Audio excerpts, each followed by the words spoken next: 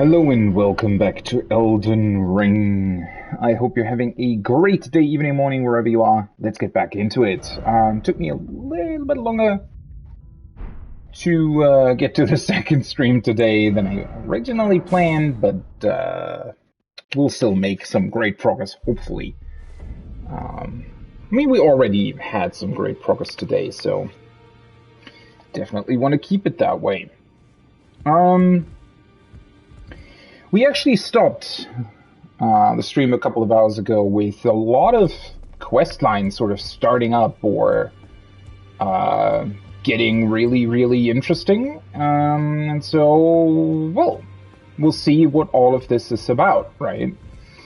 Especially poor Rogier here. I have a feeling he's not going to stay with us that much longer, but, well, you never know, right? There can be all kinds of things happening, and I'll try to keep an eye out for that.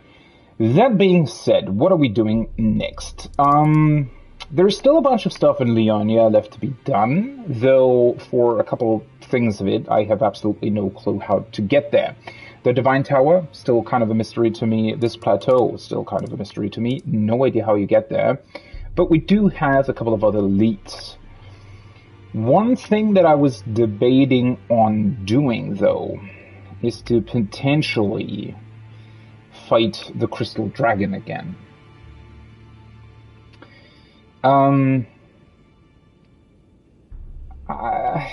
You know, I'm really not the biggest fan of that fight in particular because, well, it's a very, very big open place, right, where the dragon is. There isn't really much places, there aren't really many places to hide, and so it can get very annoying to fight him there.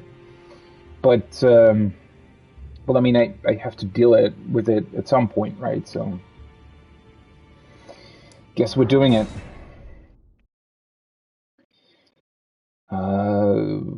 Well, yeah, at least I was able, like last time when I realized that it was probably not going to work, I just ran away. So that is kind of always an option, interestingly enough. Well, the question being, what do I even do in terms of the dragon? Do I try to...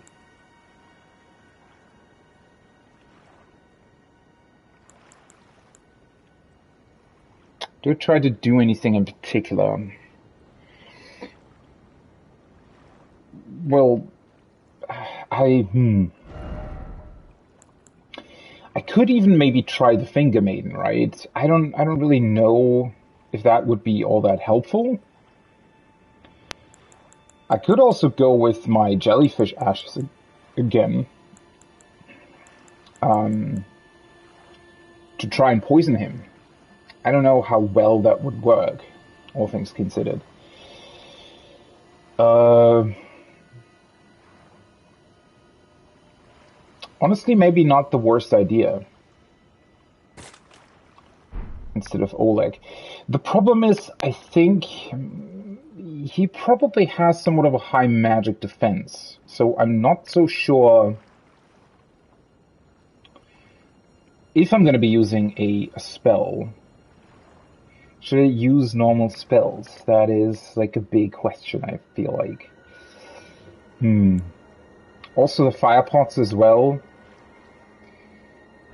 Is there something else that I could craft maybe that might help me? There are poison pots. Unfortunately, I'm missing the containers and I don't really have toxic mushrooms. Where the fuck do I get toxic mushrooms from? Oh, I think they only grow in Caelid, don't they? Yeah, that's not really gonna work, is it? I could go with the poison darts.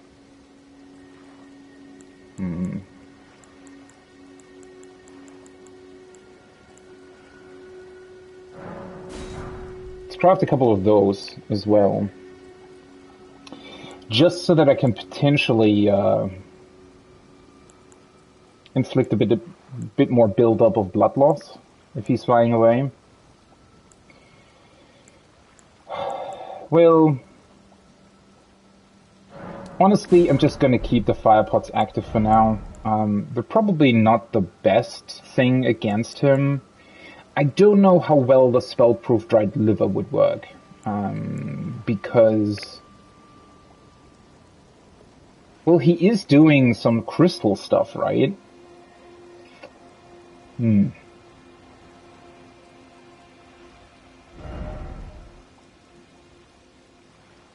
But I think that's honestly just gonna make... yeah, that's just gonna make everything too complicated.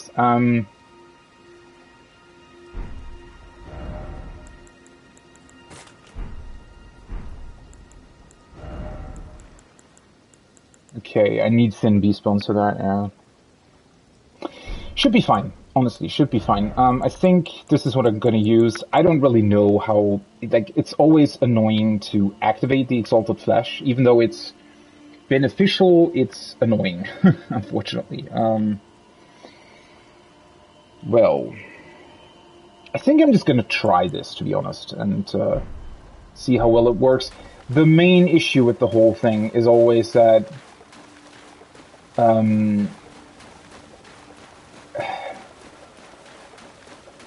well...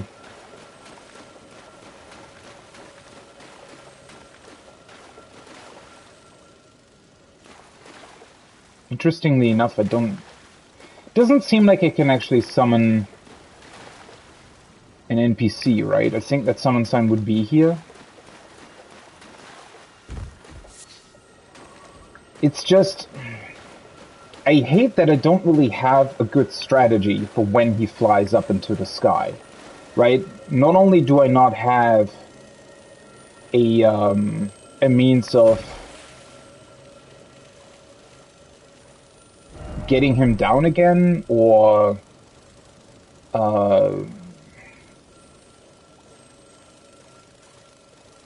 any of those kinds of things, but I also don't really know. I mean, there's just a bunch of unknown things, really. Well, not unknown things. Again, the main problem that I have is just that I don't really have any kind of oh,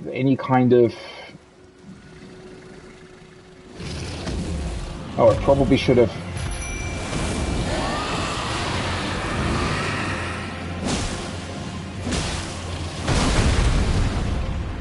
well, that worked well, didn't it?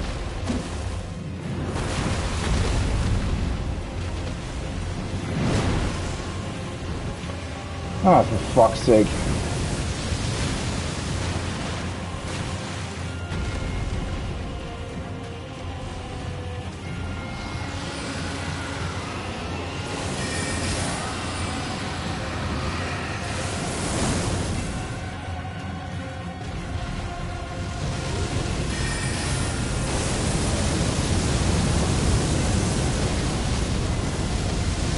I did not think that that wouldn't hit me.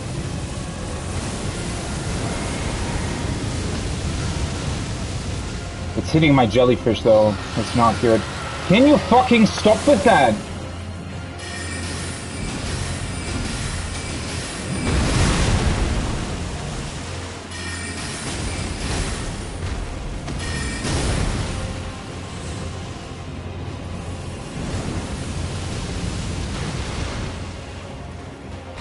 Where the fuck is he?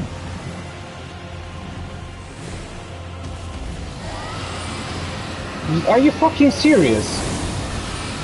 He flew to the other side?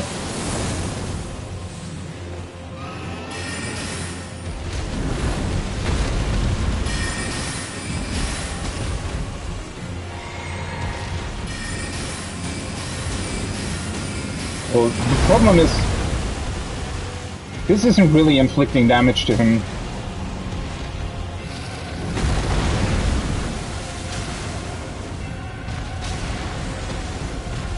He is kind of,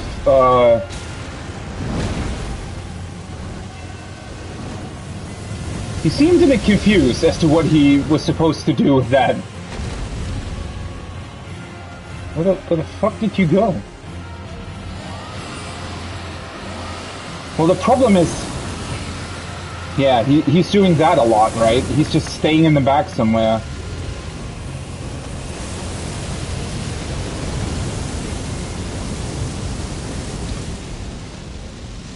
Are you...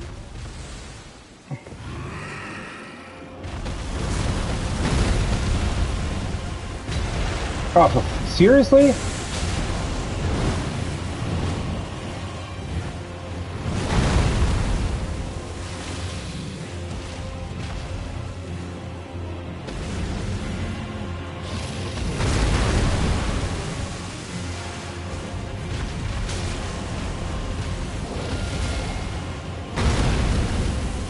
The fuck was that?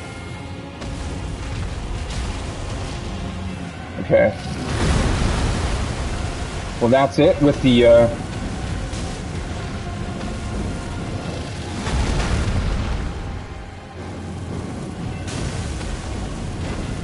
This is such an awkward fight. Such an awkward fight. See, that's... the AI just doesn't know what to do when they're, like...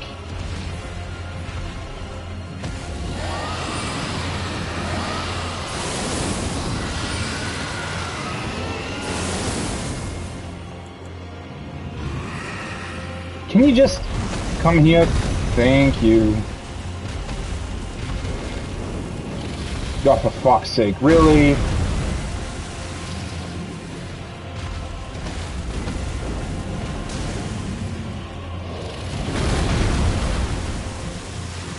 Oh, I need more FP.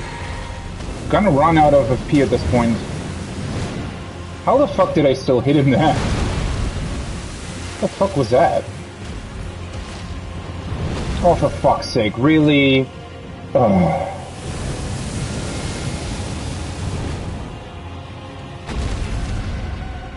What is the deal here? This is just awkward to the extreme.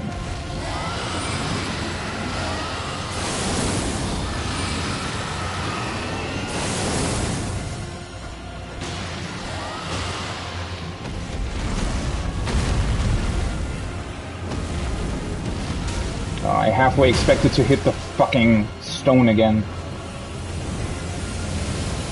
I'm actually gonna... let me see...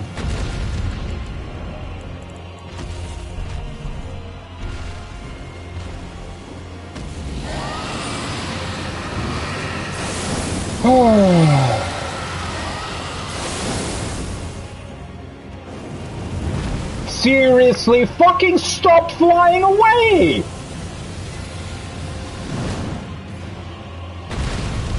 How can you make a fight this boring?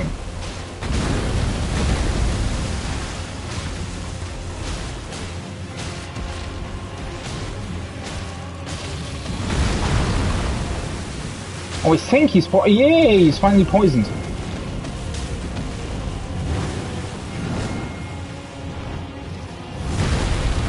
Oh, I thought he was going to do his... Can you fucking target his head? Well, at least now he's taking damage the whole time. Let me actually heal. I don't really need all my flasks, I think. Well, that did hit, at least. This is the most awkward thing that I've ever seen. I still hit him.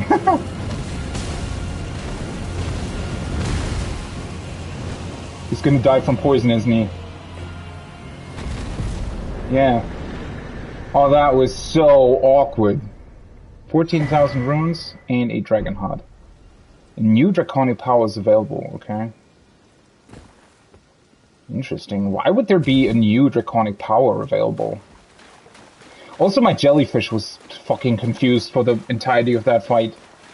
Okay, so the trick with this is really just to sort of use this lair of his, like this entire stone structure, as sort of a base of operations. You know, the problem with these kinds of fights is I don't necessarily want this fight to be like this, right? This was really, really awkward and unsatisfying, to be completely honest, right? But the problem is, obviously, that, well, what am I supposed to do exactly? Because had I tried to run towards him, he would have just flown away into the sky, right? Prompting me to hide behind the stones, because that's kind of really the only way with how to deal with the whole flames business, right? I mean, how else are you supposed to deal with that? Technically, you could probably, I mean, maybe there's like a great shield of magic in the game that will have almost 100% damage absorption against guard counter, against his flames or something. But that's sort of my main issue. I think, fighting him sort of in melee combat would also be pretty fun, in my opinion, but that's just not really possible because he's going to fly away all the time. Well, maybe not all the time, but certainly a lot. And he had quite a lot of health, to be honest. Yeah, my jellyfish wasn't really a big help at all. It's just...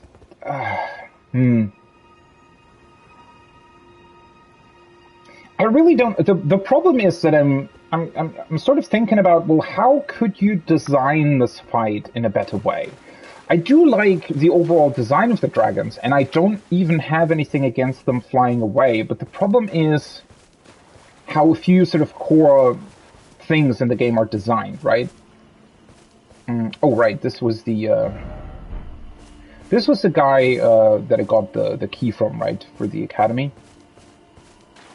But yeah, I'm sort of thinking back. So, for example, Skyrim, right? Skyrim has also dragon battles, and they also fly up into the sky. But the thing in Skyrim is you can actually shoot into the sky. Like, you can, they're sort of course, they're also flying, but they're definitely also standing still, sort of in the sky, sort of hovering above you. They're also attacking you, obviously, but, well, first of all, the AoE isn't as insanely large as it is here, which I think is a problem, that they made the breath attacks have such a wide, or cover such a wide area. In a way that is certainly, quote-unquote, realistic, I would say, right? A dragon like that, and that's sort of the big issue at hand, right? A dragon is, technically, I wouldn't be able to defeat this dragon just by normal means. That doesn't really make any sense. I'm just this one person and the dragon can fly, right? Technically, there is no way in how this could end in a victory. So usually what I would say is that in these particular cases, you need to come up with something that makes it somewhat realistic, or some sort of way with which the game handles that, right? And I talked about that in the past as well, is that in Skyrim, the dragons, you can bring them down, right? If you can approach them in the sky, right? Ranged combat is going to hit them, which is different to here. I think it's going to be very, very difficult to actually hit the dragon while he's in the sky. First of all, most of your spells and stuff just don't have the range to hit him there. And the bolts and arrows that would hit him there are very, very hard to aim, right? The way that the game does aiming and stuff sort of prevents you from really sort of leading your shots, for example, which would be necessary in order to actually hit him. So you already have a couple of problems there as well. And then at least Skyrim also has that whole functionality that if you hit them a bit while they're flying, right? If you hit them enough times, they'll crash to the ground and stay there for a prolonged period of time, right? So I kind of wish that in this particular case, Elden Ring had like a similar mechanic. It's fine that the dragons fly up in the sky, but I wish that they would have, I don't know, designed, maybe have some sort of weak spot somewhere that if you hit it, will either bring the dragon down from the sky or prevent him from flying up again. Like, for example, hitting his wing or something, if that would be possible, although I don't really know how you would implement that, right? I would have to think about this a little bit more in how I would design it. The thing is, fighting a dragon is awesome, right? It's pretty cool, and having such a wide area and big space to do it in is also pretty cool. But yeah, Well, first of all, a big issue is definitely the fact that the game doesn't really. I mean, there isn't really a proper strategy. I feel like that you can employ against dragons, which is kind of a shame. I would need to actually take a look at a couple of, which is definitely something that I'm planning, right? Once I've played through the game myself, I definitely want to look at a couple of streams and how other people beat certain things to find if I've just missed something, because obviously I can just miss stuff. Maybe there is a pretty cool strategy to bring these dragons down. But then obviously a big issue that was also highlighted here is just that the AI, unfortunately, and it's not just the dragon AI, it's a lot of the AI in the game, has really, really big trouble traversing the world. And that's a big issue because, well, I mean, what was I supposed to do there, right? Technically, I could have tried to run to the dragon and fight him in melee combat again, but yeah, as I said, that would have just led to him flying away again. So obviously I'm going to stay, here. And the issue is that I shouldn't have been able to be so safe there, right? Not only should the dragon have sort of flown around the whole structure, but also he should have tried to hit upwards. He should have tried to, right? I mean, just technically, he should have easily been able to reach me where I stood. But the problem is that the pathing in this game works in a way where he just wasn't able to get to me, right? It makes no sense whatsoever. But he just, the AI just isn't programmed to do that. And that's a big issue, right? You can't, and that's also an issue with other flying enemies in this game as well, right? The bats, for example, they are flying enemies, but they don't actually fly in terms of their AI pathing, right? Their AI pathing still treats them just as ground enemies. A big place where you could also see that, I think, was in the Academy, with those flying, whatever the fuck they were called. There were these flying creatures in the Academy as well that attack you on the rooftops, right? And they also don't have, they're just, the flying enemies, they look like flying enemies, and they are physically up in the sky, but at the same time, their AI sort of needs to have a pathing location on the ground, right? So they, while their Z variable, right, their height from the ground can vary, but their X and Y variable, where they are in the game world, needs to have a ground path to follow.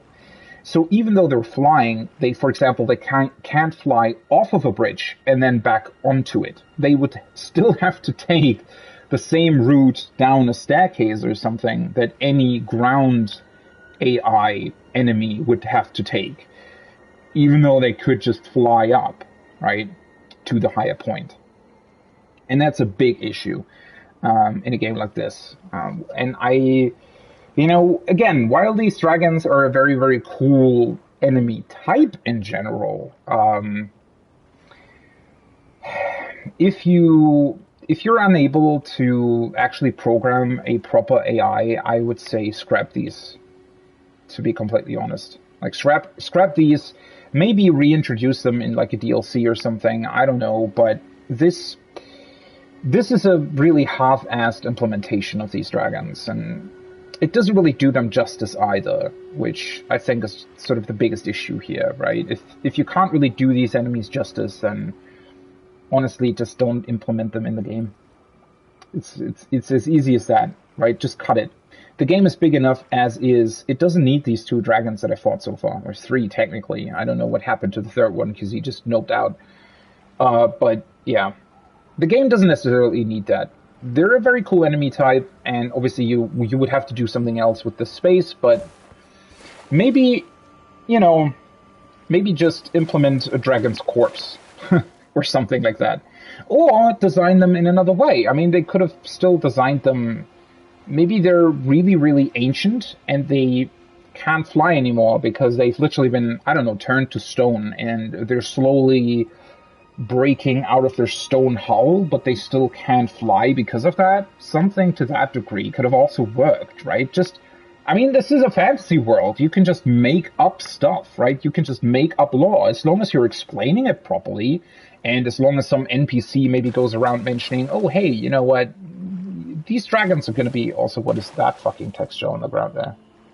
But yeah, if some NPC tells you, oh, hey, don't be too afraid of the dragons. They can actually fly because they've been turned to stone for thousands of years. So they, while they're still alive, they most likely can't fly away or something, right? I mean, that could have easily been explained.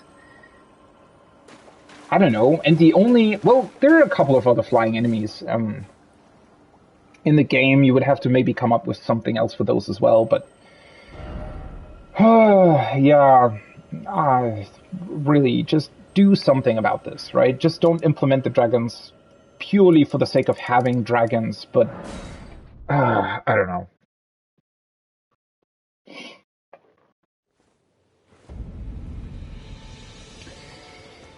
Oh well. Let's see if we have... I probably won't be able to use it anyways, because...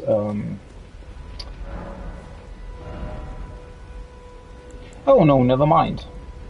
I actually... I expected there to be, like, another... new spell, but apparently there isn't. I don't know why the game specifically tells me that there is a new thing available for Dragon Communion. It's kind of a random piece of information, right? Considering that usually the game doesn't really tell you things like that. Transforms caster into a dragon to spew flaming breath. Sounds pretty awesome. To bite enemies before them. I think... Wait, I'm actually able... Oh, I wouldn't be able to use this because it needs 16 arcane. I can because I still have the Great Rune active, but... This one I could use. Yeah, sure, why not? Ew.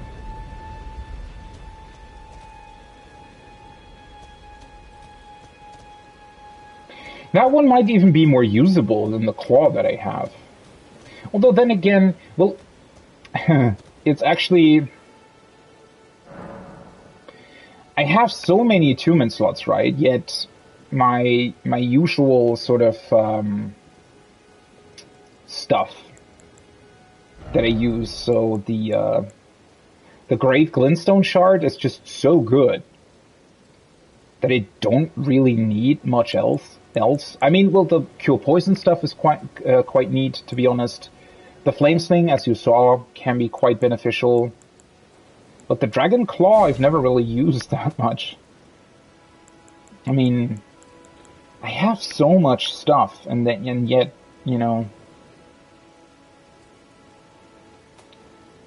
not really using it. Well, these I want to use, right? The Lightning Strike and the aspects of the Crucible, but I haven't leveled my Faith to 28 yet. I can only use them because I have the Great Rune active currently. Increases holy damage negation? I don't really know when I would be able to use that. I can't really use this either because my weapon already has blood loss buildup in it.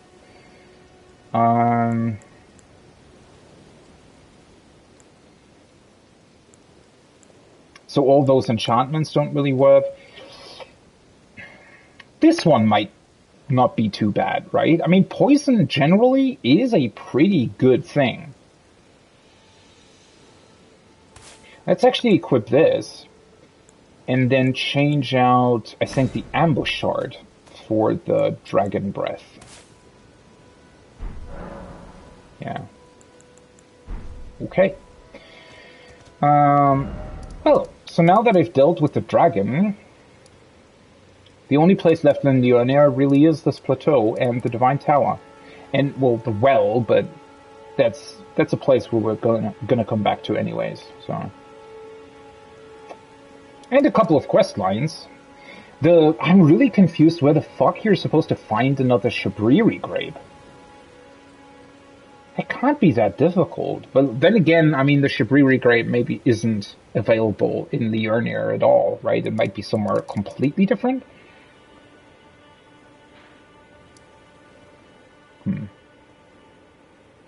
I wonder what's up with this Yura guy. I haven't really talked to him in a while, since I'm kind of close.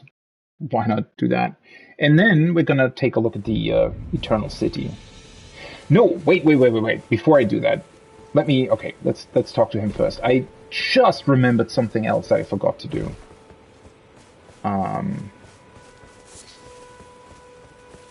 Let's see. Anything new? Forget though, those who partake in dragon communion will one day shed their humanity, their hunger for dragon, their yearning only worsens until the floodgates burst, unleashing eternal torment, the strength of a mighty dragon. Magnificent, but deadly. It's no surprise that dragon communion is ruinous. I wonder what he's trying to tell us with that. Do you think that if we actually kill a third dragon and get the third heart and the third thing at the dragon communion thing, do you think that that will turn us into dragon? Or maybe do something with us? I kind of want to try it, because turning into a dragon sounds kind of awesome, even if, honestly, well, might become a bit of a problem at some point. Okay, so the one thing that I just remembered that I also still need to do in Liurnia is actually this, right? I still haven't found this place. No idea where it points to, because it's so far away from anything, right? I mean, I've been there, obviously, but absolutely no idea what this is supposed to tell me.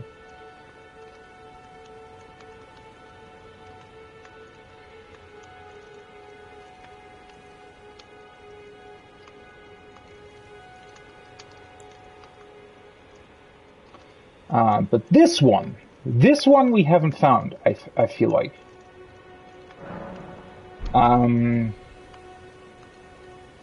And it's at a place where you can see a minor Erd tree behind the academy, and you can also see the gates leading away from the academy.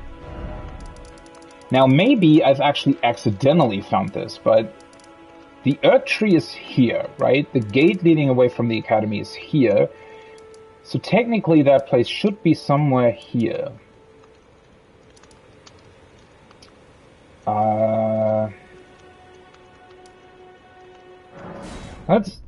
Let's go here for a second and just look back and take a look at what it looks like. Okay, so that's the tree right there, and you can also see... No, wait, the gate is here. So if I look at the inventory again, the gate actually looks much further away. So I think it's actually behind the manor. I mean, there is a graveyard here, right? So, logically speaking, that should be where it is. It's a tad further away from the academy than I thought, but... Well, there is this graveyard here, right? Yeah, it should be here somewhere. Potentially. Question obviously being where exactly, because you can't see these stones on the picture. Oh wait, you can. You can see one of them. Oh, okay, so I need to move in that direction.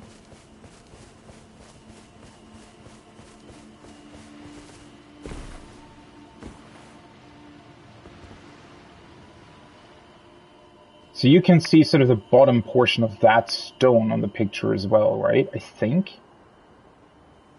Or is it another stone, maybe?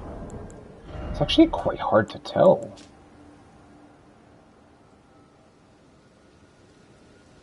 It might be the smallest stone in the front, right? because you can also see the...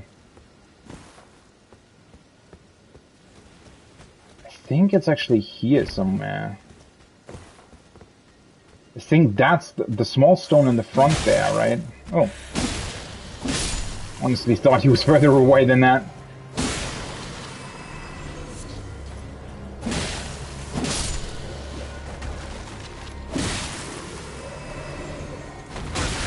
Whoop.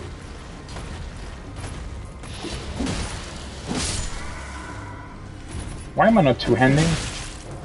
What just hit me?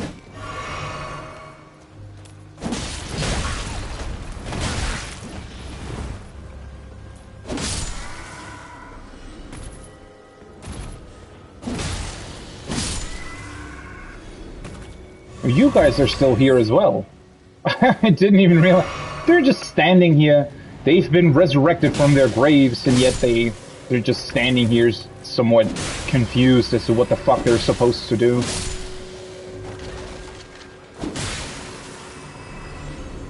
Okay.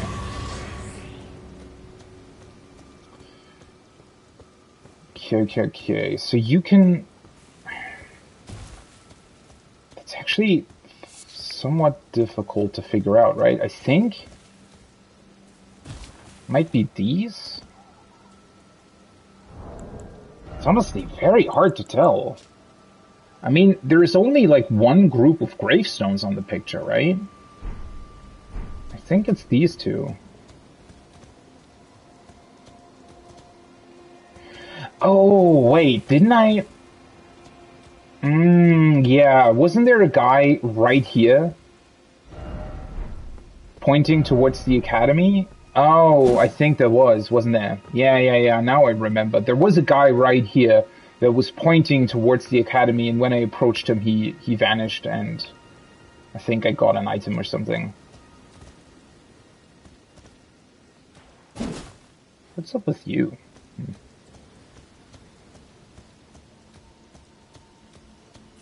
Yeah, I definitely remember that person, so I guess that means that I've already done this. Oh well, at least I know that I've done it. Okay. Well, that is good. That means we've actually pretty much done everything here, except for the plateau to the south and the Divine Tower. Okay, let's try and find Blaze in... Well, do I want to go to the Mistwood first and see if he's still there? I don't think he would be, right? I mean, I have to travel to the Siofra River well anyways.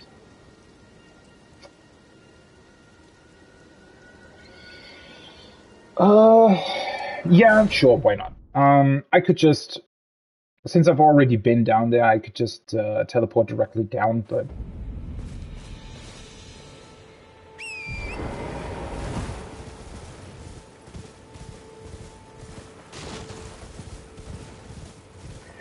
It is a bit awkward, all things considered, because I don't really know whether or not Blaze will be at the entrance, or down in the river, or... Right? I mean, it's...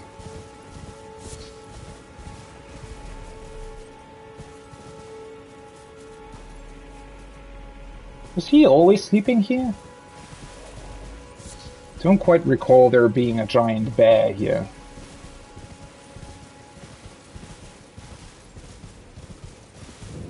Okay, so this was where Blade was originally standing, right? Or I'm calling him Blade, but his name is Blade. Or whatever. Yeah. Doesn't look like he's here anymore, so let's just...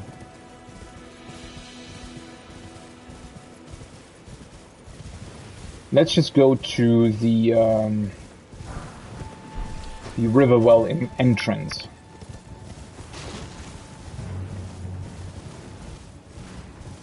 That's Mr. Bear. Oh, that's a... That's light coming from somewhere. Well, that looks awkward.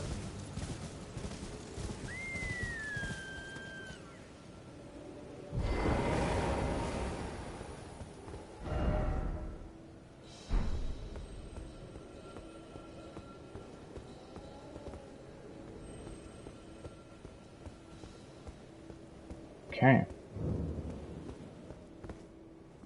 Well, he's not here.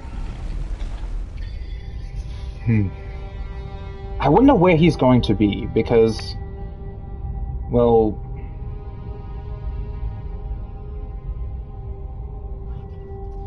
would he have gone down this well without me?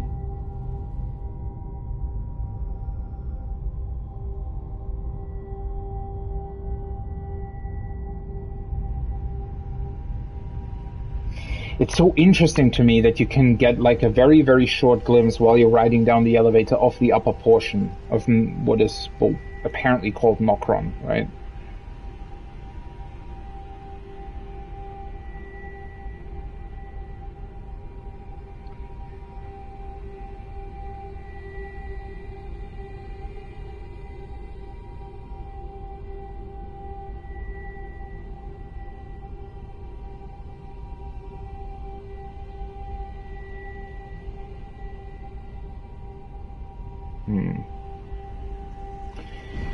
However, it doesn't look like he's here.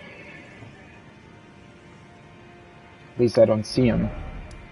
Is he on the map somewhere? No. It's just the abandoned merchant. Well, I think I'm just gonna go to the boss fight, right? I don't know whether or not it's...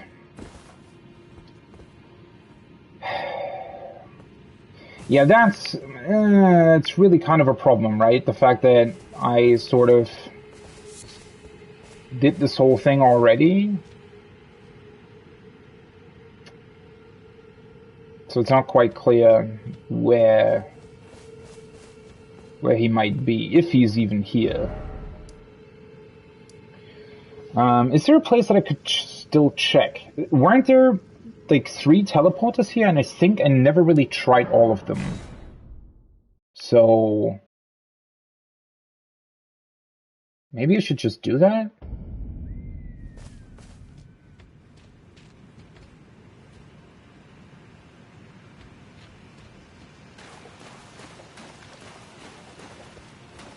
I can also just go and fight the boss, to be honest, but I'm quite curious. So if I remember correctly, I think there were 3 teleporters here. This is obviously the first one. I think I already tried this. And I think this also leads like close to the second one, if I remember correctly.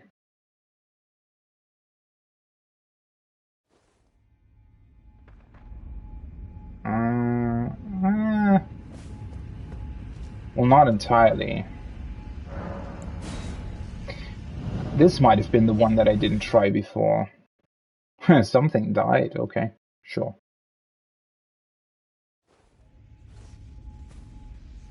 Oh. Okay, so these two just connect back and forth. Well, that's weird. Did I not try the second one then?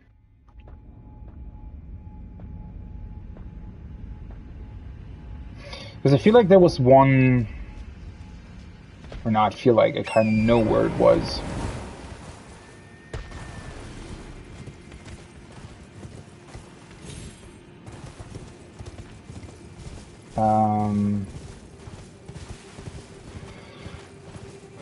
I think the other one was up there on those stones.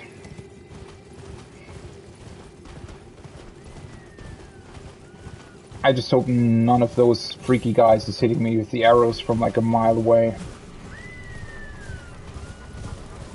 Pretty sure that was he. Wait, was it here? Whoops. No, it was up there. That one.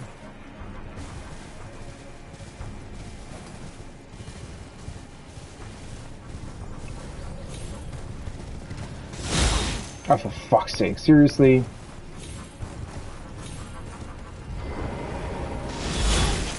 Are you fucking kidding me? These arrows are so freaking unnecessary, I don't know. I honestly don't remember whether or not I used this last time I was here. Because I think I didn't use the third one, to be honest. Yeah, I did use this one. I did. Yeah. I remember now. I was really confused why this doesn't really take you anywhere. It sort of takes you from, where was it? From here to here for some awkward reason. Absolutely no idea what this is about or why it even exists, but oh well. Was I up there last time?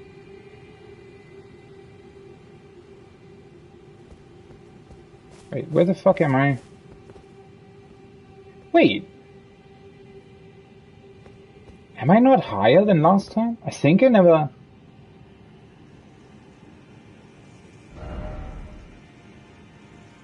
Yeah. Isn't this higher than where I was last time? I feel like it is. I feel like I wasn't able to go to this platform. I was definitely down there. That's where the giant rat is. That's where I got a couple of items. Yeah, so it must have been that particular teleporter that I didn't really go to. What the fuck is that? Okay, so I could jump down here. I can also go back up. Okay. What is that? Oh, is that one of the giants, actually?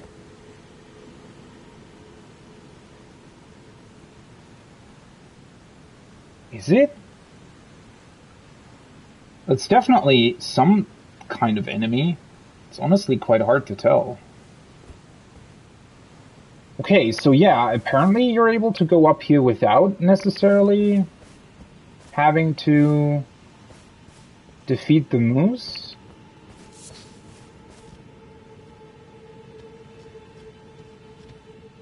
Though it does look like there is still an even more sort of upper portion to this.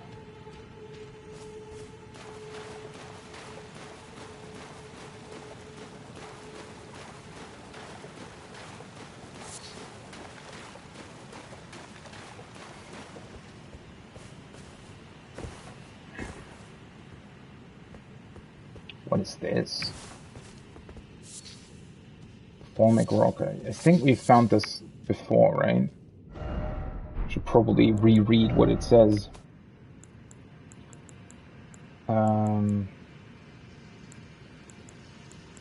This one, right? Oh! Oh, it's the one that I found in the other well.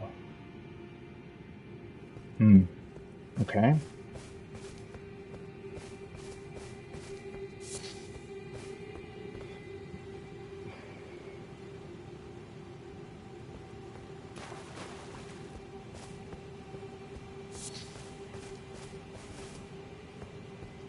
So technically the reason why we're here is because we're trying to look for... Well, are we actually trying to look for Rani's body? Or is this just sort of an errand mission that she sent us on?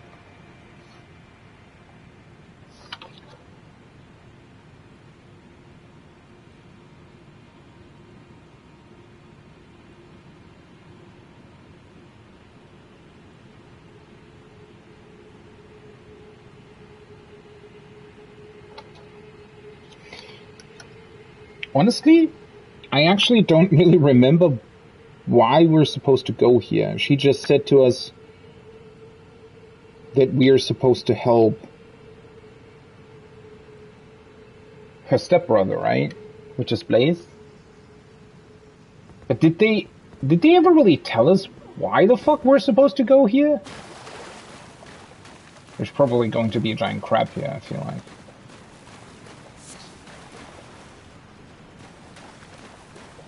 Also, this water sort of doesn't really make any sense. This is not flowing at all, and then there's like a giant waterfall down there.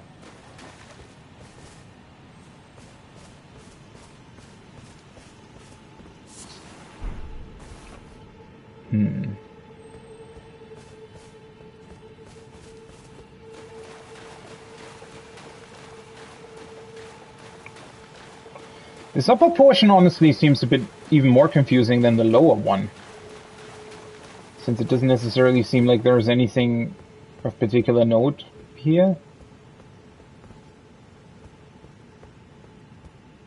It also doesn't necessarily look like we would be able to go further up. Lovable sword? What the fuck?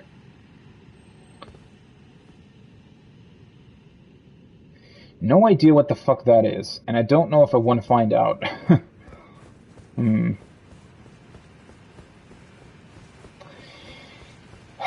Well, I probably need to find out, but...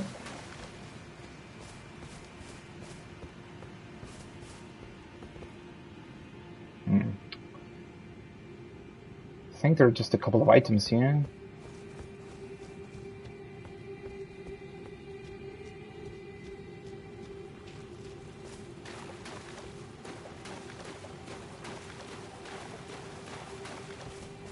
Those are just the these weird water monsters again.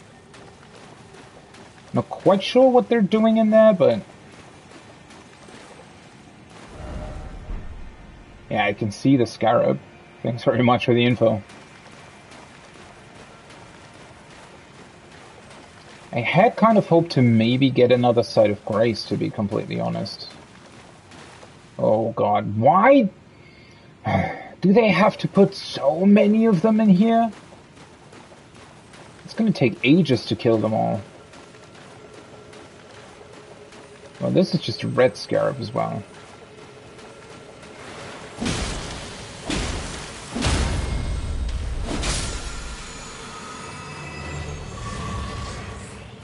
That doesn't really help. Is this a boss enemy? There is... Oh fuck, I thought this was a summon sign for a moment. Seek right.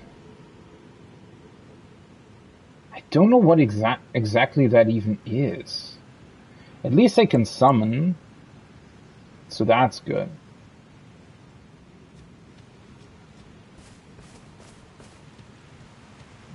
I do kind of want to get rid of it first, to be completely honest. Before I try anything else here. I mean, is it really going to be too difficult? I don't really think so, to be honest. Then again, I also don't really know. This does seem to be just like another portion of the city that I just didn't really go to last time. I don't necessarily think there is going to be anything too interesting here, right? I mean, yes, there's enemy, obviously, but beyond that, I think this place isn't necessarily where we are trying to go. Correct?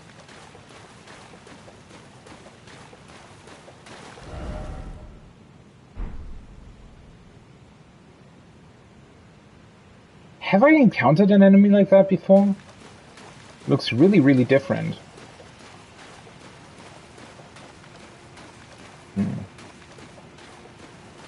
What's up with this place? Is this just some sort of dead end, apparently?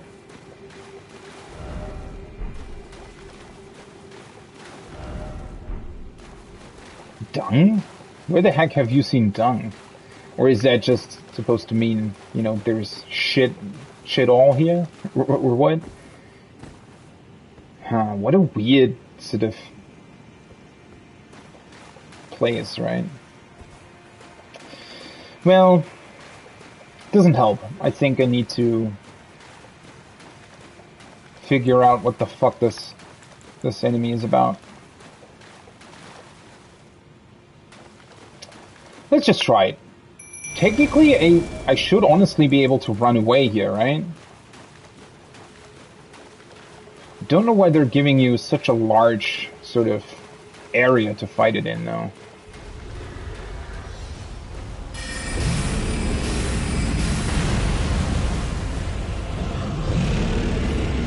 He looks different to what I would have expected.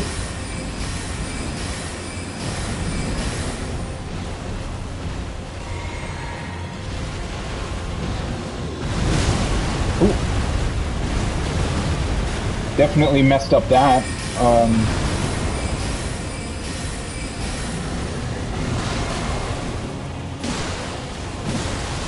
Doesn't seem to be too difficult to deal with. Ooh, he does do some damage though.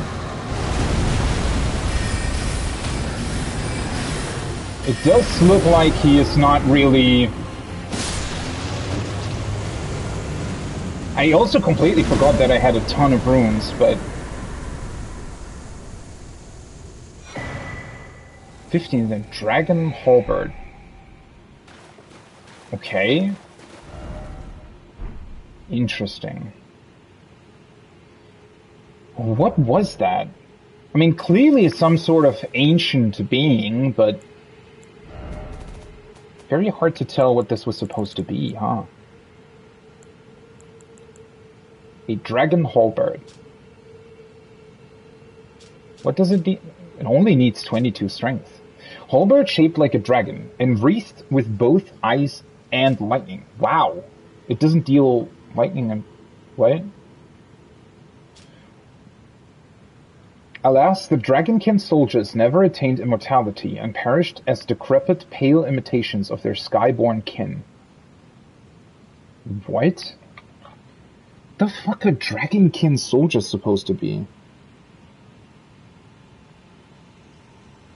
Dragonkin soldiers.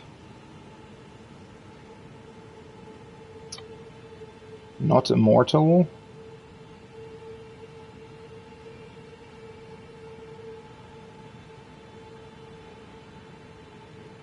Pale imitations.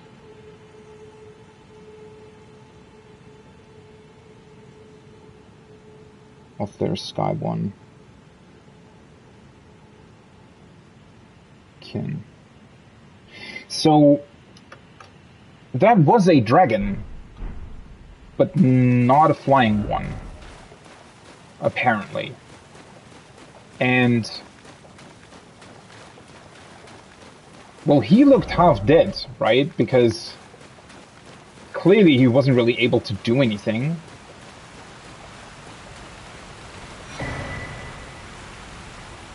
Marika Scar Seal. Ooh. That does sound very interesting. Futility ahead. I wonder why they give you such a large arena to fight him in. I mean, not that I'm complaining, it's just... interesting, I feel like. Okay, so it has the same effect as Radagon's Scarcia. By the way, I never really connected these dots at any point again, but Radagon, as I now know, was the second Elden Lord.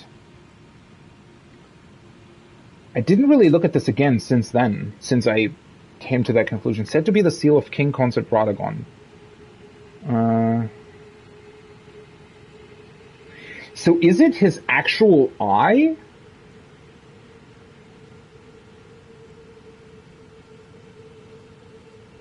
Or was his seal engraved into the eye of one of his followers?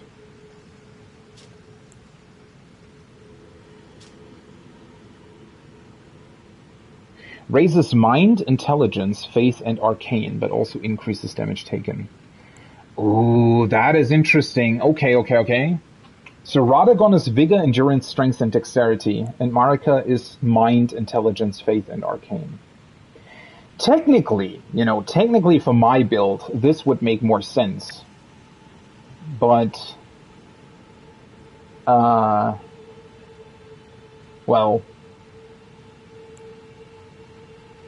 I do like the increased vigor with this one. I mean, maybe I'm gonna get a fourth pouch at some point, and then I could maybe also use this one. I mean, technically I could already, right? I could, for example, exchange this one. I mean, I expect there to be a fourth pouch at some point, so... The problem is that it will also increase my damage taken, although then again... That might not be the biggest problem, all things considered. Huh. How curious that you find this one down here. I'm actually still surprised that you get the Radagon seal from that Everjail on the Weeping Peninsula. You know, that seems to be... Because the Weeping Peninsula is most likely going to be a fairly early place for most players. So I was honestly really surprised that they gave you such a powerful item all the way back then.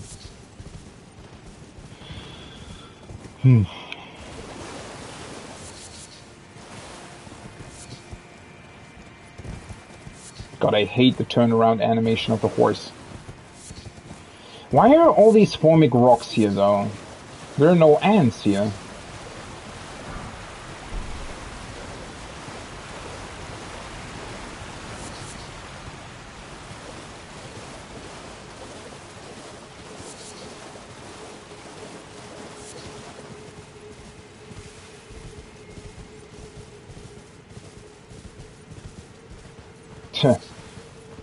This is honestly quite weird.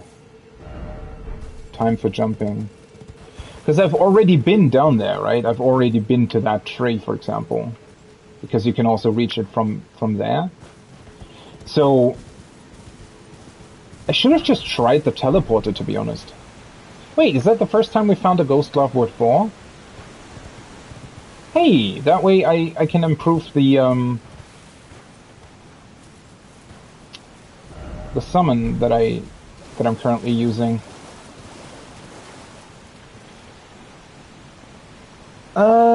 Well. The problem is that I still need to deal with all those fucks up there.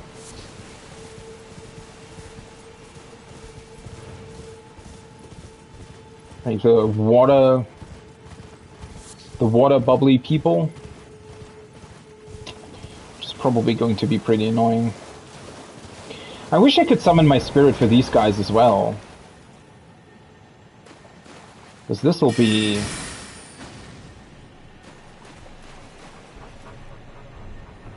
Fuck, now they all noticed me. I only have 1 FP flask left, right? So...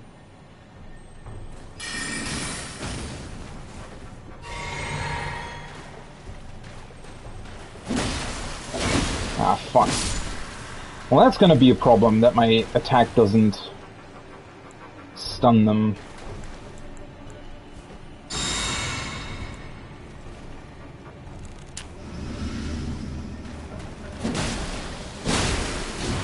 Ugh, that's not what I wanted to do.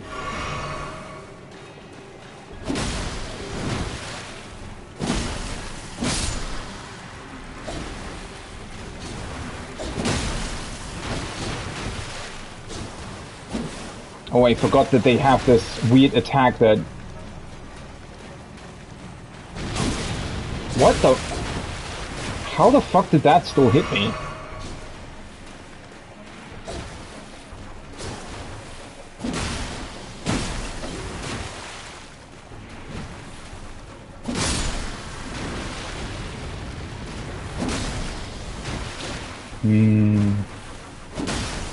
That's honestly very annoying that I'm not able to stun them with my attack because...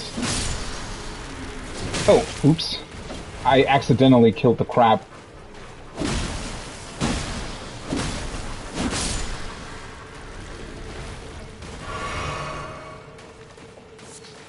Because that means that this is going to take ages to deal with these guys.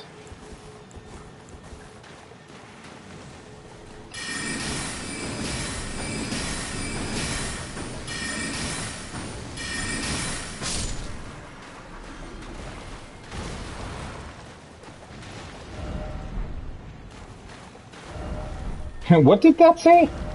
No crowd ahead. Seems to be a crowd to me, honestly.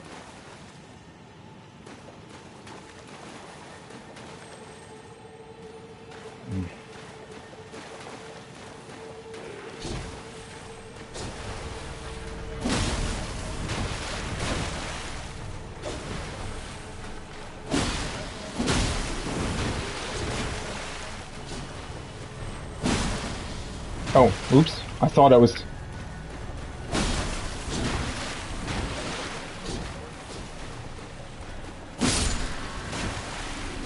Oh. Just need to do it as slowly as possible, right? Which is a bit annoying, to be completely honest. I wish that they would die quicker than this. I feel like this is somewhat unnecessary. Oh, oops.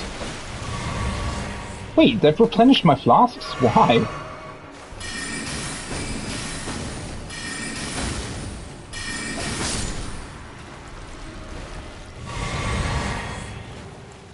Huh. Weird. I think that was the last one of them. Should be.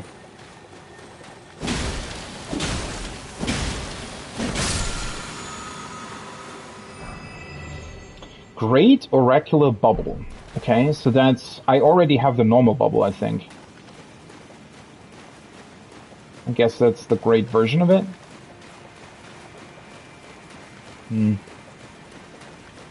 Not really all that worth it, but... oh, whatever. Silver Smithing Stone 5. Well, that's not bad. Wait. Is that the first 5 that we found? If so, that would increase our damage by a lot. Ooh, that's going to be interesting. Okay, let me look at... wait, wait, when did I get this? Wait? I thought I already used this. Or did I get another one at some point? And yeah, that's the first number 5 that we found. Holy shit. I could have gone here a lot earlier, honestly. That's kind of crazy if you know that's here.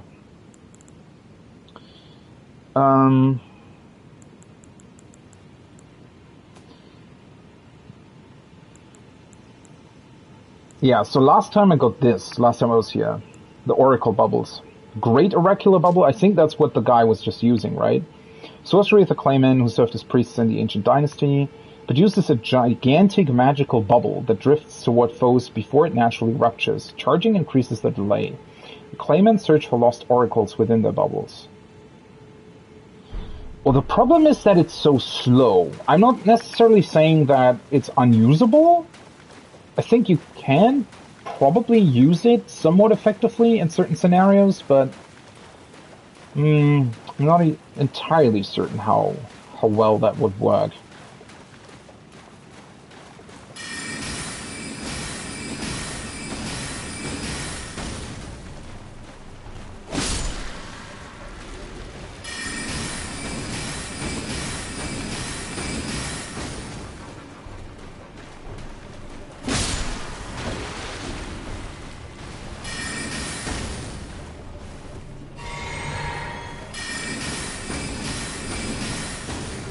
I mean, it's certainly quicker this way.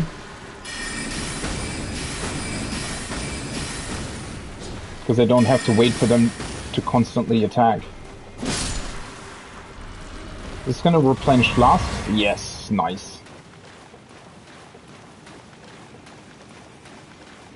Okay, there's probably going to be a couple more items. Also, this actually continues. Oh, well, nah, it doesn't really continue. It somewhat continues. How many of these fucks are down here?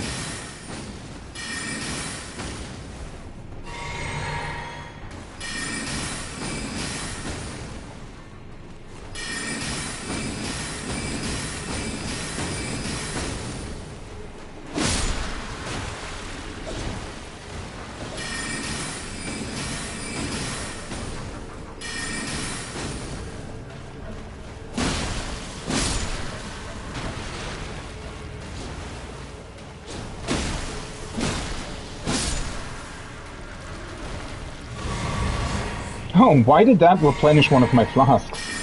That's weird. I still don't really know how the game sometimes counts, like, enemy groups. Because he apparently wasn't part of that particular group, it seems like. It's also interesting to me, there are these giant structures here, right? Yet somehow, sometimes there's just nothing here, really. And why are there so many of these enemies? Why did they decide to have so many of them? I don't really get it, to be honest.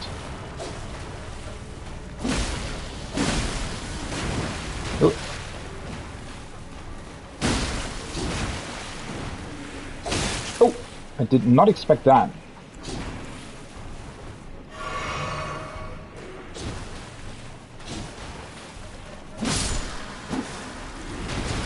Wait, I should probably two-hand while I'm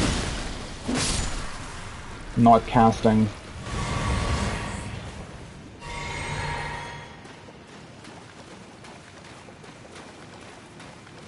Why did one of them just jump down? That looked weird.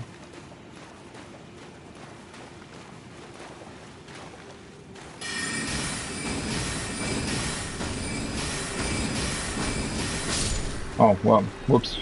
That's actually not really what I wanted to do, but...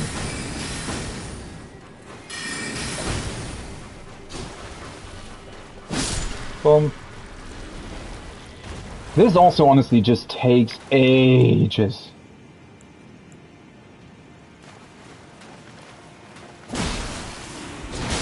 Oh.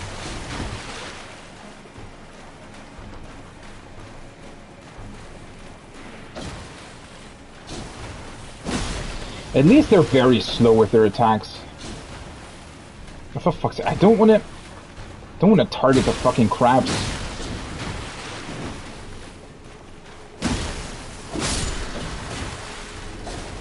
I forgot to two-hand again. Doesn't really make that much of a difference, but... Try horse and then item. Oh yeah, I could have just... probably grabbed the item and run. No real reason to fight these guys the whole time. Oh, whoops. Rolled in the completely wrong direction.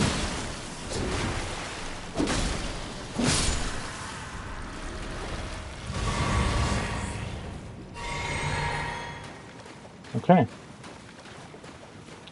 Well, that's these guys dealt with.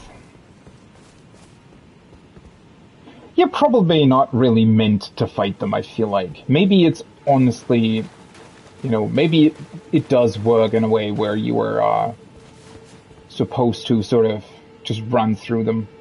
It's also, this doesn't really make it, why does the radius of the summoning extend upwards? Because I think the summoning that you can do here is actually the one from down below. I think.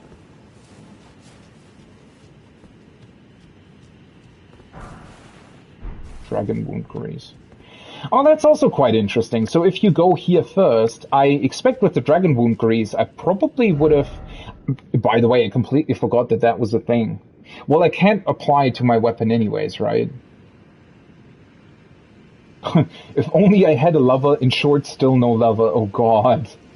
What kind of depressing message is that? But yeah, if... that's quite neat, actually. If you go here first, you find the Dragon Wound Grease, and... You know, if you don't... If you have a weapon you can apply it to, it'll probably help you against... that Dragonkin soldier guy. Huh. I honestly didn't expect this to be here.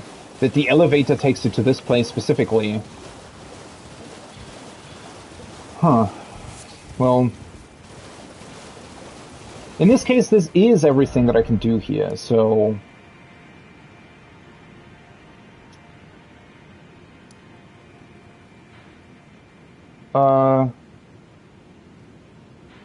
I actually think I need to go back to the round table, right? Because I need the, I need a smith. I think I can upgrade my weapon again. Okay, so he's still here. I think probably nothing has really happened since I was last here. Never mind, something did happen. Poor Roger died. Oh god, he had a lot of stuff on him. Rogier Spellbearing. Oh, I wonder if that just allows you to buy whatever he had. And then we get his clothes as well. Spellblades, pointed hat, traveling attire, gloves, and trousers. And a letter from him. Why is it always suffering? Yeah, I don't know. Also, like, do the other guys not care or something? Like, why is there nobody next to him? Why aren't they mourning his passing or something? Seems kind of cruel.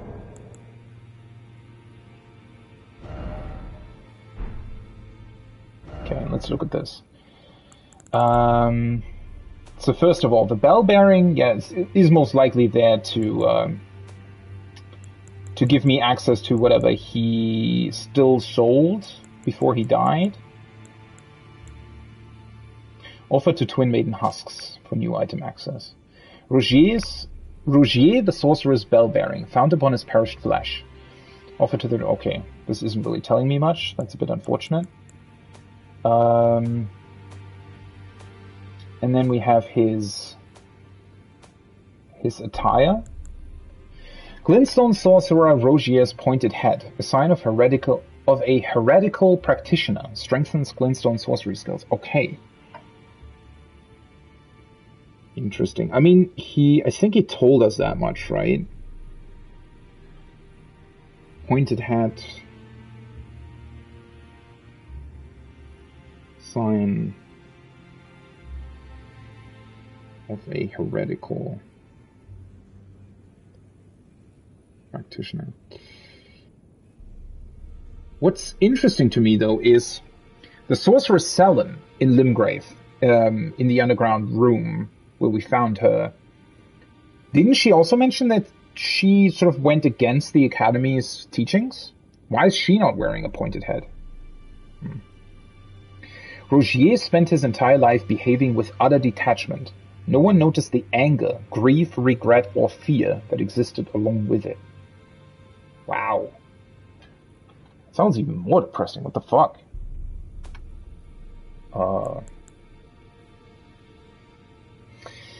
Graced with an intricate aristocratic decoration. Strengthens glintstone sorcery skills. Oh, that's interesting.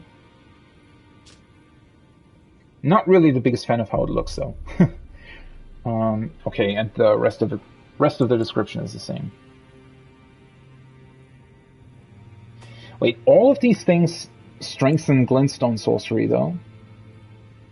That sounds kind of insane, to be honest.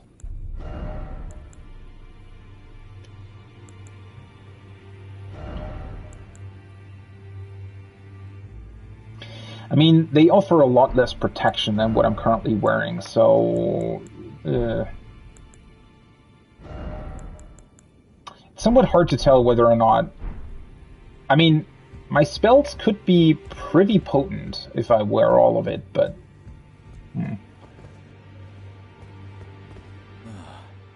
Hello. You're not commenting on that? Are you fucking kidding me? What the fuck? Does nobody care about him? What's going on? Journey to the capital. The two fingers. You may be out. I mean, that he doesn't care, I can get behind, but... D?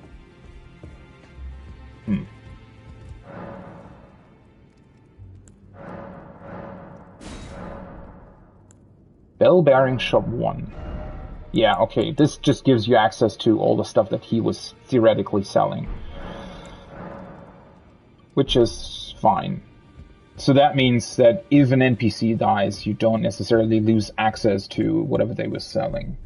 It's a bit of a cop-out, I feel like, but at the same time, I understand why they did it this way.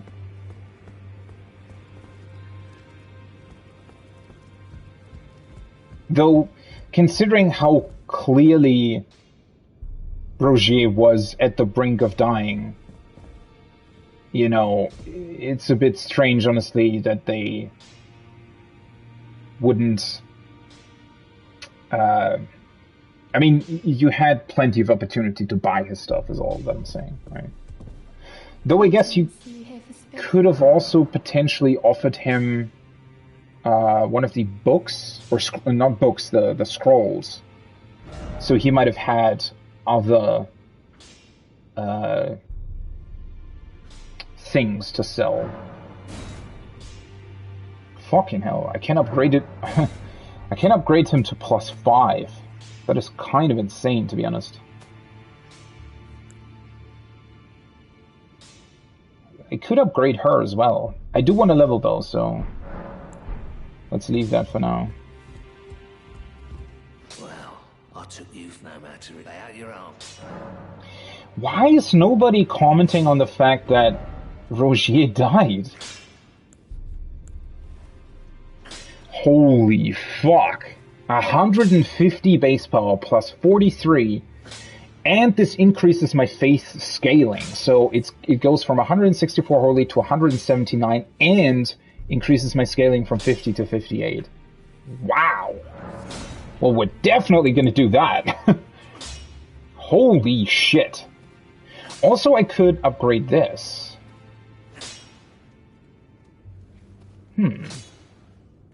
I mean, since I'm now using the scythe, I don't really need the smithing stones for anything else, do I?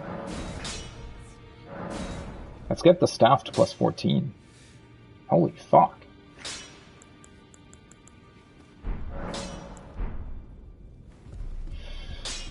I mean, I do still have enough for a level, I think, so... In this ash, it reminds me of... Okay. She's saying the same stuff as last time I was here.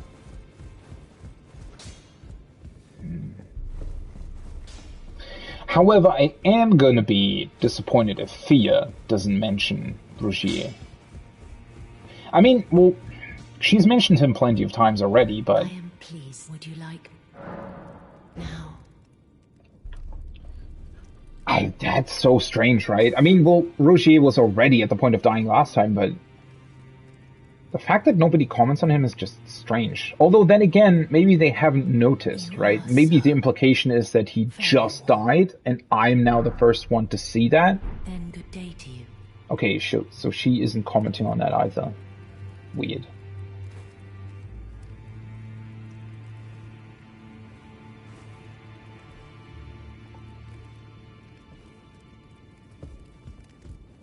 How very strange. But yeah, it might be that they're all commenting on it when I get here next time. That might be a thing. Okay, with the flasks. Yeah. Apparently, I didn't use the Sacred Tear. So I'm now at +7 for the flasks? Holy fuck.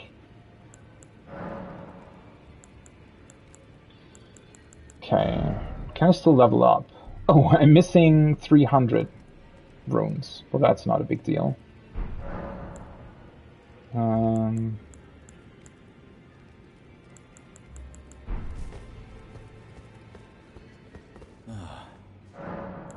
Okay, yeah. I probably have to return here at some point to be able to... Where the fuck am I going?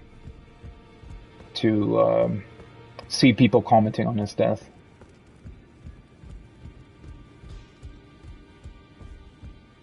Okay, so what was it? I need 351. Well, I took you no matter lay out your arms. So let's just let's just sell a bunch of crafting stuff. These ones probably. 200. What do I need? 290, right? Oh no, never mind. This way. I think I'm gonna go with Vigor first, since Vigor and Faith are now at the exact same point. Let's go with Vigor first, then Faith again to 25. Keep that going until 28, and then I'm probably gonna try to just put points into Vigor, to be honest. And maybe one more point in Intelligence at some point. Okay. Well, I guess now I'm gonna try the moose. With even more damage than before.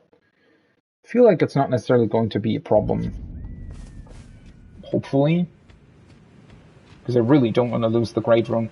Though...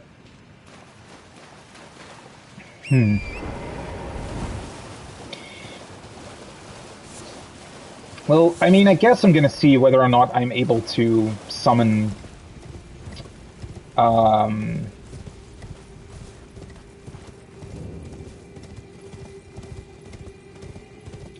Blaze to help me.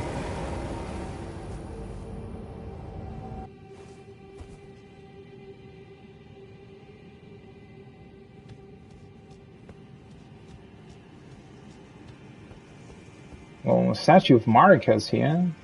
No summon sign though. That is interesting. I would have thought for sure that Blaze was going to be here and helping us, but maybe... I mean, maybe he is here somewhere, and I just haven't really found him. I mean, I don't think that it's necessarily going to be a problem to do this on my own. I just... Yeah, I honestly thought that... But, I mean, technically I could probably go back and try and look for him, but maybe he's also just waiting in the upper portion for me. That could also be a thing. I'm really not sure about that, to be honest. Well, well.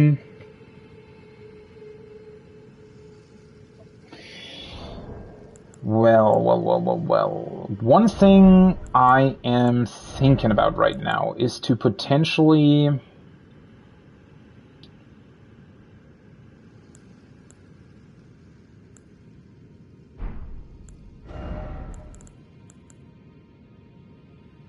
I can only craft one of these, that's really...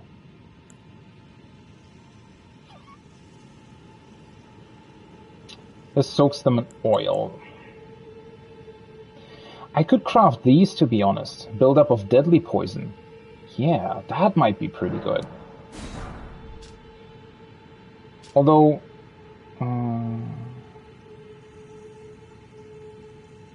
yeah, the carrying of these things also builds up poison in myself as well, so I need to be somewhat careful of those.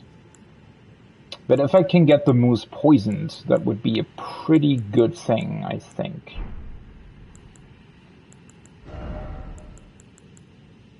Let's keep that equipped as well. I think the poison only builds up when you actually use them. I don't think that it builds up otherwise. This thing is somewhat magical, right? I'm gonna equip the Kukris as well. I don't really know how effective my magic attacks were last time that I tried this boss. I don't necessarily think I'm gonna have too much of a problem with it, but I'm not entirely sure on that, to be honest. But let's try it.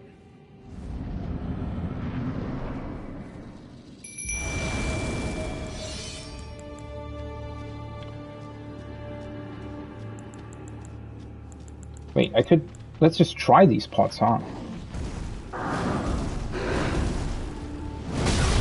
Nope, that was the wrong timing. Oh god, that builds up a lot more poison than I thought it would.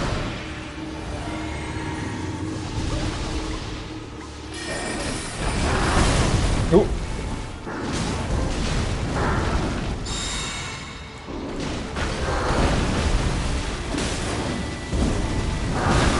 Oh.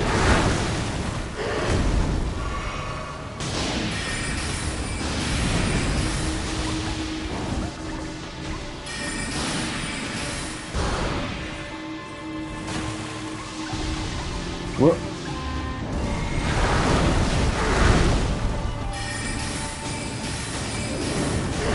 He honestly takes a lot of damage from that, holy shit.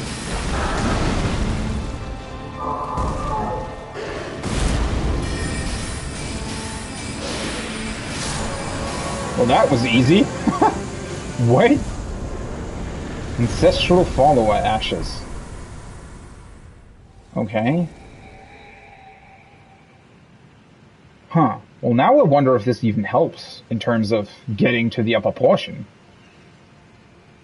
I mean, it must do something, right? Well, well, I mean, to be quite honest, the only thing that was really a problem for me last time I attempted it was mainly the damage that it dealt to me was fairly high, but it was already not necessarily the toughest fight. And, well, to be quite honest, I could have just attempted it a couple of times last time, and I probably would have killed it as well after a couple of attempts. It's not the most difficult fight at all, especially with ranged attacks, apparently. I wonder why the boss room is so fucking huge, though. Huh. But,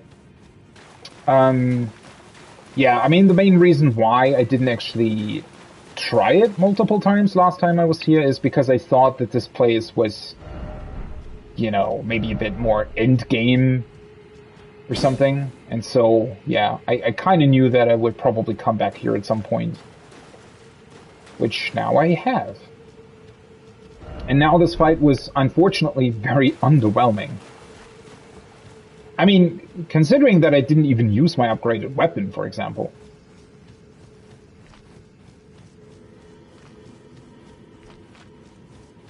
Okay, so there's literally nothing here, yeah? Let me take a look at those ashes. These one. Ashen remains in which spirits yet dwell. A spirit of the horned folk who eschew letters and metalworking. Oh, letters. That reminds me, I didn't even read the fucking letter from Roger. Fuck. Brawny and versed in distinctive spiritual arts, this particular tribesman wields a heavy bow. You know what? I'm still very confused why you get so many different ashes. I mean, it's kind of interesting because you also get sort of background information about certain things. But, I mean, what's the point? You can only ever summon one, and if you have like a very strong one already available, you're not really ever gonna use one of the other ones, really. Rogier's letter. Letter written in trembling hand. I forgot to tell you, but it seems D has a younger brother. Okay. I heard he lies in a deep sleep in the aqueduct beside the eternal city of Nokron. What the fuck? And it said he stood before the Prince of Death, not far beyond that spot. The Prince of Death? So the son of the King of Death, or what? He lies in a deep sleep. Why would the younger brother of D lie in a deep sleep here in Nokron? What? What the fuck?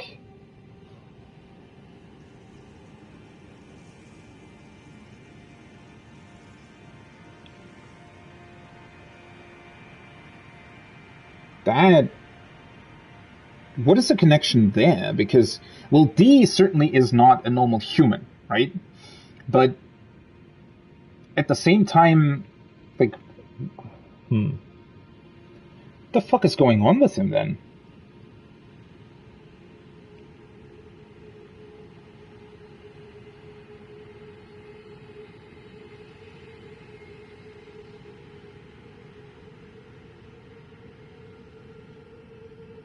Well, it's certainly going to be interesting to find out more about this Eternal City.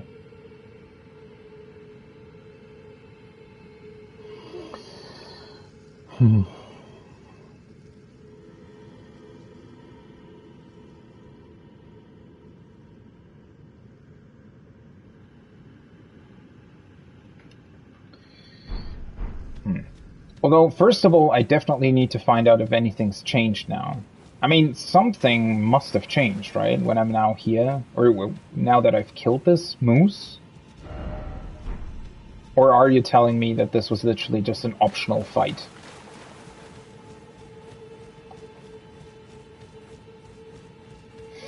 I mean, consider how you're supposed to go, or what's the only way to get here, really, right? I need to activate all 8 of those flame things before you can access this specific place.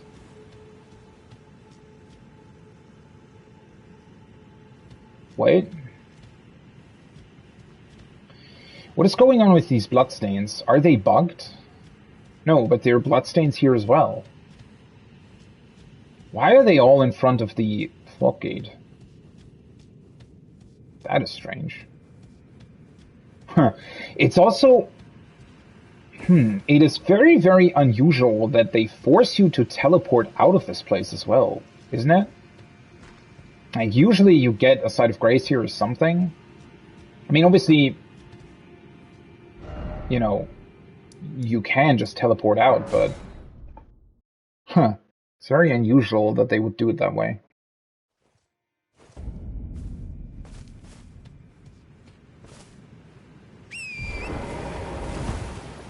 Okay, let's see if anything's changed here, because... Well, how the fuck would I go any further now?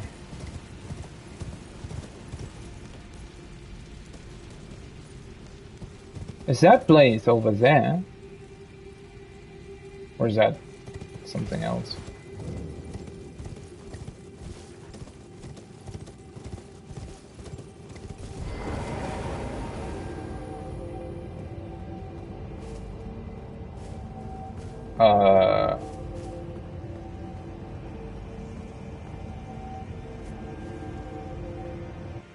Does it lead somewhere else now? No.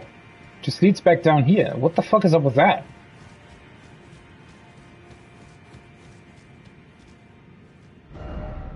So is this truly just an optional boss? I'm honestly kind of confused.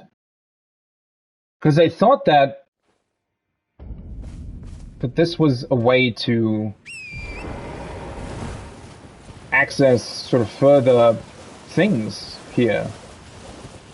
But apparently, even if I had killed it before, it wouldn't have really helped me at all. Okay, I think that's Blaze, right? Actually fairly positive on that. Yeah, it is. Oh, for fuck's sake. Can you guys, like, stop trying to kill me?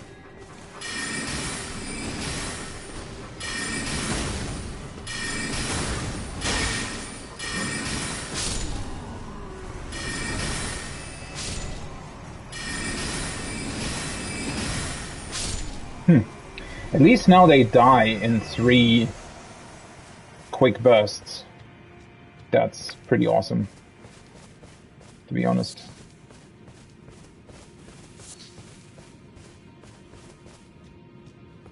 Okay, what's your deal then? Why are you just standing here? At least he's standing at a point where he's very easy to see. Ah, good to see you. Apologies, mate, but I don't have much to report. I can see bloody Nokron right above me, but I'm absolutely stumped. I've tried all the gateways, to no avail. Perhaps it's time to ask Celibus. I recall that spiteful little rat acting like he knew something. Oh, so he doesn't really like him either. Squeeze. Show him just how sharp my teeth are. Wait, what? So, what's up with Soluvis then? If Blaze doesn't really like him either. Just. I wouldn't go that far. Besides, I should check on some things here. Leave this place to me. You just do what you feel is right. If either of us learns anything, we tell the other. Right? What? First of all, I need to write that down. Blade seemingly doesn't really like.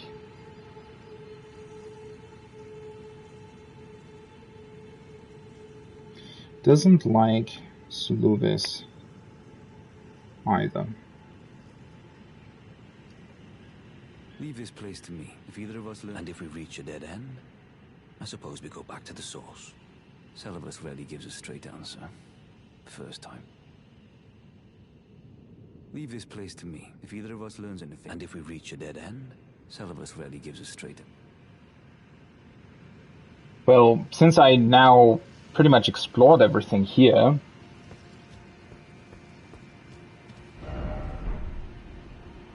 Seek key.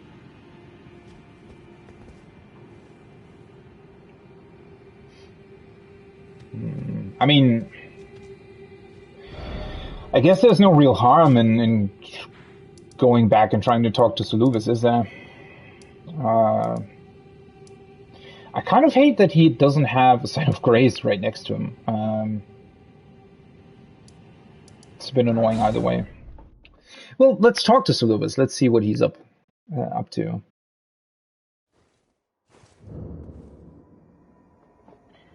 I honestly didn't necessarily really expect to have to talk to him again this quickly.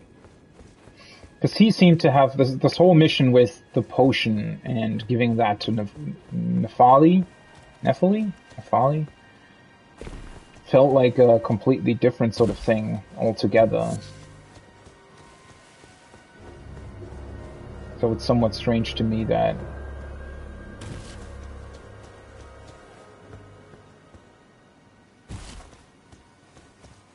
he's now also interconnected with Blade's quest somehow.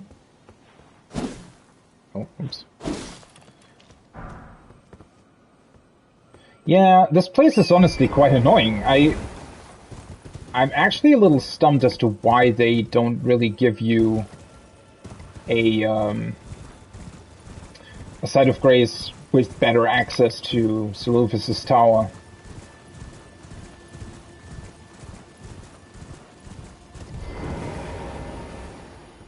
Hi. Begging for another lesson so soon? There remains much to be done. Make it quick. Should I actually buy one of these things?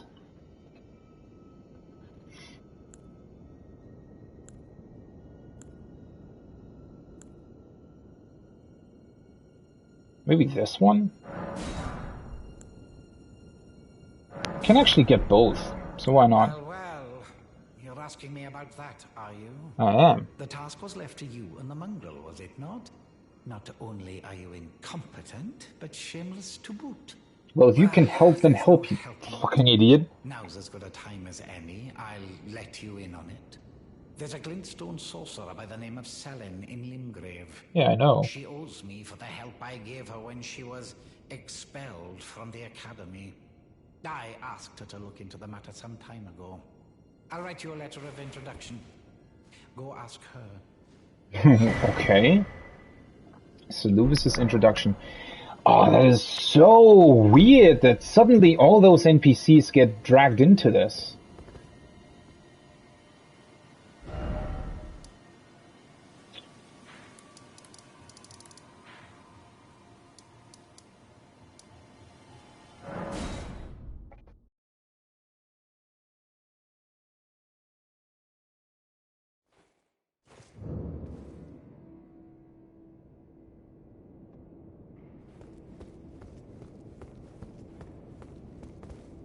There you are, my apprentice. Shall we commence the lesson? Well, well. Suluvis is not a name I ever wanted to hear again. But fine. If it will help you, my apprentice, I offer my knowledge. Why does she have The knowledge stars about this? alter the fate of the Karian royal family, and the fate of your mistress, Rani. But long ago, General Radahn challenged the swirling constellations, and in a crushing victory arrested their cycles. Now he is the force that repulses the stars. If General Radahn were to die, the stars would resume their movement, and so too would Rani's destiny. What?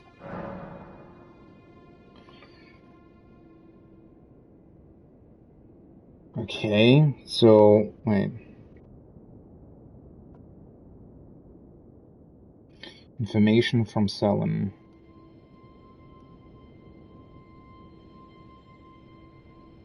About General Radahn.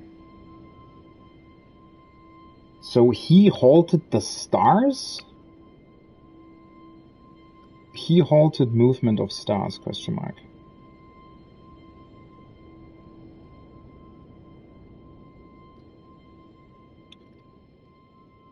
If he dies, They resume. Rani's destiny. Destiny is connected to the movement.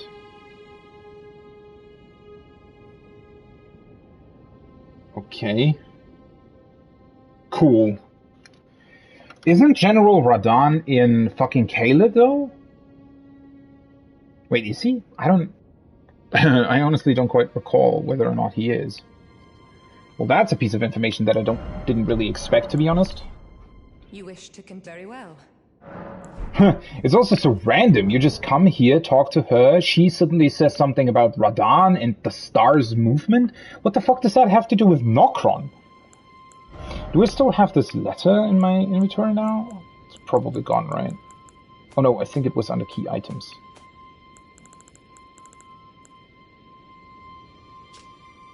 Scroll bearing a royal coat of arms. A letter of introduction written by Preceptus Luvis, addressed to a Glynston sorceress by the name of Selen. The contents of the scroll cannot be discerned. You know, the one thing that's tripping me up is that this NPC here is also called Selen. I think that's a bug, to be quite honest, but just to be sure, let's go there and maybe we can show her the scroll as well. I don't think we can, but... because... I think, well, the biggest thing here is probably that I have a feeling the name of this sorceress might just be bugged. I don't necessarily think that the quest line is bugged. The name might be, though.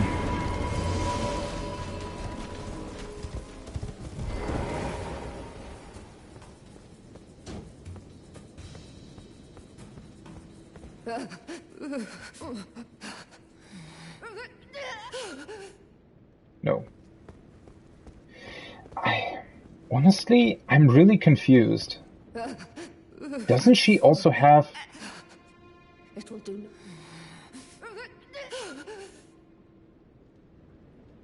I wonder if the game may be bugged out at some point and Selen is just doubly present. So maybe you're supposed to actually rescue her first and then she appears in that other room. I wonder if that's actually the case, if my game bugged out at some point.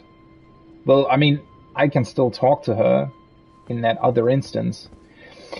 I mean, well, yeah, there's two possibilities. Either the map shows the name of this woman wrongly, or they're both the same NPC and somehow the game has two instances of her in them. I don't really know. I probably need to look that up at some point, but then again, I don't really want to spoil myself in case there is like a risk of... I mean, there might be, right? If she's connected to Nokron, then there might be a risk of me discovering something about Nokron that I, still wanted to know or something. Well, I talked to Suluvis, I talked to Selen. Guess I'm just going to talk to Blaze again. It is somewhat strange since it feels like we're just sort of moving from place to place without actually getting anywhere.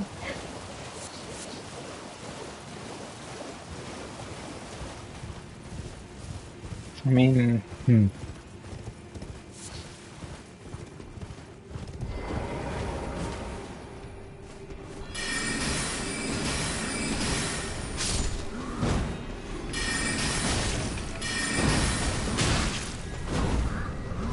I always forget that my spells also cost stamina.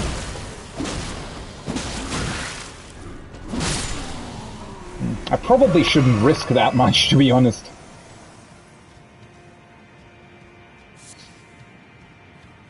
Wait, what? Why do they drop thin beast bones? The fuck? Hey, the jawbone axe. Also, apparently, I missed this item at some point. What the... Okay, I also missed that item.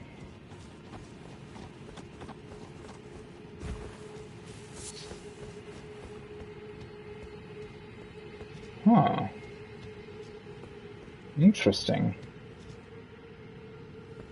How did I never see this? I guess I just never turned around to look? A hornbow.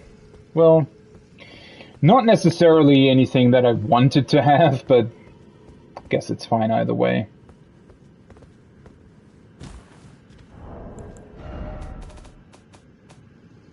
Is that what they're using? Probably, right? Lightbow, bow. It's a magical bow as well. Longbow made from animal horn. Wait, is this the first longbow? It's actually quite interesting how few crossbows and bows you find, right? I mean, there's certainly a couple of enemies that are using bows, yet I haven't really found that many. I mean, consider how many of the other weapons I found, right? Wielded by the master hunters of the ancestral followers, abuse arrows fired with magic damage, reveals its true worth when used with magic-infused arrows. Skill Mighty Shot. Archery skill performed from an oblique stance. Ready the bow, then pull the bowstring to its limit to enhance the power of the shot, penetrating the enemy's guard. That's what they are always doing to me, right? When they're shooting from a distance.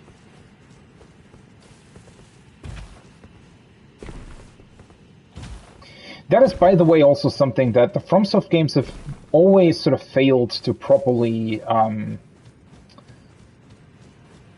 explain through the menus as well.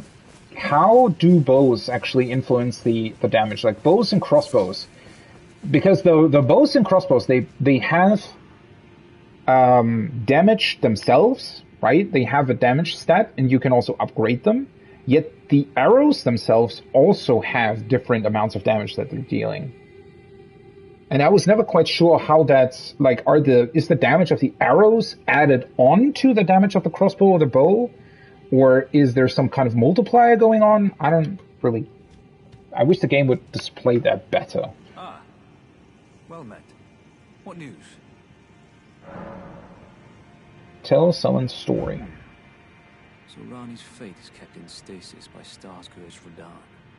That reminds me of something I heard. There's a festival being held at the castle on the southern edge of the Caelid Wilds, east of Limgrave. Yeah, I know about that. It's a festival of combat. And I heard that you can fight Radahn himself. He who's once called the strongest of all the demigods. Maybe it's just a coincidence, but I think it's worth investigating. I'll be on my way to this festival of Radahn then. Wait, that's it? Fuck. Wait, isn't that... If he's supposed to be the strongest of the demigods, do I have to go to Caelid now? I didn't really expect that to happen. To Radahn's festivities. I'll meet you at Redmane Castle in Caelid. The way ahead is pleasingly simple. We fight, sword and fang. Huh. You say that, but... You're coming too, right? I'll meet you at Redmane. The way ahead is pleasing. Huh. That's not what I was expecting. So...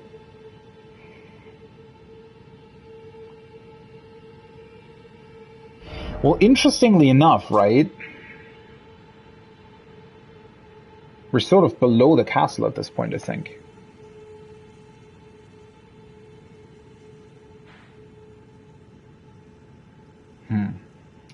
So is it time to go to Caelid? Because I have a feeling that the enemies there are still too strong for me, honestly. I mean, honestly, well, obviously I don't really know until I try, but...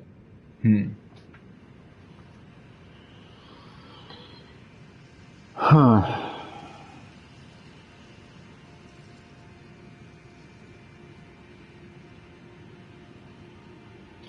How strange, though, because if Radahn is considered the strongest of the demigods, then why would we fight him now? Wouldn't he be the fifth main enemy? So Godric was the easiest, then Renala, then two others, and then Radahn? Isn't that how it would go? So the game is now telling me to go to Caelid, essentially. Yet I have a feeling that I would have an easier time trying to go through to the capital at this point. At least take a look at that path.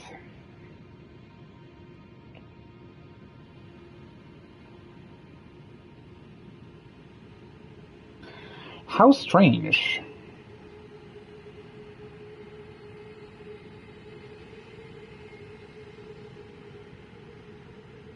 And so what does that imply? If we kill Radahn, somehow that's going to help us access Nokron? Does it mean that these kinds of stars here on the ceiling will start moving? Or what is that implying?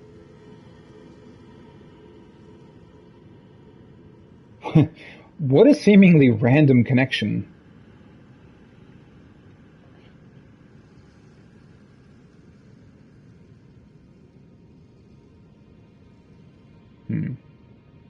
So the interesting part is, technically, I have a couple of places to go. I could either go to Caelid and try to get to Radahn and fight him.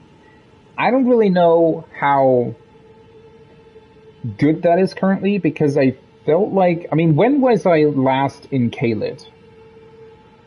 That's not too long ago that I tried to go there, right? Wait, is it though? When did I try to go to Caelid? Honestly, I don't even really remember.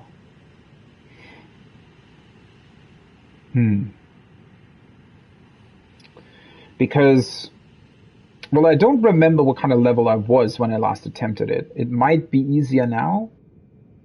It's hard to tell. I could try. Well, the thing is, there are actually 3 other paths that I could also take. I could try and go to the other Eternal City, which is called Noxtella. The thing is, though, I don't really know what to do there, really, right? I mean, nobody's really told me to go there. And the same actually goes for the flying city, or these flying ruins with the tornadoes surrounding them. I can go there. I just don't really know whether or not there's any point to it.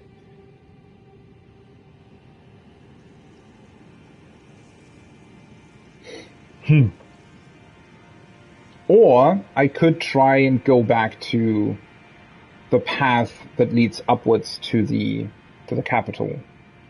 I don't really know what that path is about. I mean, I could just try and take it and see where that leads me towards. Then again, following the actual quote-unquote story or the quests that NPCs give me technically is probably going to be the better choice. I'm just really confused as to whether or not Caelid makes sense for me personally at this point. Right? Because I don't know, the last time I tried Caelid, it was total disaster, more or less. I mean, I think that practically all of the bosses, or enemies even, that I tried pretty much one-shot me, so...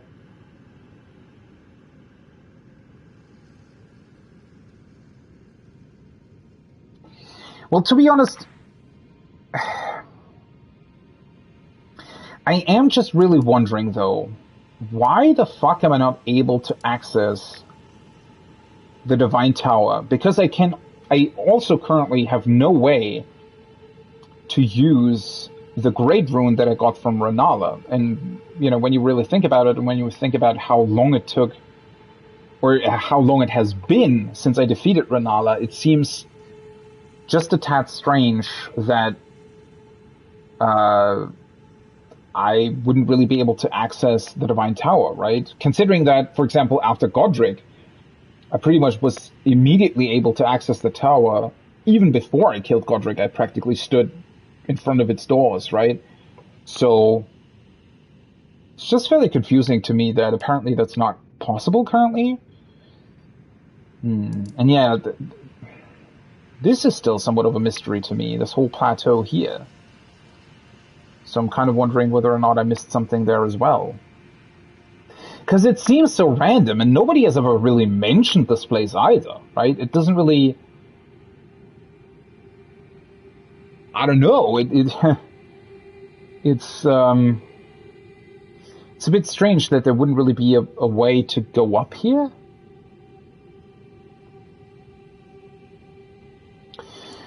Before I go to Kaled, maybe I should just try and look at that stuff. If there maybe is, or if there maybe are things that I potentially missed. God, I really don't want to go through the academy again, though. I really want to find that one sorcerer. Let's talk to Patches. Maybe he has something intelligent to say. I know that's a long shot, but guess you never really know, right? Hi, long time no see.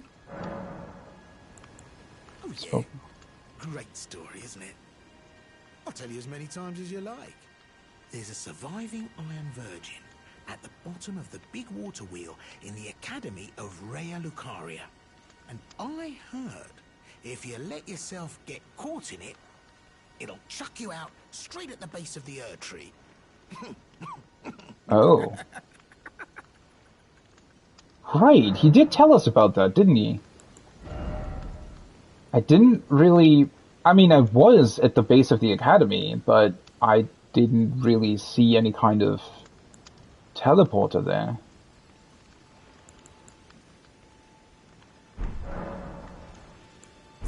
Stingy. Try to find it in your... Huh.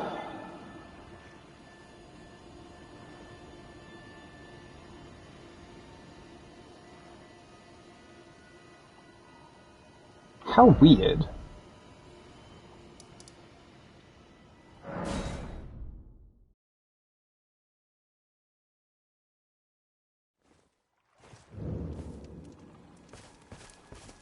All right, mate.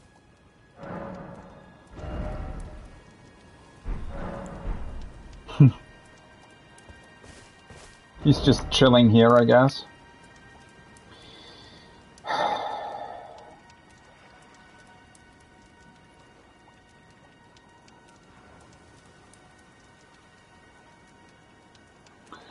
That is just so strange to me. Why wouldn't there be a way to get up on this plateau?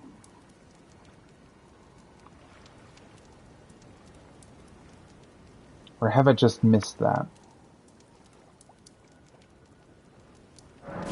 Let's actually go back there. I know that this...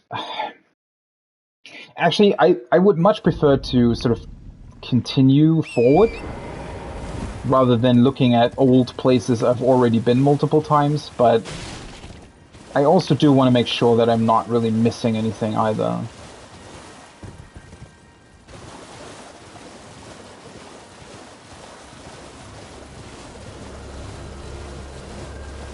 And I have a feeling I might have missed something here as well. I mean, that does mean that I need to go back and definitely... I mean, I need to take a look at that. There has to be something to that, right? There has to be some sort of thing down in the academy that I might have missed last time.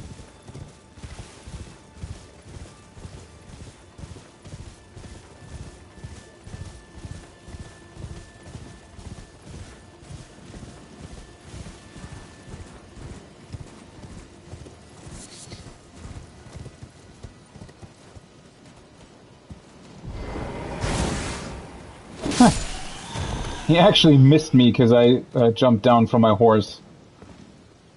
Actually quite funny. Why?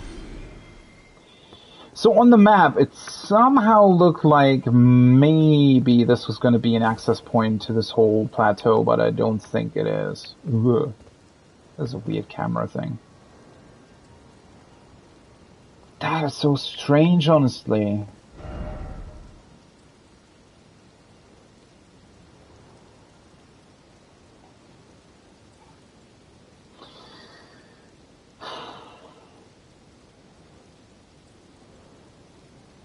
This is so confusing to me. Why does this plateau exist, but is never really mentioned by anyone?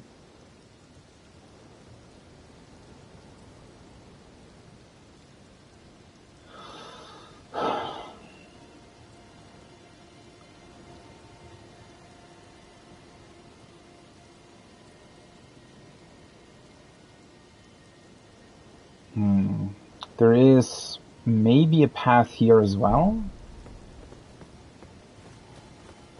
But it might also be that those are just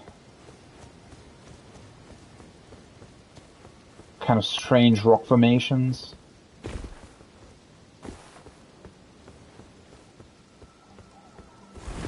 Huh. There is a ton of bloodstains up there. So people did try to get onto the plateau from here, apparently. Oh god, I have a feeling you can fall down here very easily.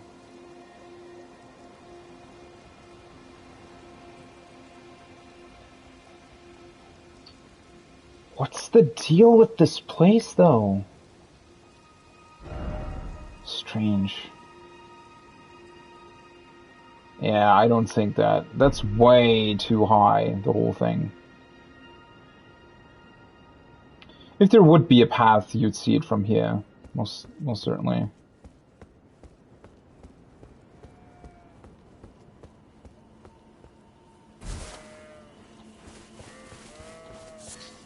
I'm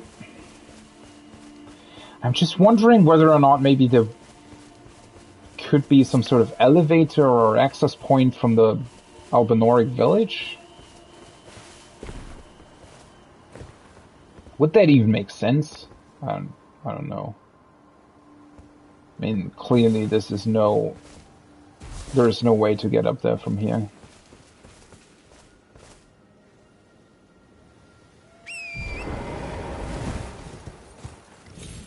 And this is also something else, I feel like.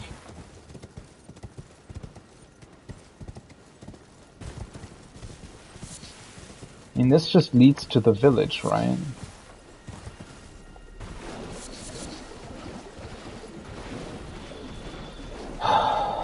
That's really strange.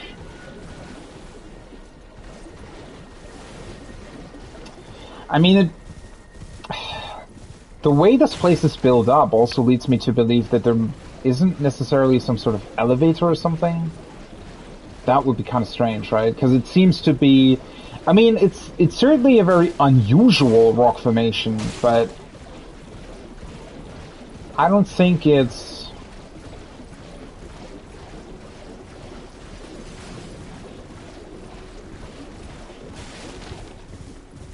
I don't think it's special or anything, to be honest.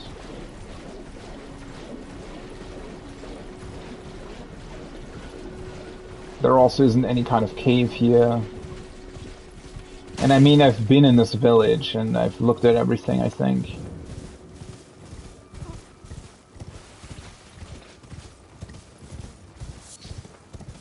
Although I do have to admit that this village is pretty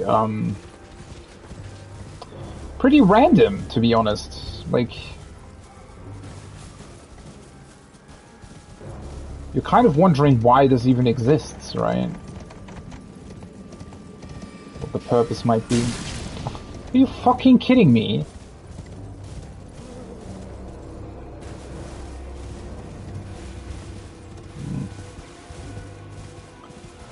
Yeah, I mean, why does it...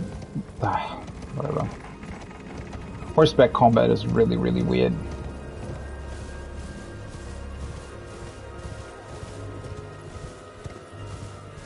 We still have this weird guy here.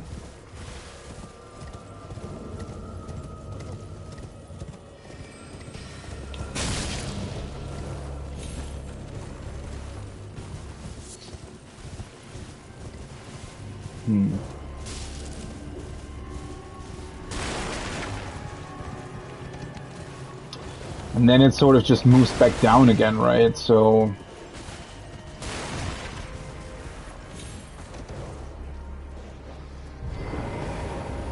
it's not really going anywhere.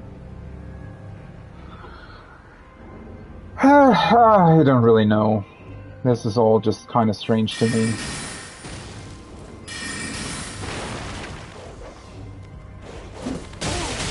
What? How the... Are you fucking kidding me?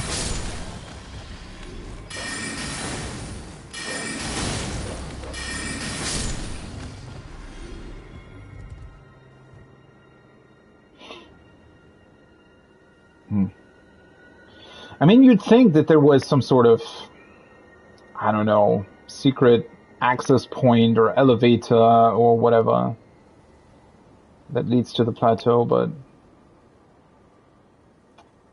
nope, it's not the case actually.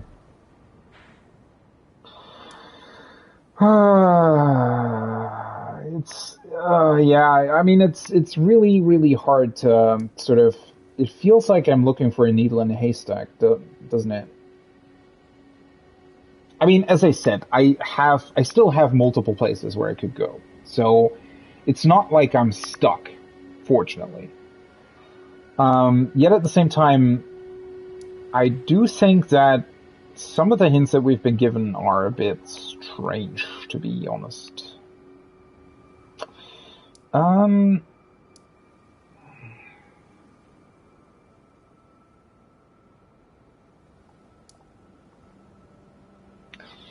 I think going here should get me to the bottom of the academy fairly quickly. I just want to take another look at it. So maybe I must have missed something, honestly. In terms of the, in terms of what's at the bottom here. I think. I mean, the thing that's at the bottom, right? There is this... There is this, like,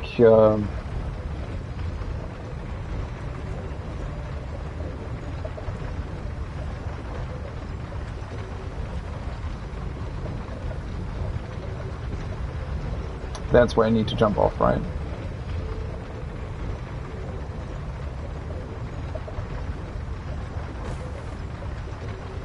Is it? Oh, right, I think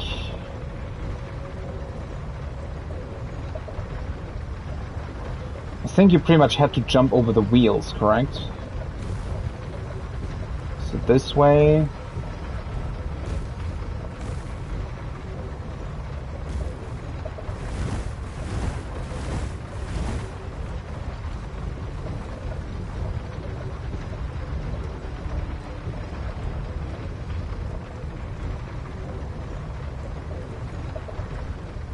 This way, right? And yeah, there was this that one, right, that you can see over there, like a very small church or something.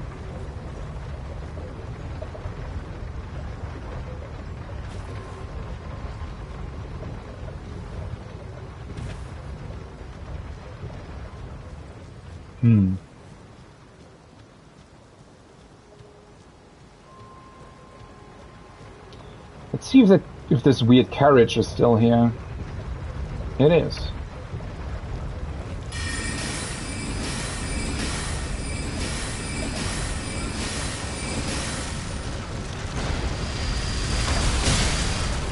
Seriously?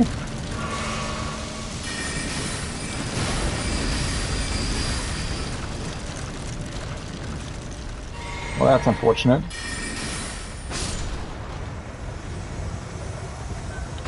What the fuck? Did that thing just drop like 7,000 runes? Seriously? Maybe it randomly had golden eyes or something? Okay. Sure, I guess.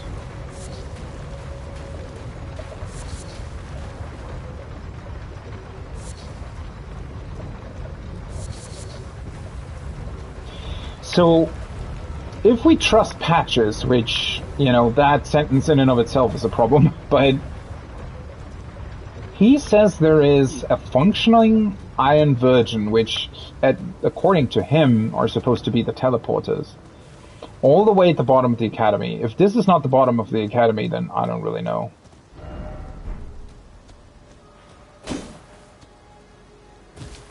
So did he lie to us, or am I just not really understanding how this thing works? Or is there something or somebody else in order to activate it? 1 second.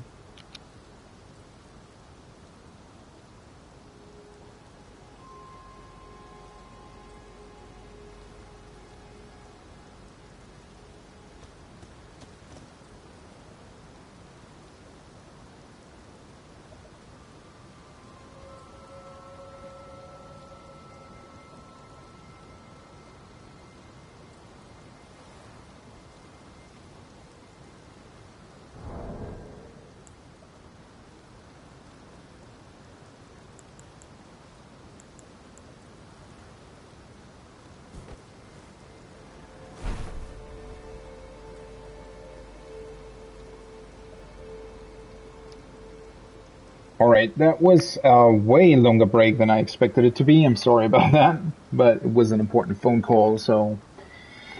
Yeah. Alright, let's get back into this, finally. That was a bit of a longer break than I expected to take. But, well, unfortunately, it doesn't really help with this.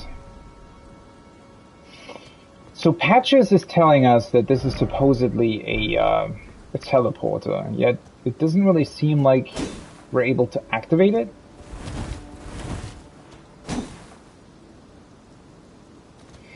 I mean, there has to be something going on with this, right? It's just... Although, then again, was there an item here? I think there was, wasn't there? Huh.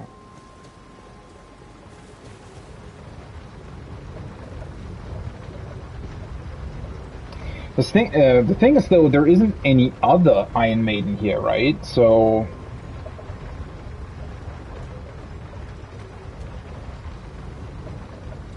Why would Patches specifically talk about this, though? Why would he specifically mention this place?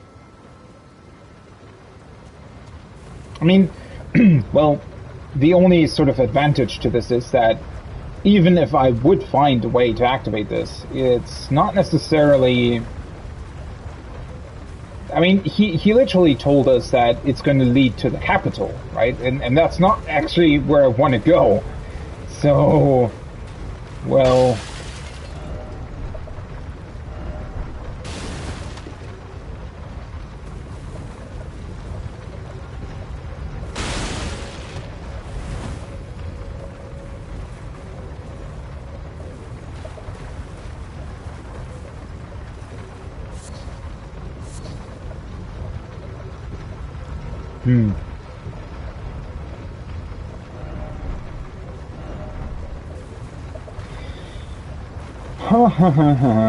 Yeah.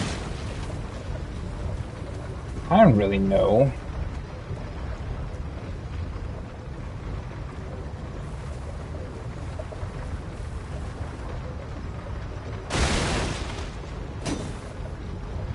I would really, really like to talk to that other NPC again, though.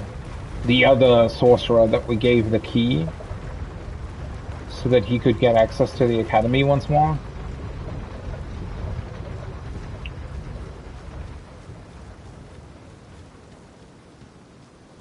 I'm just...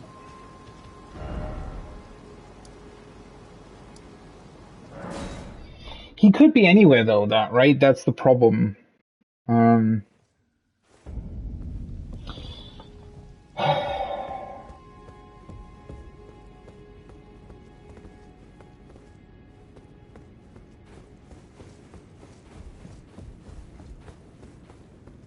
She didn't really comment on us meeting Rani. I would, but...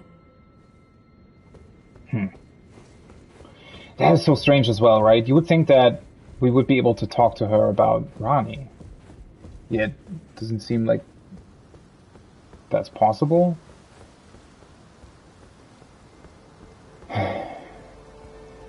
Man. Somehow I have a feeling that I missed a lot of stuff, yet at the same time, maybe I didn't. Also, Caelid so thoroughly kicked my ass the last time I was there. I honestly kind of want to find something else to do before I continue, but man.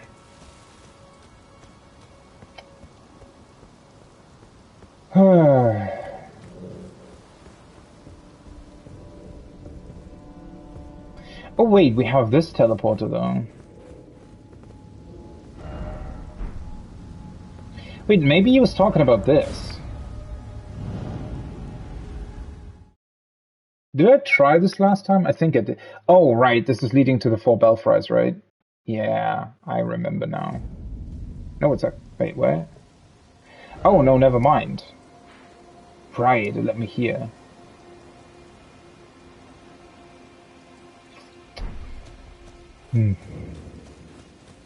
Still no sign of the other invader as well. Some awkward reason. Greetings.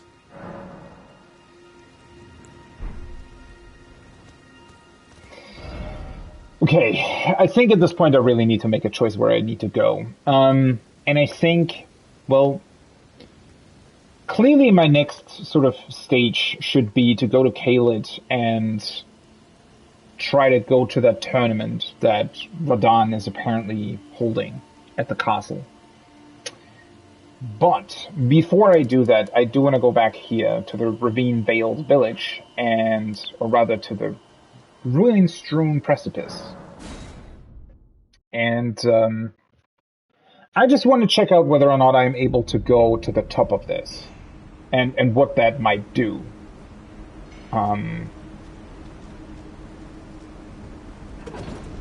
I mean, I do think that I'm a lot more prepared for Caelid at this point.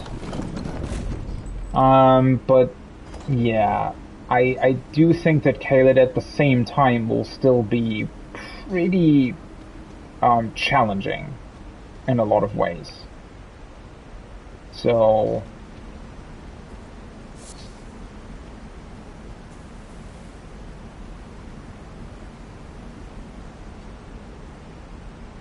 oh, hi.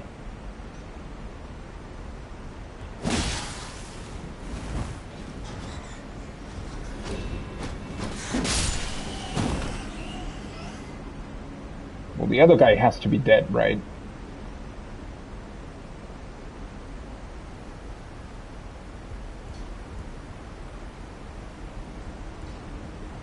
I wonder who built all these pathways, though.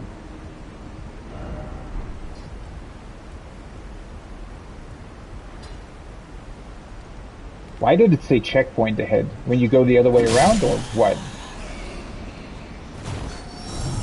Oh, hi.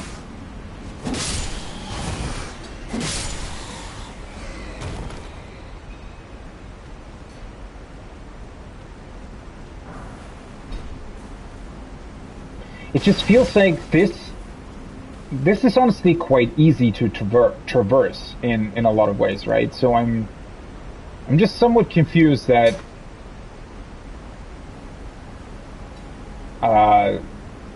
the game is leading us towards Caelid, which felt like a much harder place to go through.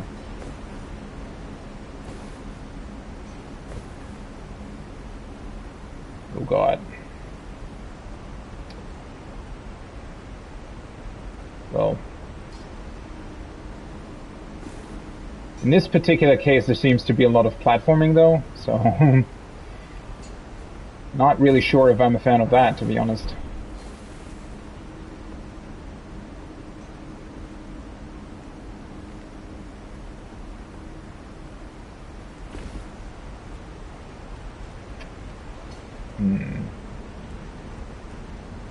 Where does this lead then, though?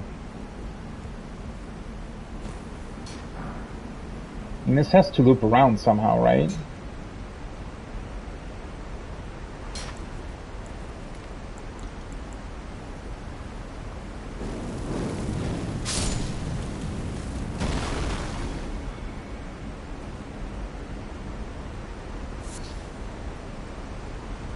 Didn't actually see this ladder beforehand. This leads back to where it came from, right? Yeah. Okay.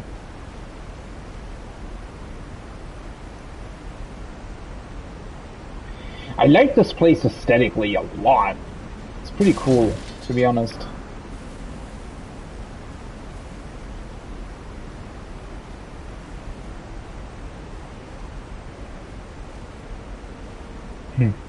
It also leads very, very far up, though.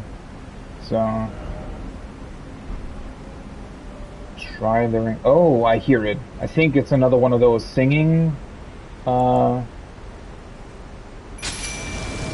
singing things. Also, I should probably check my equipment. The blessing I can get rid of for now.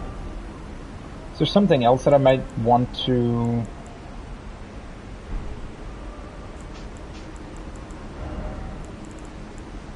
Guess let's equip these for now. Just to be able to lure things out as well.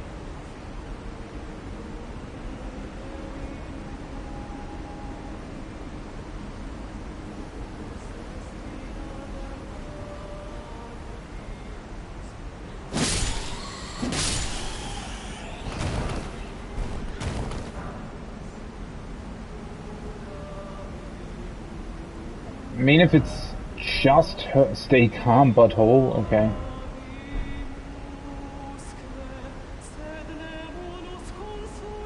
If it's honestly just her, then it's not really that difficult at all to handle this place, right?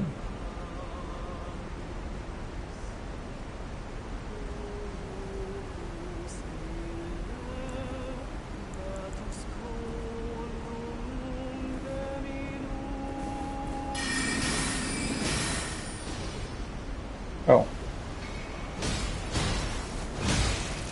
Oh, hi. Where the fuck did you come from?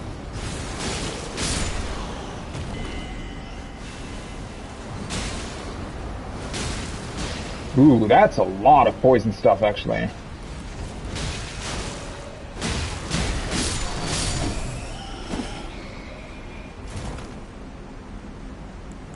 Well, that was easy. Golden Rune 6. That's also a pretty good drop. I forgot, they're usually dropping that, right? At least the first time you kill them. I think... Didn't I actually try to, like, kill them one time again, and they didn't drop that again? Something like that, right? How the fuck does that not hit? Okay, there's also something... down here, apparently? Or maybe not.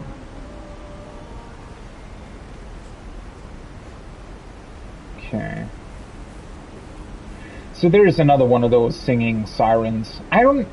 Was it ever mentioned what they're called? I don't think so, right? I think they're...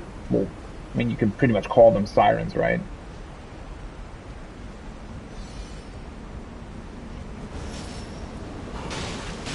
Oh. Well, just kill him. Thank you. Of course. Obviously, when I'm too lazy to go back down, obviously it's gonna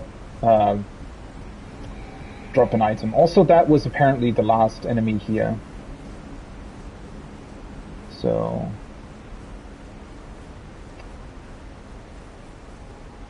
Guess I need to fight the other singing lady on my own. Honestly, I could have... You know, I could have done without all of the platforming here, but fair enough. I mean, the place certainly lends itself to it, right?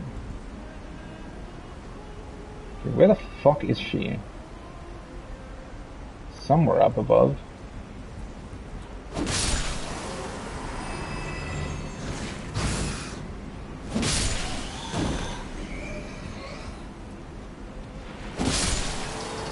At least I can kill these guys in one. Yeah, that's a ladder. Thanks for the info. Hey, wait, what? You can actually go up this small ladder. That's quite funny, especially the like the pace with which you can ascend that.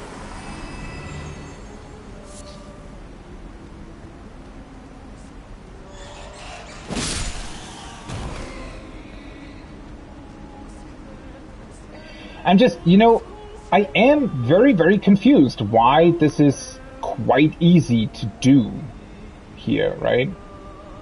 So, like,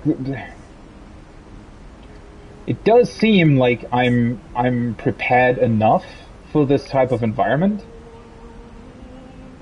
Although, it doesn't really say all that much, to be completely honest, right? Alright, they're letting me summon again. Is that honestly one of the big guys? Ugh, that's gonna be annoying to fight.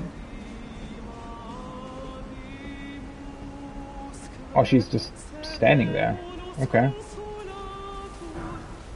I find it... I mean, their singing is really beautiful, right? But I'm also somewhat confused as to why they decided to do it this way, or what's... Oh, is it two of them?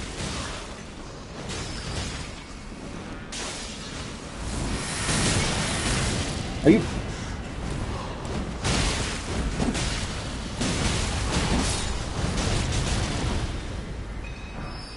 Oh. She just died.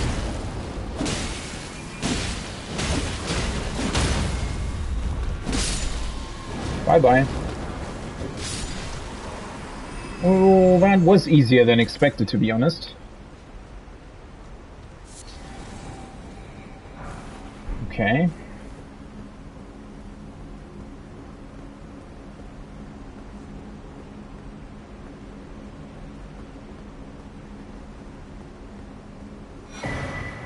Hey, another rune art.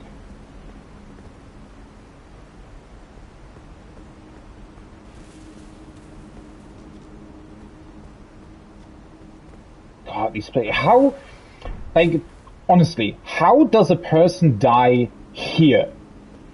Right? Either you would die like this guy, just sitting here for whatever reason, too weak to continue or something. Or you would actually fall down. But how the fuck do you die sort of on the cliff? Especially considering how often that happens, right? I mean, those kinds of bodies and corpses, they're like really on the cliff. That just happens like very, very often. I mean, in a way it's quite funny, but it also doesn't, like, logically doesn't really make any sense. I don't really know why they're specifically placing them at the edge that often. I mean, you could potentially, honestly, just just place them normally somewhere, right? I mean, there's literally no reason why they would have to be all the way at the edge looking like they just sort of barely held on and died while they were holding on. It's just such a random and weird way of doing this. I don't know about that, to be honest. Let's just wait for the small guys to get to me. Although, then again, I mean, it doesn't really matter at the end of the day.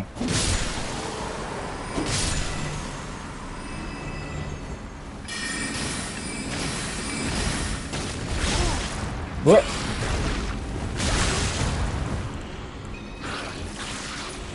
Heal.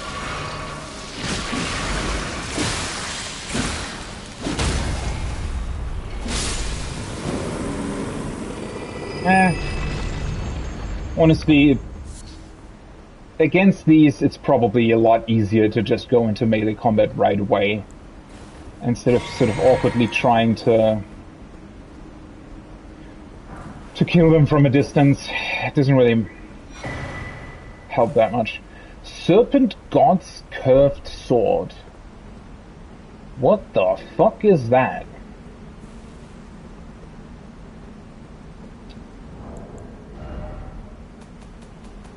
And why is it here? Curved sword fashioned in the image of an ancient serpent deity, and tool of a forgotten religion practiced on Mount Gelmir. Formerly used to offer up sacrifices, this sword restores HP upon slaying an enemy. Really? I wonder how much. It's only upon slaying, though. So... I mean, if it's... Let's say if it's comparable to the Ring and Dark Souls, then it's probably not going to be worth that much. Also, it's not really my kind of design, I feel like. Okay, so... Serpent God.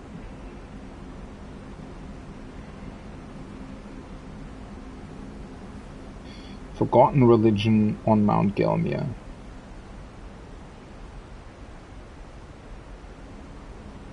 On Mount. I wonder if we'll encounter anything to that degree. If we'll encounter either a snake or something like that, right? Up on the mountain. I don't think that up until this point we've really heard anything about that. Did we? I don't think so, to be honest. I don't think that we've heard anything about a serpent or serpent god. Though I'm not entirely sure about that, to be honest.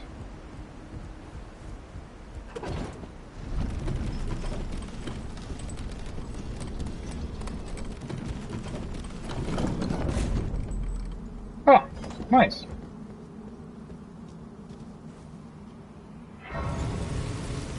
So, I guess now we're fairly close to the top, or is this just some sort of point in between?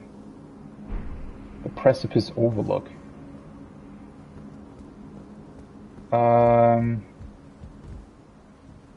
There are places to jump down to, but I think, I mean, we're still quite a ways away from the top of the mountain, so I have a feeling that we'll have to do more than this. Okay, there is an actual boss fight here. That is interesting. And we can summon somebody. We can summon Blackguard? Wait, we can summon two people. Great Horned Tragoth. Who the fuck are you? Why can we summon you? I've never seen him before. Okay, there is a boss fight here. Well, that is interesting, right? That is certainly very, very interesting. Okay, but I guess I have to defeat the boss first before I can get to those places, right? To drop down to this again? I don't even see any items there, so I'm not entirely sure what the purpose of that would be. I mean, there might be an item sort of behind that pillar, where that small tree is standing. I have 14,000 runes, but I picked up quite a lot of runes as well, so I think... Let's quickly go back to the round table hold, because I want to see if the people are now reacting to Rogier's death. And then I'm going to attempt this boss. Also, I want to see whether or not you can actually summon two people at the same time.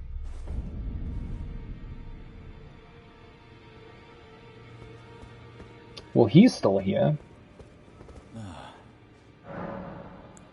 He doesn't... Why don't you comment on your friend being dead? Also, he's just gone now. So somebody must have put the body away. What the fuck? What's going on? Why does nobody care about poor Rogier being dead? Journey to the capital. Two think you may be. Nobody's reacting to that at all. I could have sworn that at least D would say something about that, right? I mean... He talked a lot about him.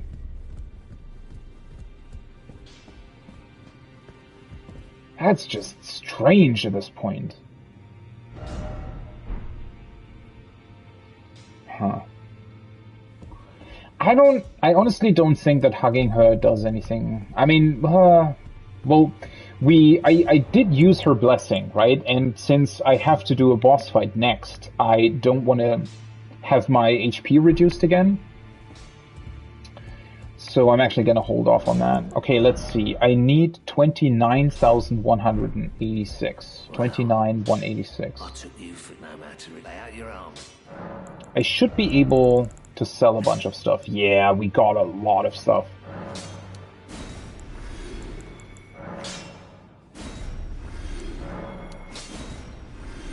What was it? 29,186 or something?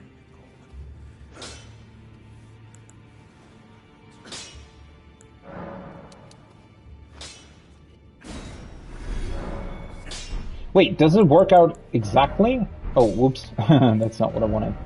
Yeah, it does. I need 100. Back or red, no matter. So let's just sell 10 of these. Nice.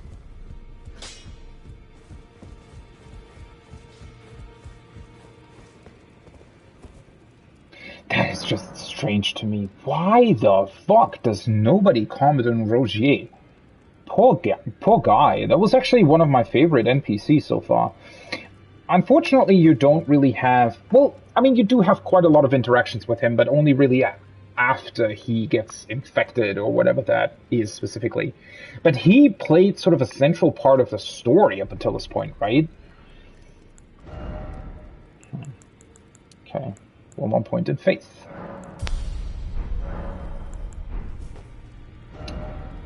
And then let's check out what this boss is about. Also, seeing how difficult this is going to be will definitely tell me, I guess, how well equipped I am for... Let's try this guy first, and then see whether or not I can summon the other one as well. I don't know him. That is so weird, right? That we would find somebody like him. Great Horned Tragoth. Well, apparently we can summon both of them at the same time, huh? Casual greeting. Huh.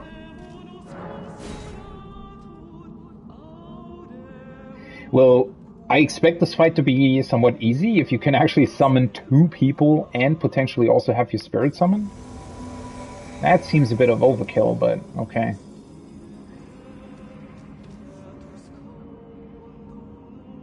Well, I guess let's see what this is all about, huh?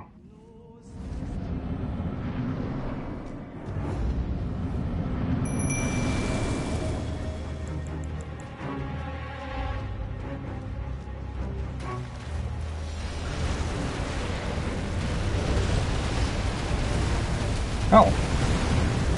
What the fuck are you? Magma Worm Macaw. Okay.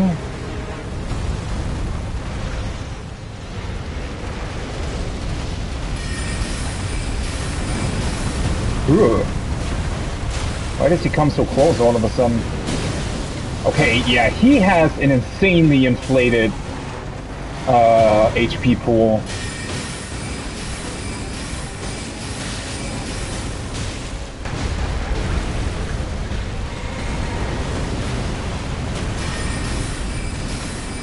I probably should have equipped a couple of other things as well, now that I think about it. I feel like I am kind of missing some stuff here that I should have equipped beforehand.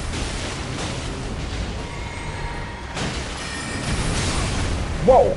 That was quite a bit more range than what I expected.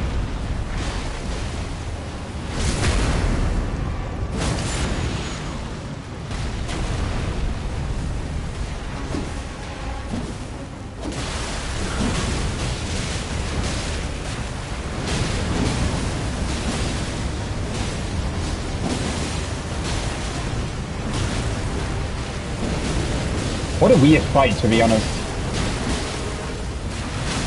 Because it seems like the most difficult part about all of this, honestly, just seems to be his HP pool, to be quite honest.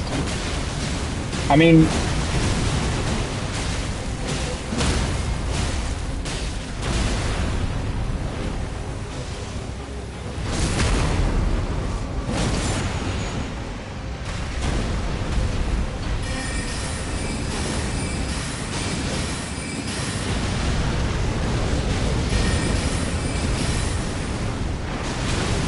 Ooh.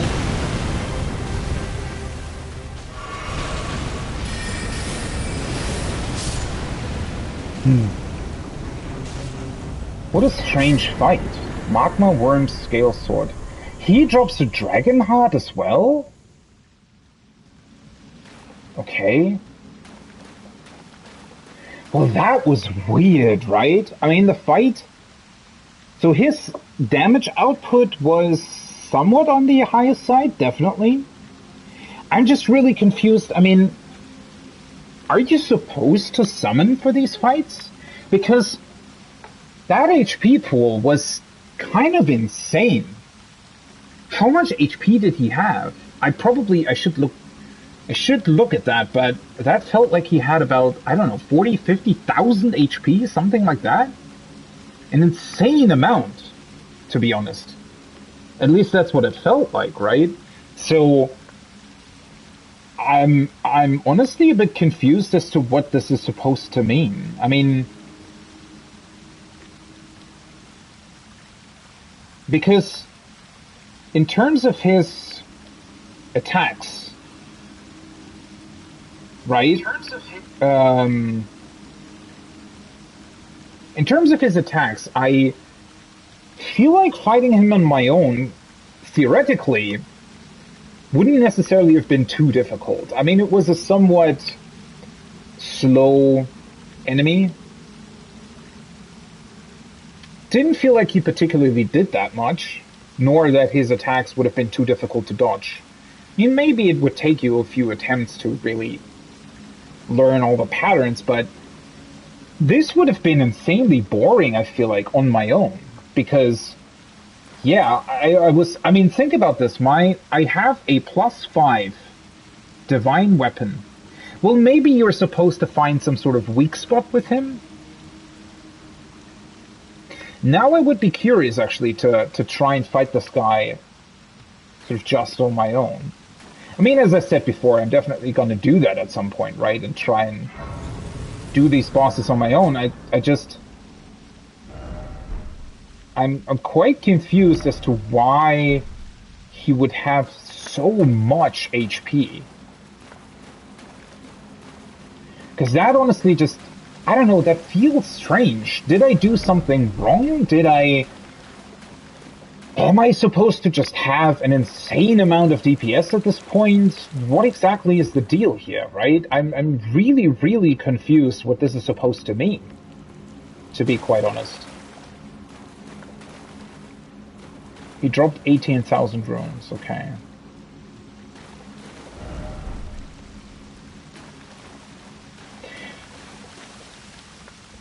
Because this seemed exactly as strange as Godric and Margit felt as well, where they weren't necessarily the most difficult fights I've ever seen in FromSoft games. They just had such an insane HP pool that you had to be incredibly good to actually fight them.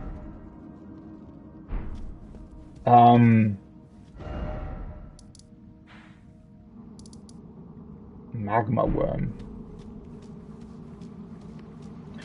Though in this case, yeah, I don't really know. I mean, the boss didn't really feel overly difficult, and yeah, I still have a bunch of healing. I have a bunch of stuff where I could reduce my fire susceptibility by quite a lot, possibly making this fight somehow easier as well. Again, as I said before, it just would have taken an insane amount of time to actually down his HP completely on my own, right? So I'm honestly quite unsure what this is supposed to mean. What a weird fight.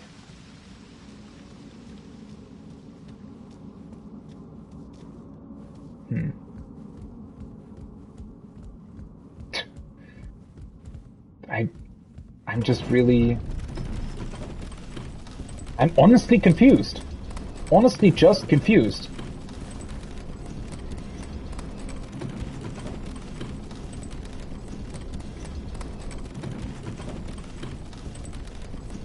Wow, this is a long elevator. So I suppose we've probably reached the upper portion of this? Yeah, that's what it looks like. And then again, I guess we can drop down to certain places from here. At this plateau. Okay. So we're here. Question obviously being, are we ready for this? Or am I supposed to do Caleb first? That's certainly going to be the most interesting question here, right? Are you supposed to go here first, or are you supposed to go to Caleb first? Or are both places equally challenging?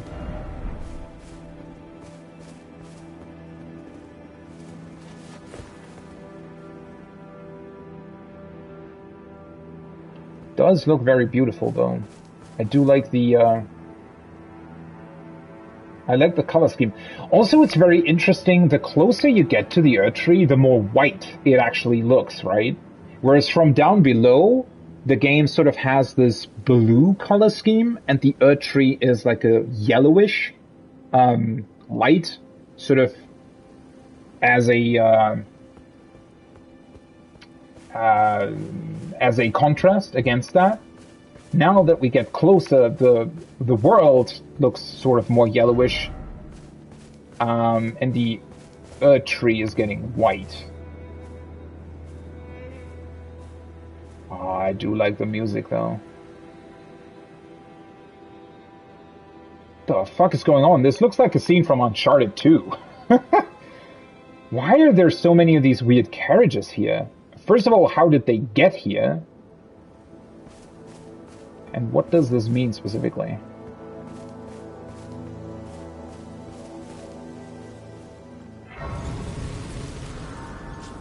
Why are there so many messages here?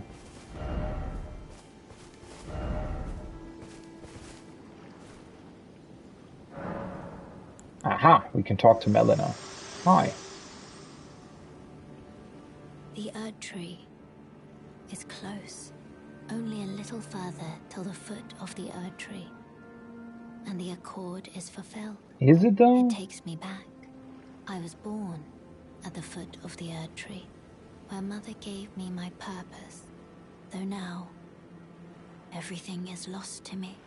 I have to ascertain for myself the reason for which I live, burned and bodiless. The fuck does that mean?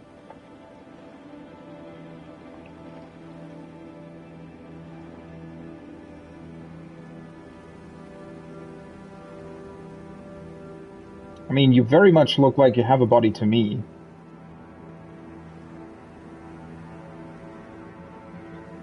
Though, I mean, she can... I mean, she's some sort of spirit, right? Huh. Well, what is the significance of these carriages, though? Abandoned coffin. What? Why is this called abandoned coffin? What are these? I mean, maybe these carriages at some point were... They had to have had a purpose, right? Maybe they were...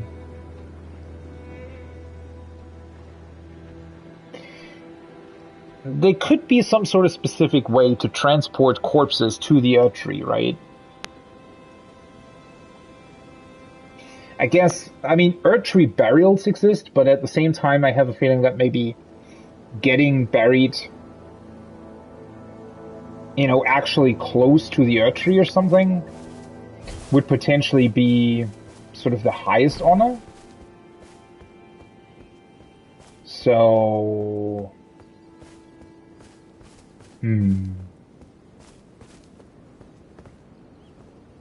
We are so fucking high up.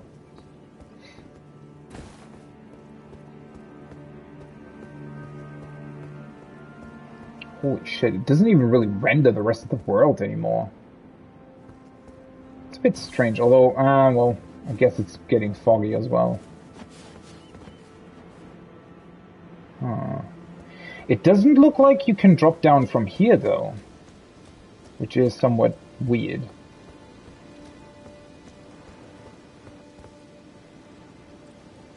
Okay, let's take a look. How strong are these enemies? Come here, buddy. Well... Oh, I see.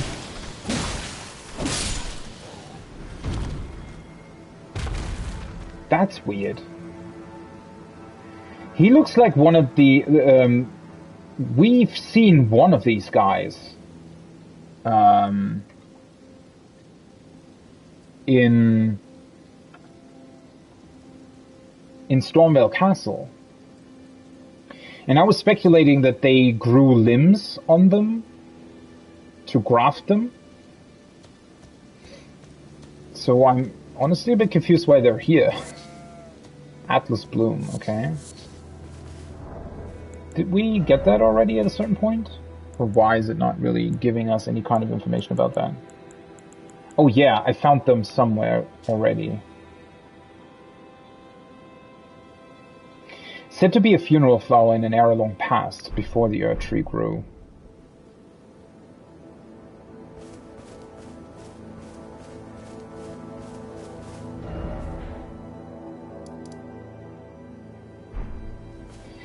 I mean, I'm really unsure as to whether or not I should continue here.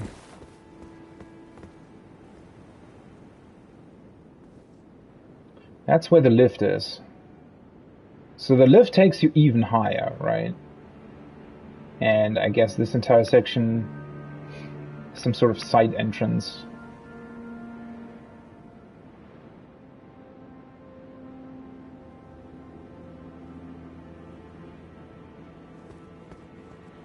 The thing that I'm confused about, though,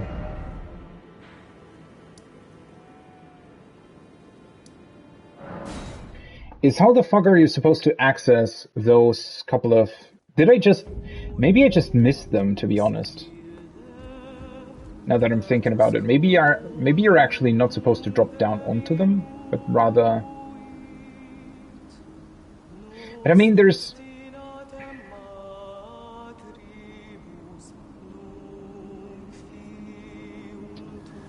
honestly quite a lot of stuff up ahead, right?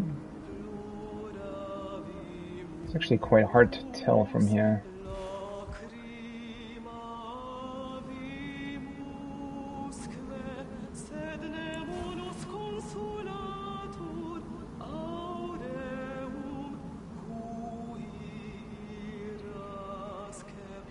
What exactly am I missing here in terms of being able to drop down somewhere?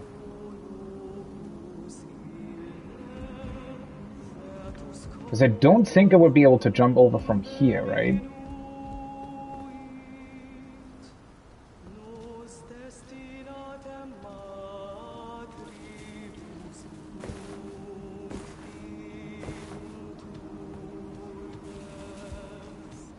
I also don't think that I would be able to access that from the boss room.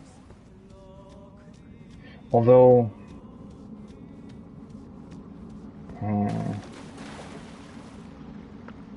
no. I mean... the upper part of this room looks very interesting, but... I don't think that it actually leads back outside.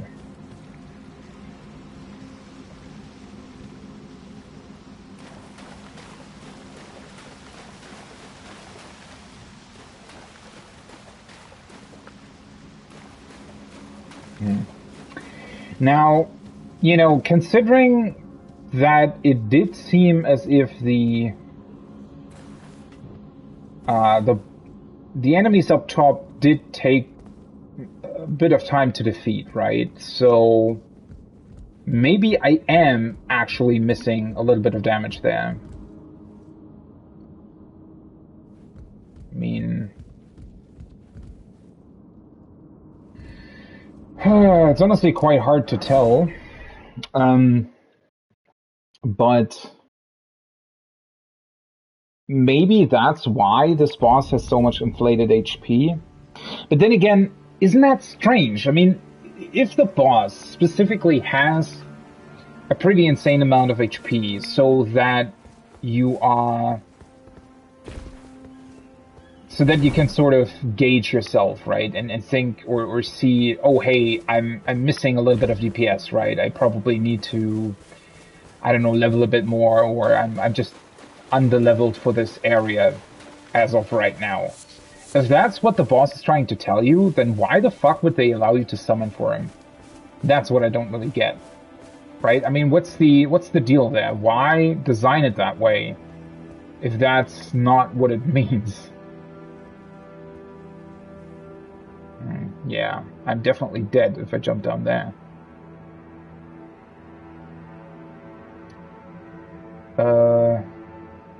Well, that's strange. Oh, I'm not dead if I jump down here, though. Or maybe... Would it be dead jumping down here? The weird part is the texture looks so weird, right? Doesn't actually look like you're supposed to jump down there.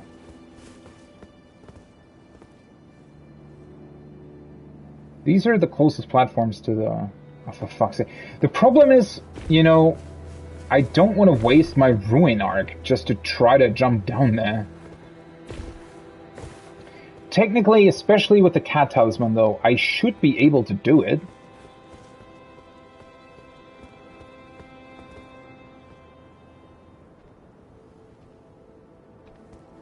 I don't think that you're supposed to jump on these stones. That seems a bit crazy to me. Let's actually take a look.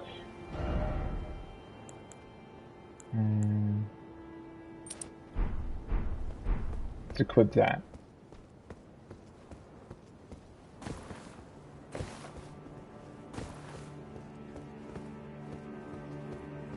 That's still a long way down though, right? Isn't it?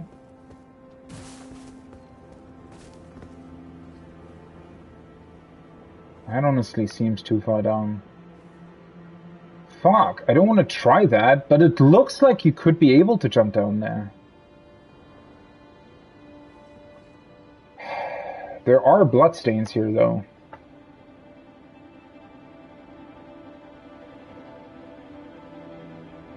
Well, he just died. Well, I mean, typically you don't necessarily need to use the cat talisman thing, right? I'm just really confused because how the fuck are you supposed to access those other platforms then, if it's not from here?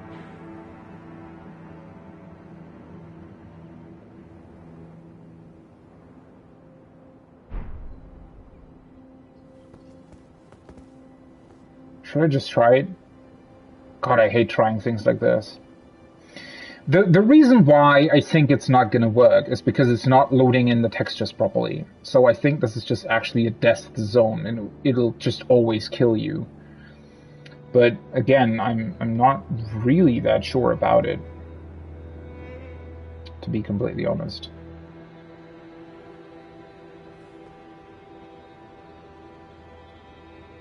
Ah, fuck it. Oh yeah, okay. It's a death zone. Well, that's cheap. Okay. That is really, really cheap. Oh, for fuck's sake, I should... whatever. I should have known, right? I should have known. The way the texture looks really makes it... really makes it quite obvious that most likely it's going to be a death zone. It shouldn't be. It shouldn't be, but, well, sadly the game is never consistent with that. I mean, that was a big issue in the other FromSoft games as well. I think it's... the biggest issue is probably actually in Bloodborne. In the DLC. Shortly before you fight the Orphan of Cause. There's actually a way to pretty much jump into the boss arena from the start of a level. And it should be possible. The drop distance is actually lower than other places in the game where you drop down and don't die, right? And actually don't even lose that much or that many HP. That much HP. So yeah, you should be able to do it, but you aren't because the game treats it as a death zone, right? And the same thing happens here. I think in other places of the game, this might actually be a survivable drop with the talisman equipped. Yet in this case, it isn't because, well, it's a death zone, right? And so the game will always just kill you. Yeah, that's very unfortunate. I am, like, how the fuck are you supposed to get there, though? What the hell did I miss?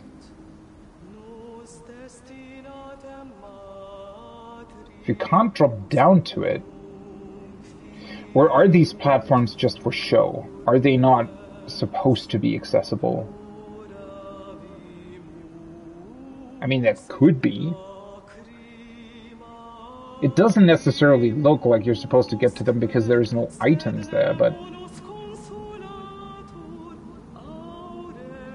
What's so strange about that is that usually, I mean, that would be the only case where the game actually specifically has platforms that for some reason are just not accessible.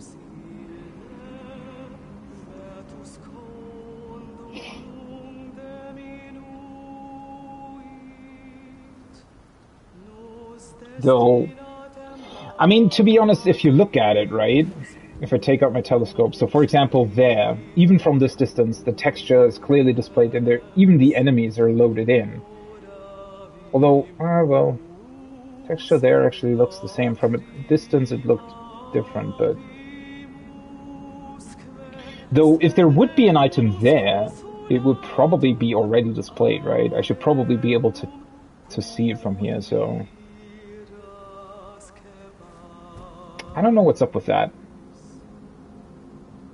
Well, one thing that this excursion showed me is that I think, I'm very unsure about that, but I think that maybe I'm not supposed to be on the Eldest Plateau yet. And also I have a feeling that I would technically be able to get the second medallion somehow. I just have absolutely no idea how that would be possible.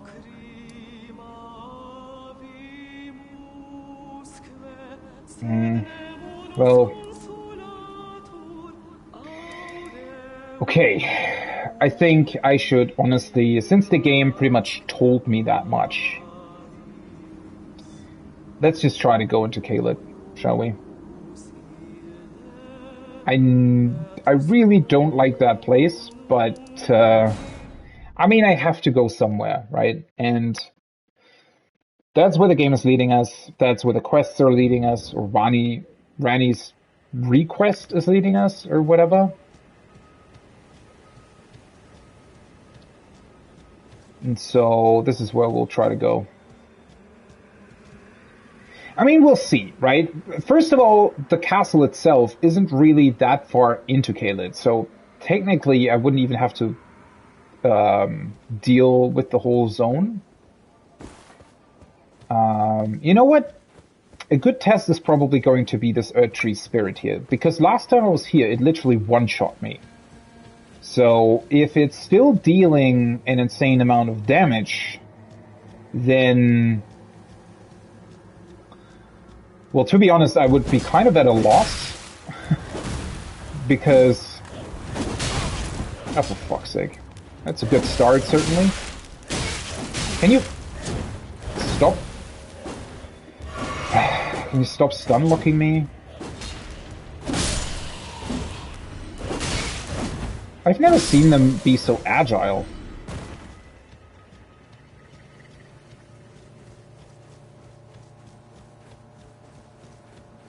But yeah, I mean...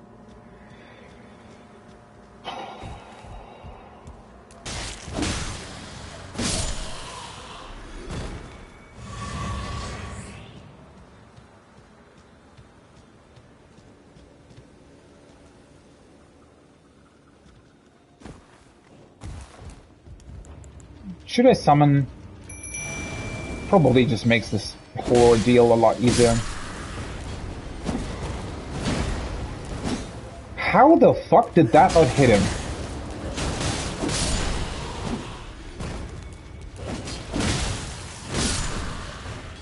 Well, I mean, these guys are easy enough to deal with, right? So...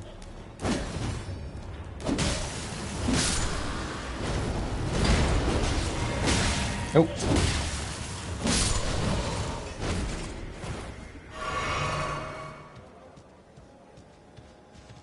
How the fuck? Do you see that? It swapped back to my, swapped back to my fucking thing again. To my crossbow, even though I didn't actually press the button. Well, I only have one container left. Do you want to try and use the Dragonfire? I don't know how good that's going to be. Probably don't want to necessarily test something completely new against this guy.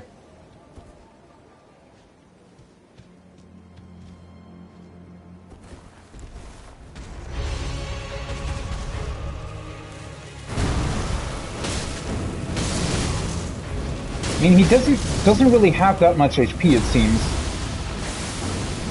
Oh, I think maybe it was the rot that killed me last time.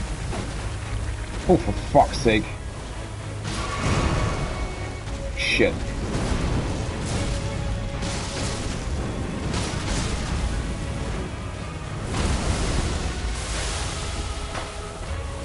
Oh. Maybe that's why I died really, really quickly last time. I'm stuck on the I hate that so much. Also, this place in general is just really weird.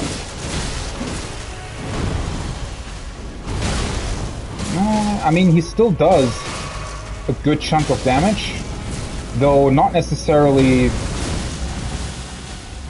that much compared to the other tree spirits. Okay. What the fuck? These things still shoot at you? Okay. Green Burst Crystal Tear and Flame Shrouding Cracked Tear.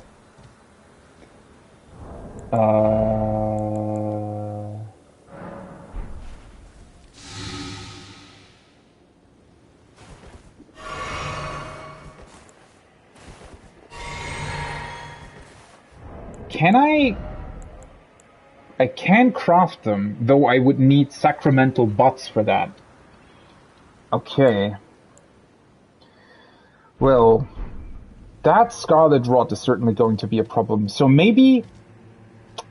maybe the last time I went here, I think I just didn't realize that he was actually doing this rot thing. And so that's maybe why I died? Let's look at the effects of the things that I got, though. Stamina... I think I got this one, right? The stamina recovery speed? And the fire boost, I think. Okay. Cool.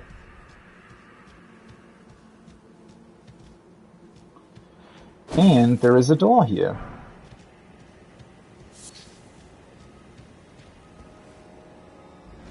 Well, I mean, it was still, when he actually hit me, it was still doing some minor Erdtree Catacombs. Oh, interesting. It was still doing some damage to me, right? I mean, it still took about, I think it was like 60% of my HP, which is quite a lot considering that I have the Great Rune active currently, right?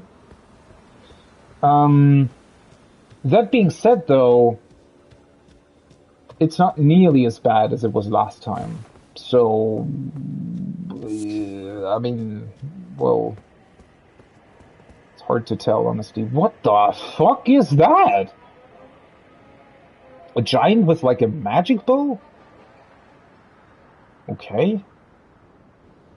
Huh. It's also interesting that this doesn't actually continue here.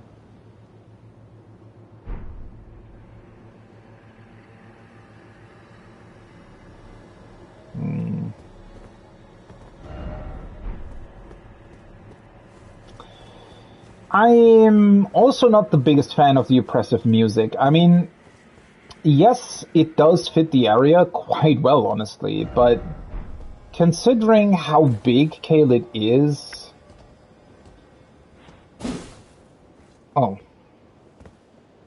Cool. Considering how big it is, I'm not entirely sure whether or not you should really, I don't know, have this music the entire time. I don't really know. Also, I'm still very intrigued by the fact that this water seems somewhat shallow. I mean, it's about, you know, looking at this, is probably 10 to 15 meters deep, something like that. But it's very, very sort of similar across the whole lake, right? So that's quite interesting.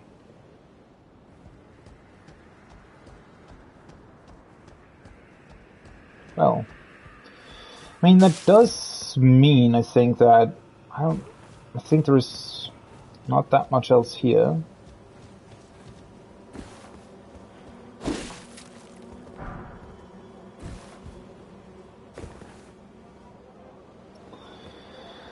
Let's just go to the catacombs then, shall we?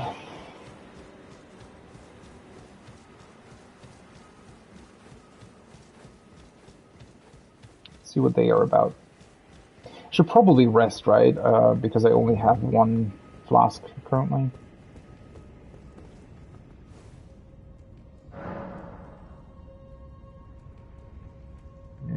These catacombs are probably also a great test to see how difficult sort of the average stuff will be in this, in Caelid.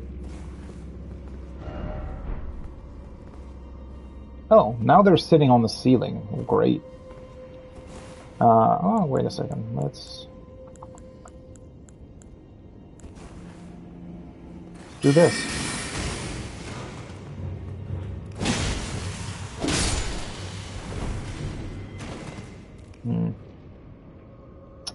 Well, at least these small guys are the same strength as ever.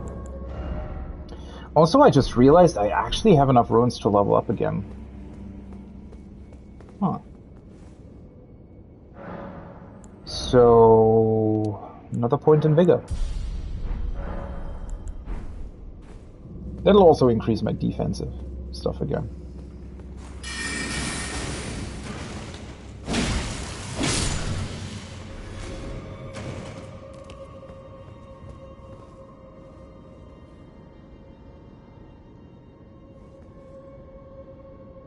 Nothing here. Sounds like one of them is here, but maybe not. Seek down, yeah, no shit.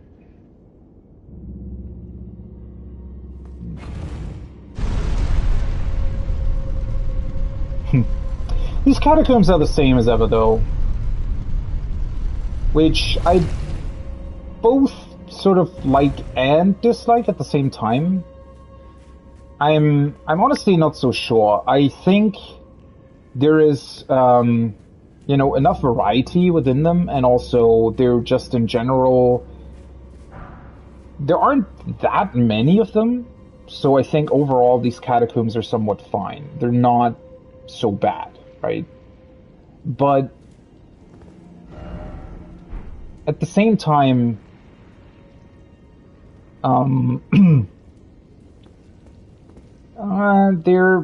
they are somewhat reminiscent of, they're clearly somewhat reminiscent of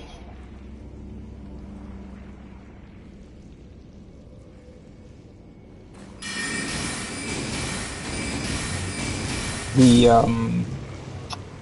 Chalice dungeons in Bloodborne. And so I'm just not that sure, you know.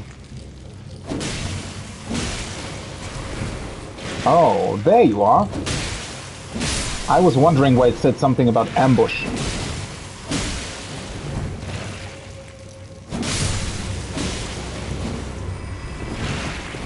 The problem is actually that I don't really have that much to really deal with rot, if that's actually what's happening here.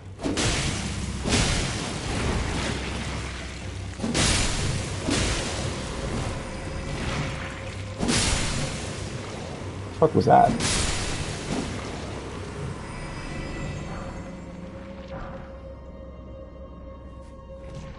Yeah. Well, I think that's actually going to be one of the biggest challenges here in Caelid, is dealing with the rot all the time. Because I really don't have a way to deal with that, right? Oh, hi. Another one. Oh. Oh, there is... Oh, that was a crap. Why was there a crap? What the fuck? Oh, hi. Also, I didn't really see you either. Oh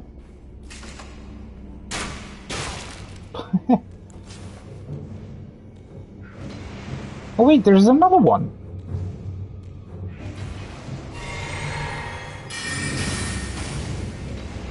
How many fucking enemies are here? Oh, that's cool. It still auto-targets, even if you're not necessarily locked on, if you're looking into the general direction. That's pretty cool. I guess I can just sprint through it.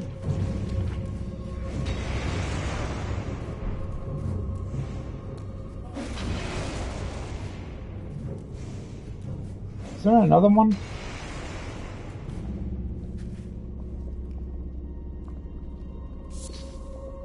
What the fuck are you doing? Oh, shit. At the exact moment where you turned around again. Aeonian butterfly. Well... Oh, wait, shit. I wanted to go in that corner to not be hit by anything, but... that actually builds up rod. This thing. A butterfly with withered scarlet wings found in the swamp of Aeonia. According to myth, these butterflies were once the wings of the goddess of rot herself.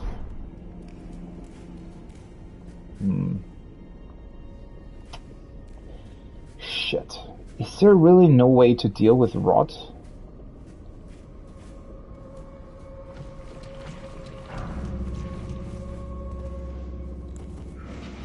Because this is actually going to be really, really problematic if I don't really have a way of dealing with it, right?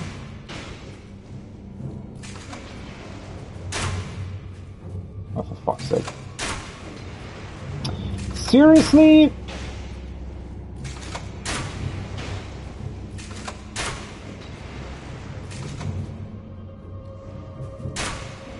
Oh, are you fucking kidding me?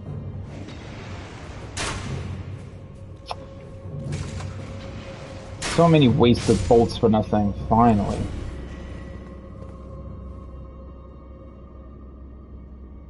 Well, at least I got everything down here. But yeah, the rot buildup is going to be a problem if that happens all the time. Because it also deals quite a lot of damage. I don't remember, but... yeah, I don't think that the cleric at the round table hold, I don't think he can actually... I don't think he had anything against rot, right?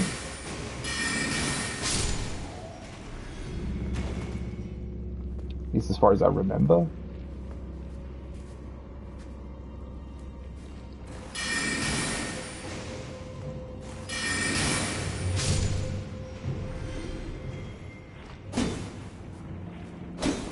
Why can't I hear fucking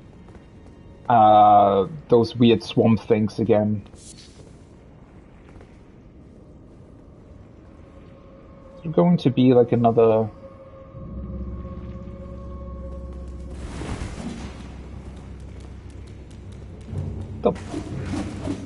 The fuck was that about?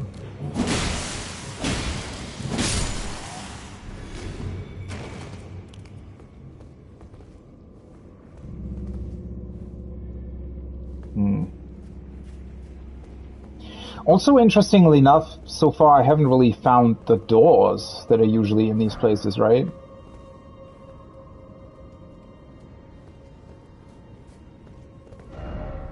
Behold comfort because of the fucking chair?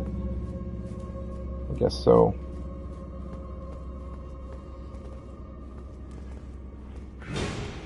Hi. Are you thinking about me not seeing you again? Or he just he tried to ambush me, it didn't work out. You didn't see me. Just tried it again. Wait, what? Why am I still in combat? The fuck? Something must have seen or heard me. Oh, hello. Maybe it was you.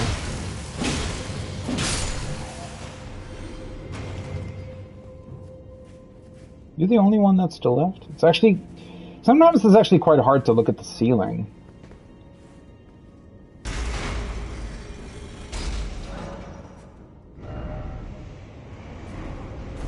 Try lift and then seek down. So this must have changed something with the lift then? Interesting. Certainly a different... I mean, as I said before, these places are pretty well designed, to be honest. And they're always different, right? They always have new stuff to them. So that's pretty awesome, honestly. But...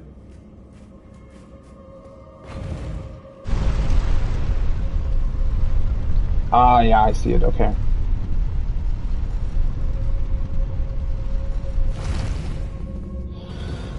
But as I said as well, they've sort of hit the exact right point, right, where they're somewhat, they're just appearing like rare enough that they're not overstaying their welcome. Well, is there like another way to go up, or what's the deal here? Though I feel like if there would be a secret door here, that would probably be mentioned somewhere in a message or something. God, I really hate the rot stuff.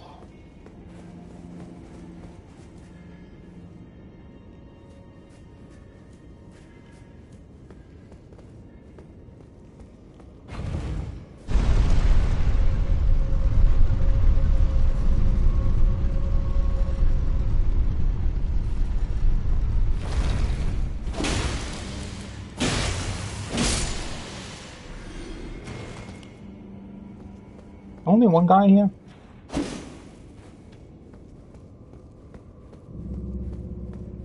Ugh. Seriously?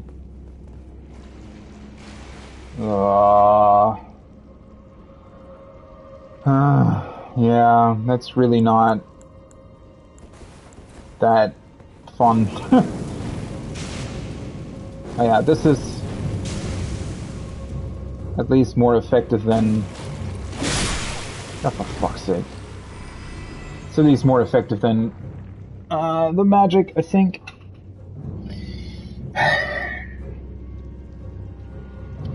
I just...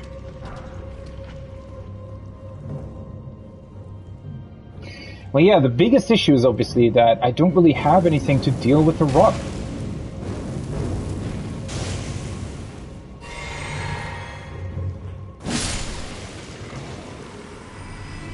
So if there are places like this where you can't really, you don't really have like a place where you're safe or something.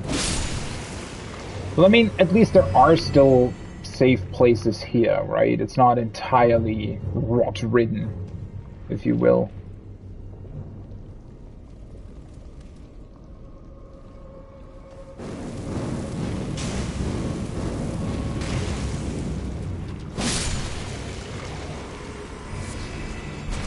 Oh, hello.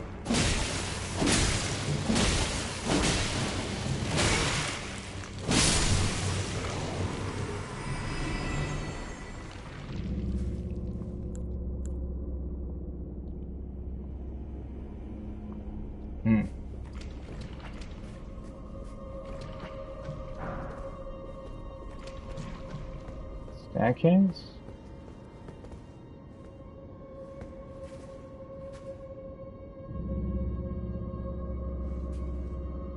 What's that on the floor? Oh, those are just crabs. That is weird. I mean... No enemy here? The fuck? There has to be an enemy here. Or maybe not. I mean, this is just... Oh. I guess it's just more crabs? Funnily enough, for the first time in a long time, the small ones are actually hostile towards me, apparently.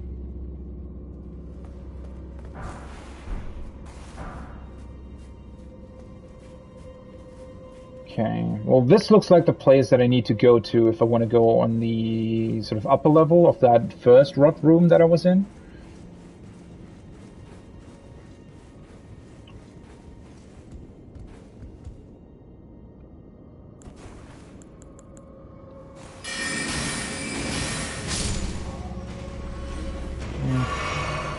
Let's just heal, just to make sure.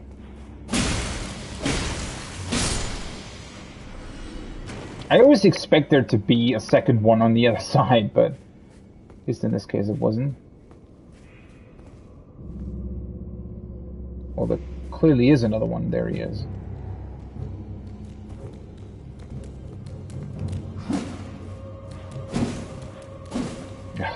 Looks like...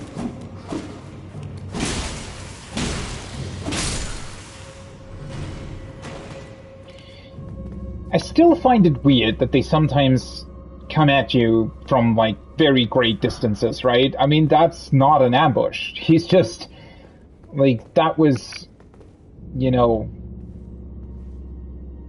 He just ran at me from, like, a very, very far away place. For some awkward reason. Okay, yeah, that's the upper portion here. Imhead Wolf. Well, well, well. That's certainly something new. Is that a headpiece? Probably. It is. So apparently there's more of them then? Head covering made from the largely unaltered head of an impish golem. Resembling a wolf, it holds trace amounts of lupine endurance. So it raises your endurance then? Interesting. There's a lot of like different pieces of gear that actually increase stats. Which I think is cool, except for the fact that they all have very, very unique looks to them, right? And, well, I mean, I don't know. I wish they would look better, to be honest.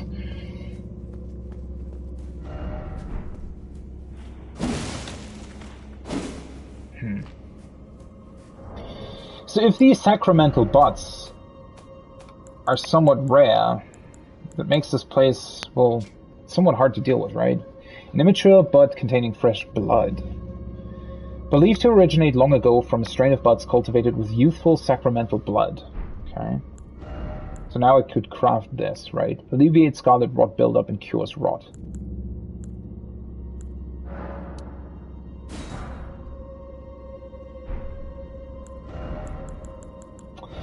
I mean, just in case, I should probably equip it while I'm in Caelid, but... this is... If the rot is constantly here, then this is going to be somewhat annoying, to be completely honest.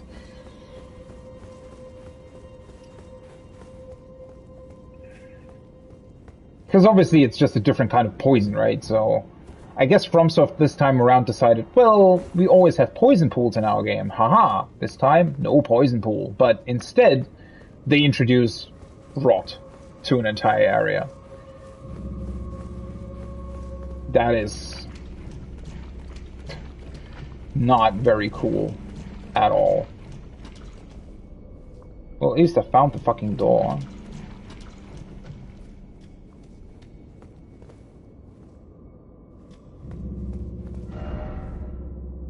Didn't expect arms, yeah. Honestly, we still haven't really found any kind of information as to why so many statues have lost their arms, right? That's been like a very big theme throughout the entire game so far, and it's quite unclear why statues lose their arms, to be completely honest. Well, fuck, I'm missing FP. Seek friend.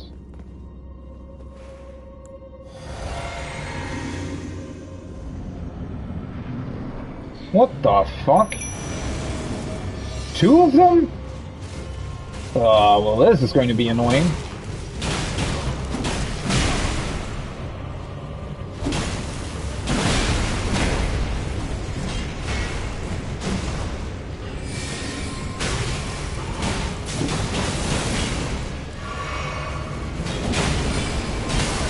Oh, for fuck's sake.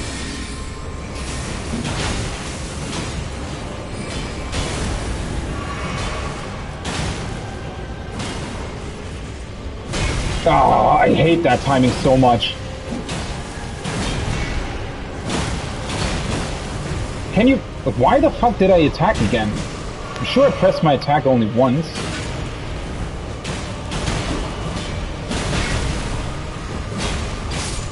Well, at least one of them is gone.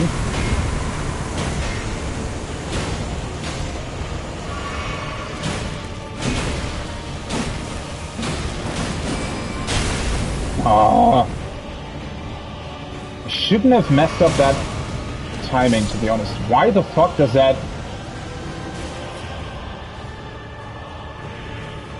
Well...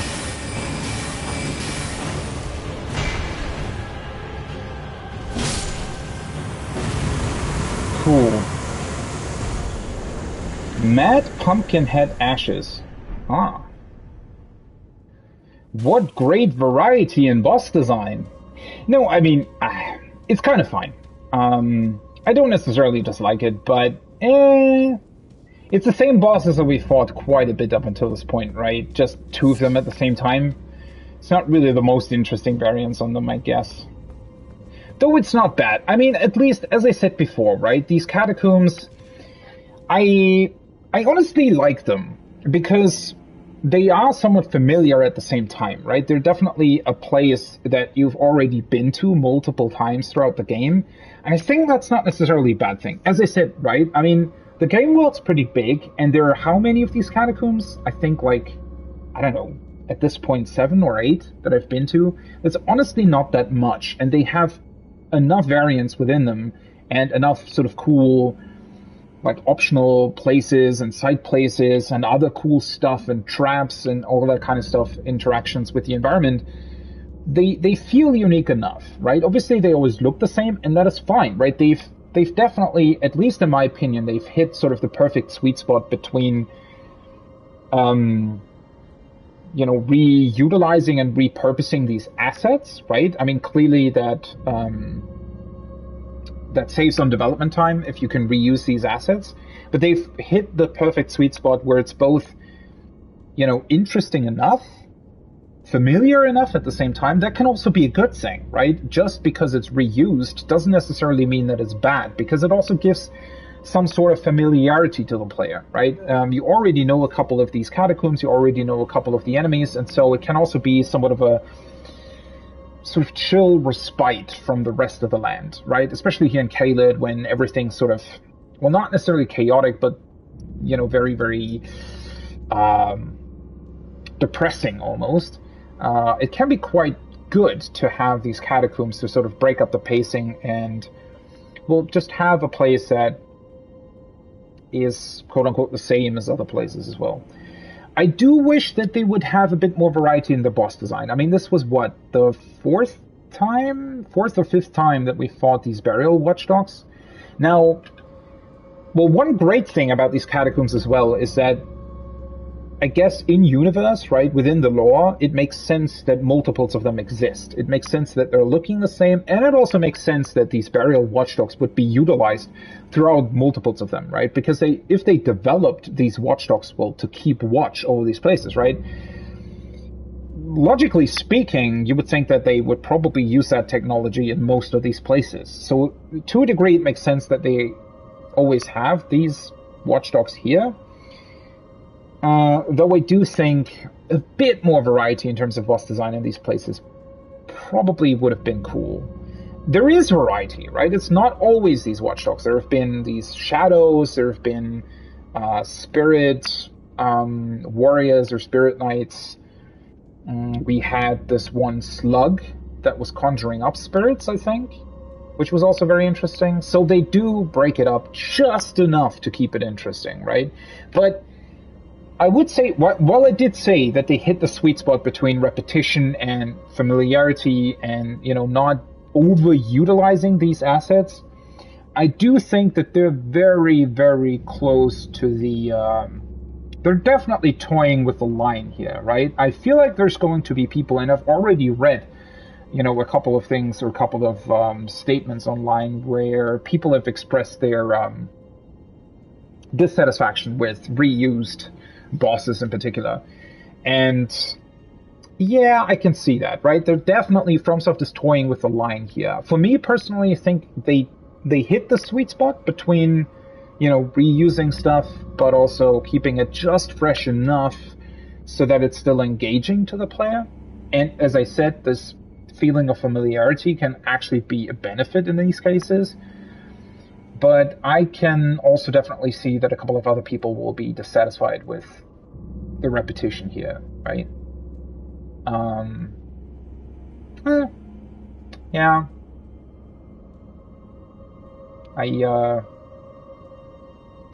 I think, honestly, well, obviously I haven't played through the entire game, so there might still be other new places, but now that I think about it, most of the stuff that you can find, so there are basically only 3 types of quote-unquote sort of mini dungeons that you can find, right? There are these catacombs, there are mines, and there are caves. I don't think I've missed anything there, right? Those are the places that you can find, right? Those are the places where these, well, let's call them mini dungeons, right? Because technically they're also quote-unquote big dungeons, right? So the Academy, Stormvale, the Manor, right? The Castle Morn, those bigger structures, they are almost your typical Dark Souls levels, right? And they are the big dungeons, right? And that's pretty cool.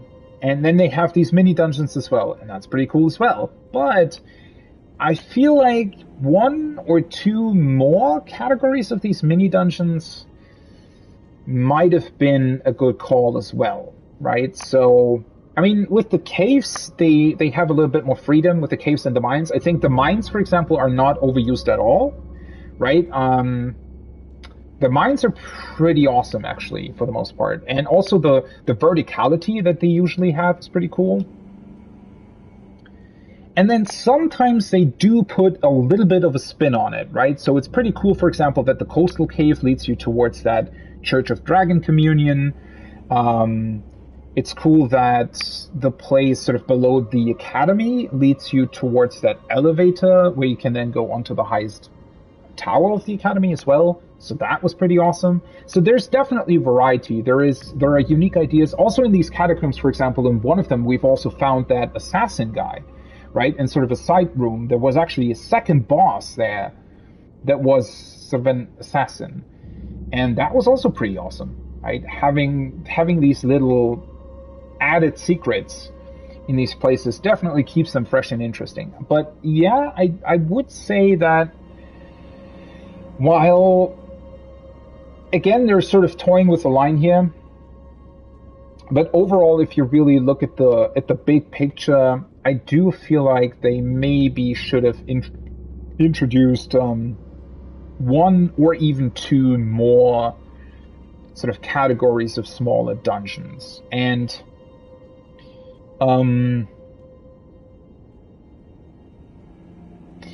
well, obviously it's kind of hard to tell what they could have been, right? But maybe there could have been some sort of animal construction, like the ants in the well, right? That's sort of an ant nest, right? And sort of having that as another separate category of a mini dungeon might have been cool. And then maybe another human built structure, right? Instead of graves or these catacombs. I don't know, maybe they could have... These places that you usually find in the ruins that only have this one room, right? Or two rooms with a treasure chest at the end. Maybe they could have expanded on those a little bit more as well. Just to have a bit more variety in these mini dungeons. I don't really know.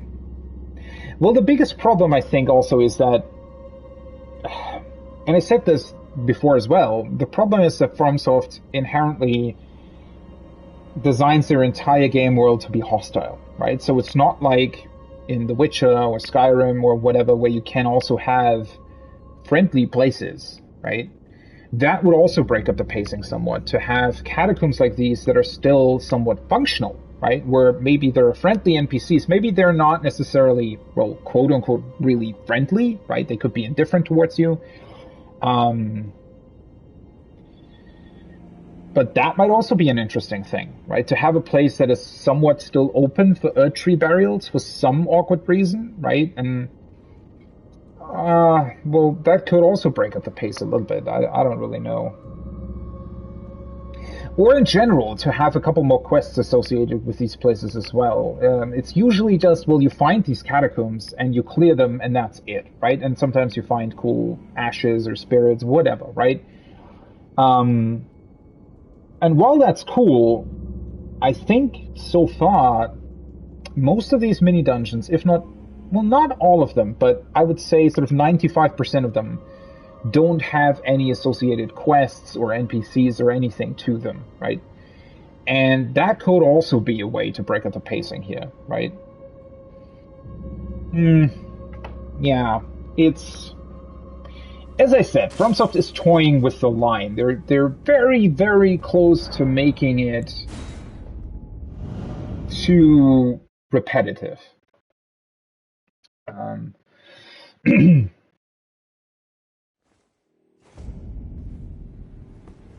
But, yeah, I don't know. That is going to be a very subjective thing as well. Funnily enough, though, this place was somewhat easy.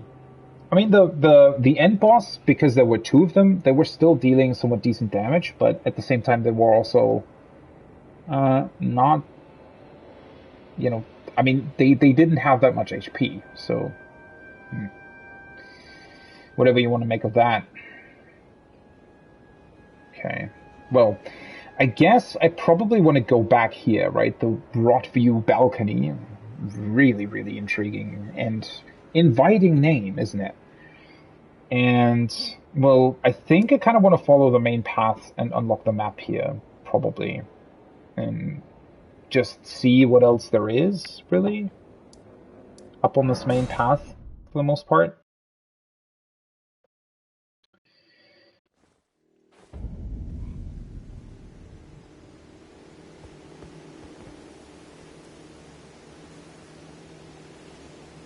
So that's where the castle is. Which is also quite interesting to me.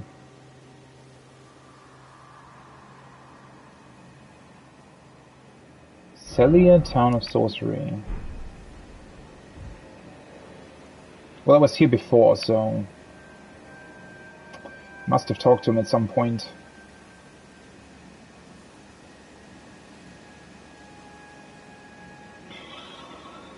Well, can't be helped, right? I guess we just need to get through this place. It's just, I'm somewhat debating with myself whether or not I want to mainly follow the route and try to uncover the map first, or if I won't want to,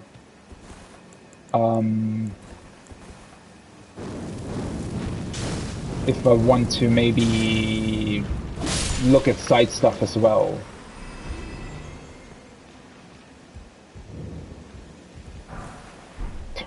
Hey, 5 of them, nice.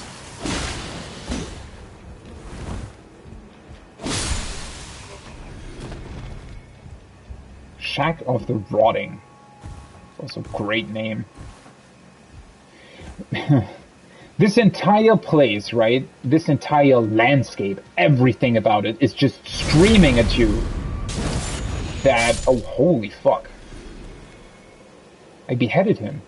I mean, not really, because the game, I think, doesn't really allow for that, but the animation looked like it. But yeah, this entire place is screaming at you, right? Don't come here. This is going to be death for you. Certainly an interesting atmosphere, but not really an atmosphere that I specifically enjoy. I mean, I can appreciate when a game is able to sort of, I guess, display this kind of atmosphere very well. But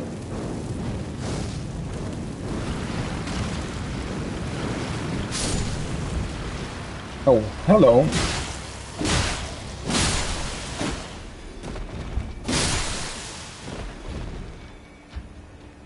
Where the fuck did they come from?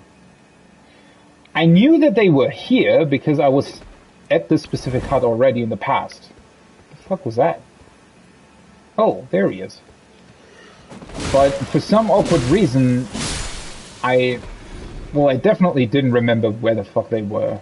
Maybe they came around the hut or something?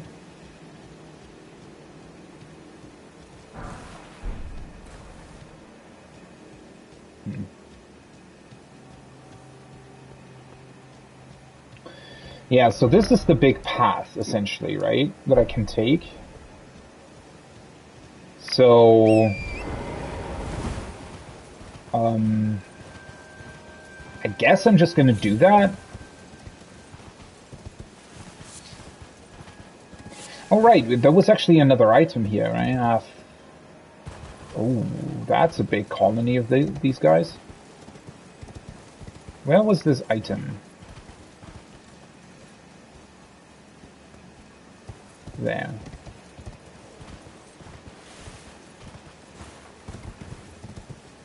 It's another one of those carriages. So they still exist here, though it looks like they are actually carried by something else in this particular case.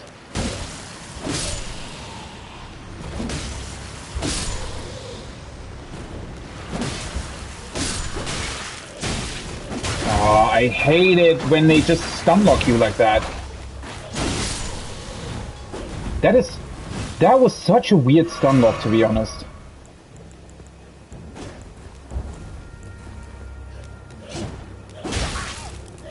Oh, for fuck's sake.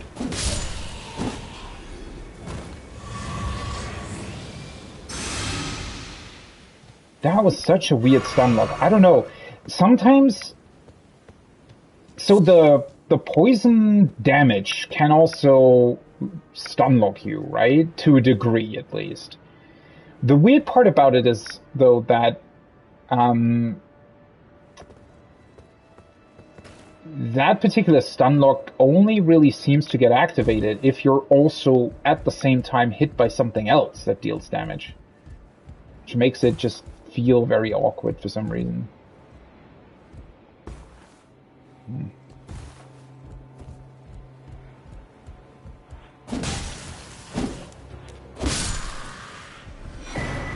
Hey, another rune arc. Well... Fuck, now I actually need to teleport back, huh? Oh well. Not a big deal. I didn't really kill that many enemies, so it's not really... Doesn't really make that much of a difference, I feel like. Where the fuck were these guys, though? They must be, like, buried underneath, right? Feel like something like that. I mean, it's certainly a very desolate landscape, right? The problem is, I mean, I know that some people also very much enjoy this type of design, and I get that, but for me personally, you know, I sometimes feel like it can get somewhat problematic because you know, if the game world itself, you know, yes, the atmosphere is good, but at the same time, what the fuck? I literally hit him first.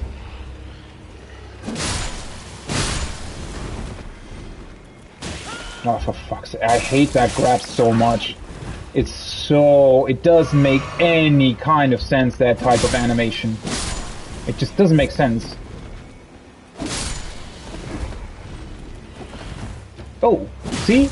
In that particular case, I was actually able to, for some reason, escape his grab. Though usually they don't allow for that, for some awkward reason. God, this is annoying to deal with. Isn't he dead? I thought I killed him. Or maybe that was the other two guys. I don't really know.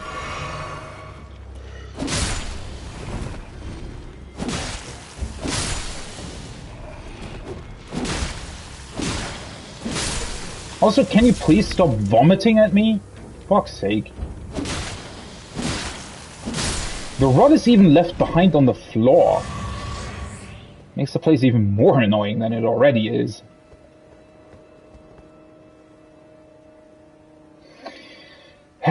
What was I talking about before? Yeah, about... I mean, the atmosphere is sort of great, right? But you definitely run the risk of making it too oppressive. And I know, you know, a lot of people will say, you know, it's supposed to be like that. It's a cool atmosphere, right? To get out of here with this pussy crap. I don't know. Right? Sometimes people have this sort of attitude of, oh, big deal if it's like an oppressive atmosphere, right? Deal with it. But, you know, while I can appreciate this kind of atmosphere, the game also needs to be fun at the same time, right? And if it's really just feeling like this overly desolate, death-ridden landscape, yeah, I mean, that can certainly be... It can make you feel quite depressed as well, right? I mean, not in an actual, you know, depression way, but in a way where it's certainly a bit, you know, just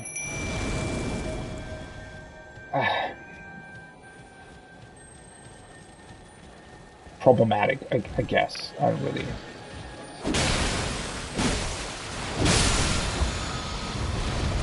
Whirl o' Flame.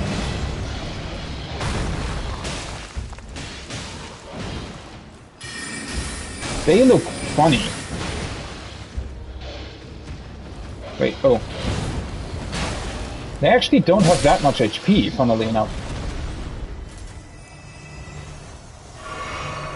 Strange.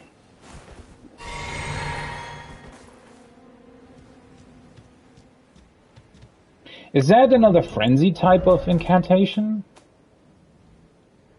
Or is that a flame thing? Whirl of Flame. Oh, it's a flame thing. Superior incantation of a fire monk creates a spiraling stream of fire that burns the area before the caster. Fire beguiles those who gaze into it, and so the guardians of the flame are also its worshippers. Only requires 13 faith. Huh. I probably should actually try out more of these incantations and sorceries that I've gotten over time.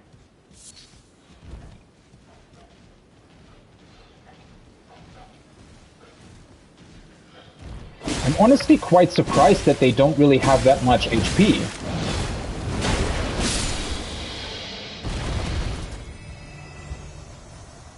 Weird.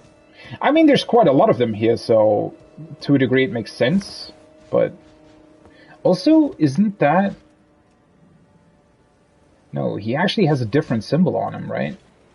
It's not an Academy Knight. I mean, that wouldn't have really made any sense, considering how far away we are from the Academy. But...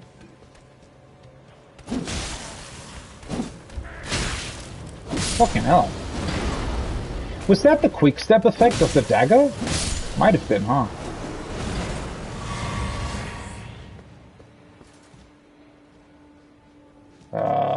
For fuck's sake, there's an item back there. probably gonna despawn my knight, right? Oh, for fuck's sake, I hate that so much. Such a dumb design choice. Oh well.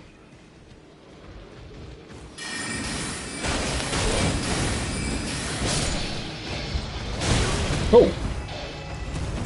They do have quite a lot of reach, though. God, they look so weird. Especially with their, like, very small forearms, right? They are very reminiscent of a T-Rex, aren't they? Very small forearms.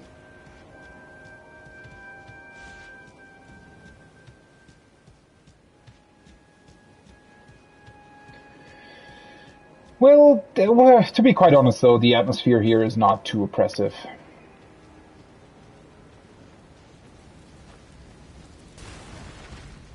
What?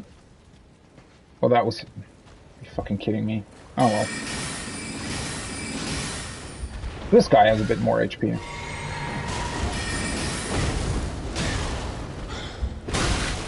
Fuck's sake.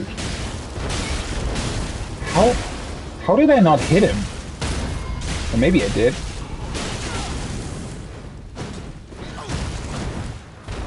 The fuck was that? Did he grab me while at the same time being stunned? I think he did, didn't he? Well, that was certainly not supposed to happen. Though I'm positively surprised that the area isn't as difficult as I thought it would be. Explosive bolts. Ew, you see that? It's actually... That reminds me somewhat of The Last of Us, doesn't it?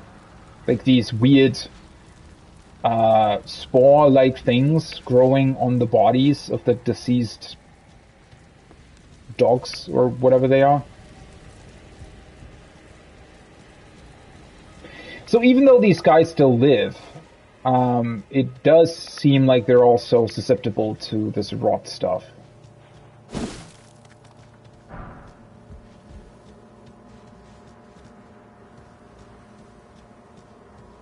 Looks like they killed the whole patrol, huh?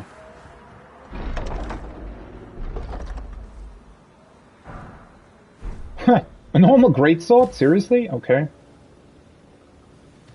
Well, let's kill that guy, and then I'm gonna go back and grab the item that's,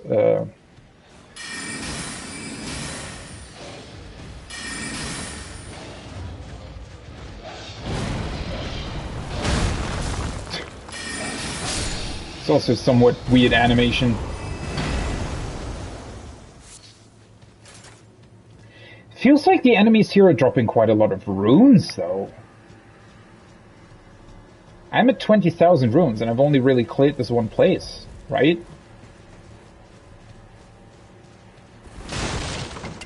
Well, to be honest, the game was bound to finally increase the amount of runes that you get from enemies, because for the longest time it felt like a little bit too bad.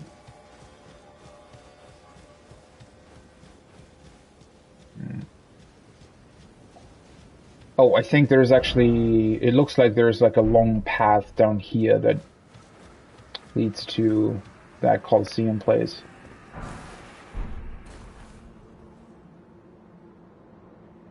I wonder if that giant pot will attack you. I don't think he will.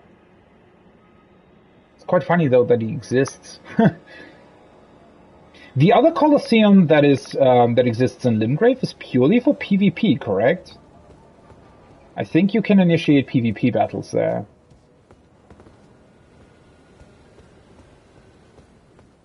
So I suspect that it will be somewhat of a similar case here as well.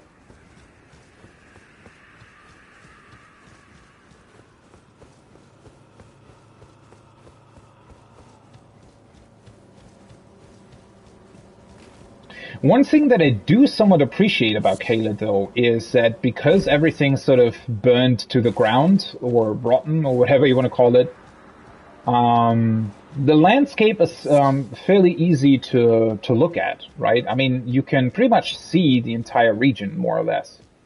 makes it somewhat easy to navigate and keep track of where you've been and where you still need to go.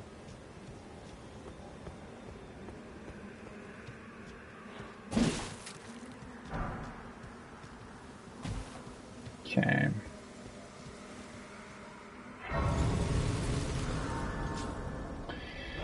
Lost Grace.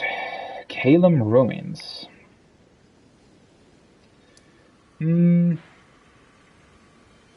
Well, I mean, that part of the map isn't too far away. But, I'm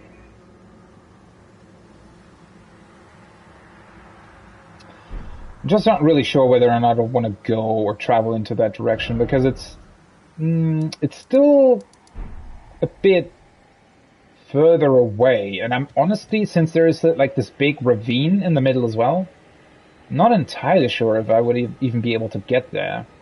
So to be quite honest, to make things easier for myself, I think I'm sort of gonna take the road as a somewhat of a limit for me personally right now, and I'm mostly gonna investigate everything that's west of the road, right? And then return to the eastern parts later on. Because that just makes it easier to keep track of where I've already been and where I still need to go, I think.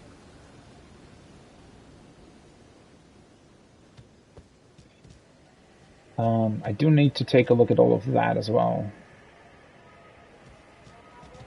There is some sort of... You see that? Or is that the hut that we were at? No, I think that's actually where we came from, right? Yeah, seems like it.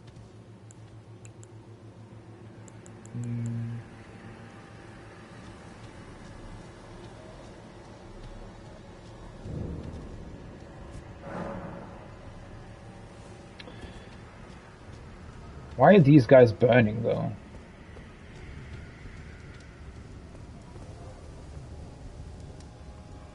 What is that sound? Maybe it's just the sound of somebody burning.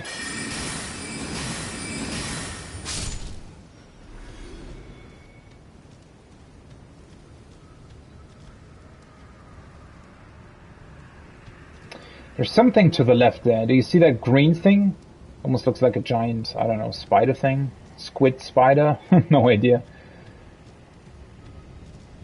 Oh. Oh no, never mind. It's these heads. Why do they exist here as well? That's certainly unexpected.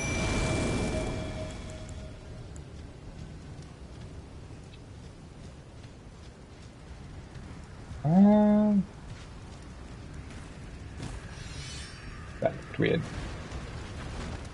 The fuck are you going?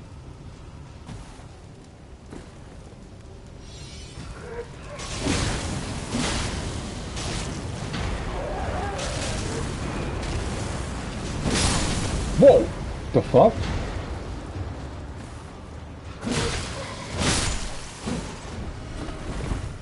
What just... Something exploded? Did you kill something that exploded?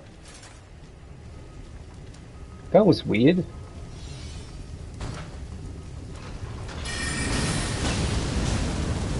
Oh, that doesn't really do any damage at all, does it?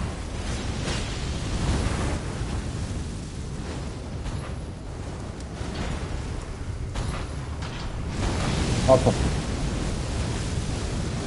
Oh...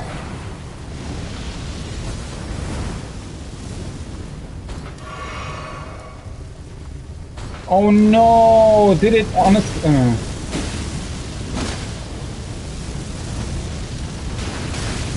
Whoa. Fucking hell, I didn't realize it despawned my... I've...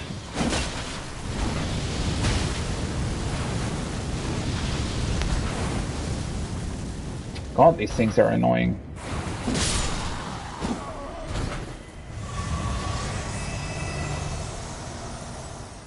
I think it actually despawned my summon. Oh, I hate that so much. Oh.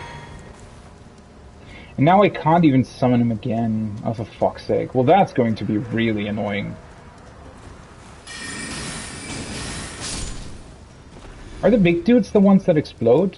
I don't think they are necessarily, but...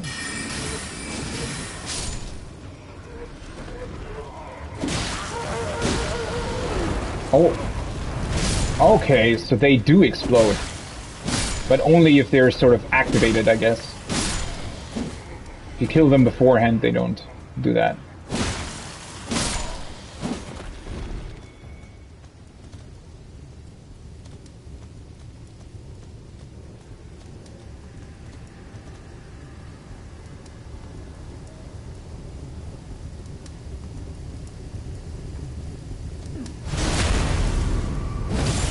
Okay. Well, at least you can do that. Now I know how to handle them. So you need to sneak up on them. That's good to know, I guess. And then they're actually quite easy to deal with.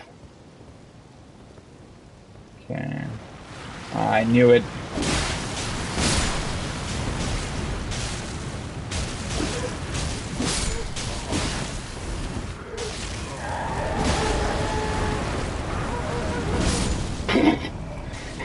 It's quite funny though that they also kill themselves, or rather the other guys that are next to them. How the fuck does that work though? Like, why the fuck are they still alive? Also, there's another one of those burning walls there. Huh. That's interesting. Almost as if they were meant to keep something out or in. I don't really know.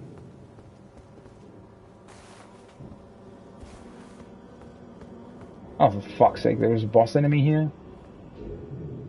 It would allow me to resummon within though, right? Typically.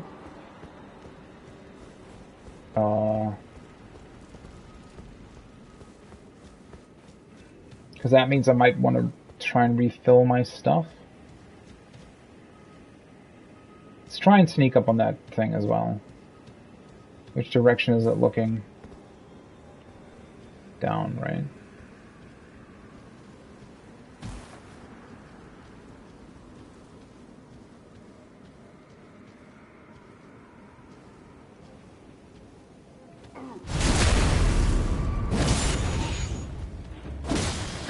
It's still very weird to me, though, that the whole thing is treated as the enemy, and the weak spot of the enemy is what is actually the enemy.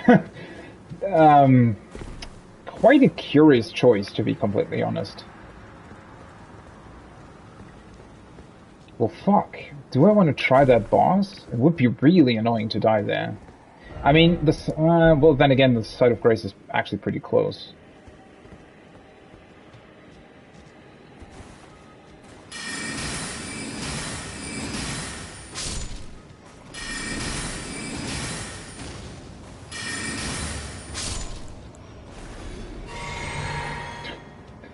I find it so weird that they're just confused if you kill something from range.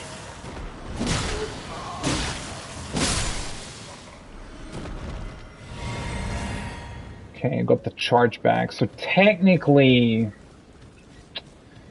I have everything that I need in order to defeat the boss, right? It's just the question of, well, how difficult is it, and am I able to resummon? That's sort of the biggest thing, because if I am able to resummon within the boss room, then it shouldn't be too difficult. If I'm not, then it can kind of screw you over depending on what it is. Then again, I mean, it wouldn't be too difficult to get back in here and deal with it and get the runes back if it came to that. Let's try and deal with it.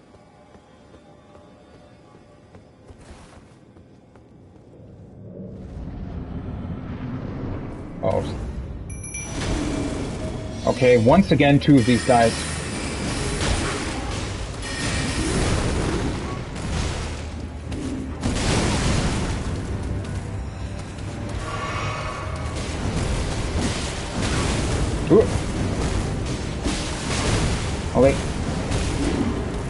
many...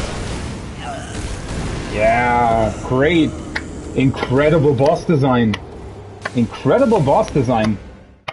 Wow. Really cool. So he just keeps hitting you. He just keeps continuing his combo. And obviously I was stuck against the wall without being able to do anything. Always. That is... Wow.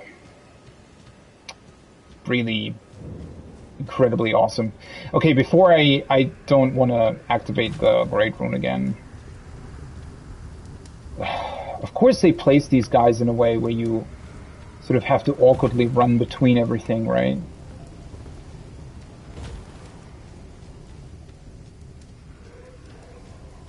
Oh, for fuck's sake.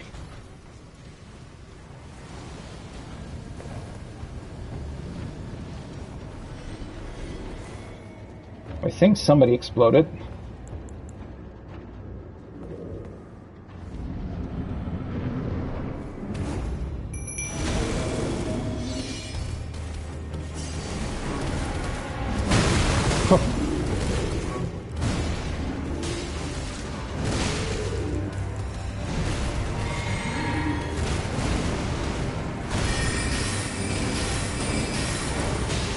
I hate it so much that you actually hit their fucking helmets.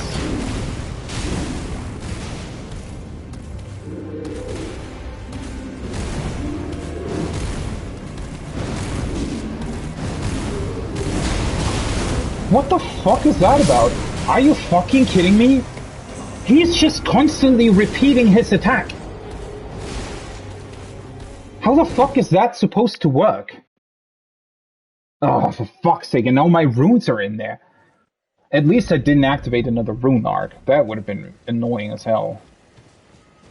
Are you fucking serious? And there's two of those guys?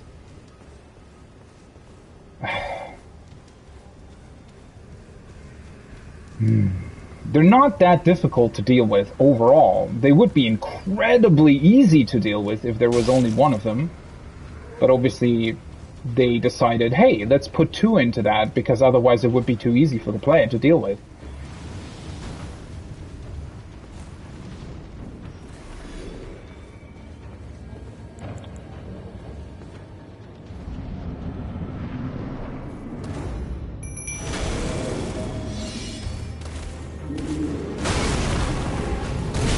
Pick up the fucking runes, you dumb fuck! What the hell? I pressed triangle like a million different times.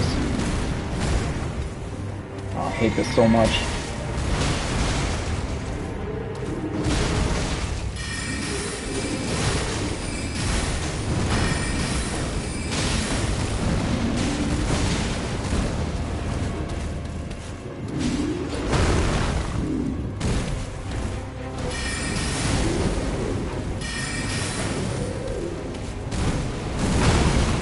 Why did that hit me?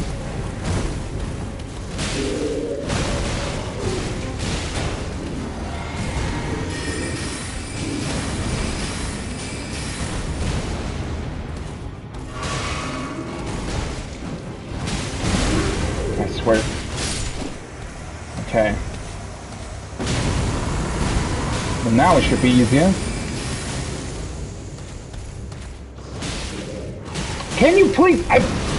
Press the fucking square button and not the L1 button first. Why is that still a thing? Like, seriously. Fucking hell. This was a lot more annoying than it should have been. Oh well. Yeah, I'm really not a fan of them reusing bosses and just putting in two at the same time. That is honestly very, very cheap. Especially in cases like this where they can sort of awkwardly stun lock you. Just honestly feels bad. Visage shield. Wait, that's a shield that works the same way as those weird carriages? Or whatever the fuck they are? Okay, let's use this again.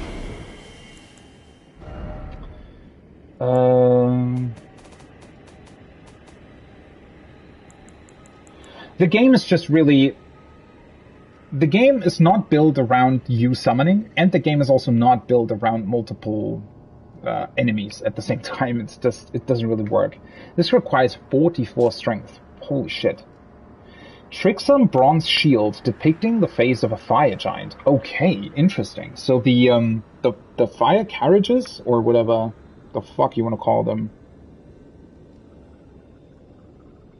I don't know, I feel like at a certain point in the past I've already heard about that, but... So they depict faces of fire giants. Which is somewhat weird, because I feel like, I mean, we fought the giants before already, right? So they didn't really look like this at all. Several tongues leap from its open mouth. Those are supposed to be tongues? The dreadful visage of burning flames are designed to remind one of the horror of facing a fire giant. In other words, the shield has an instructional function.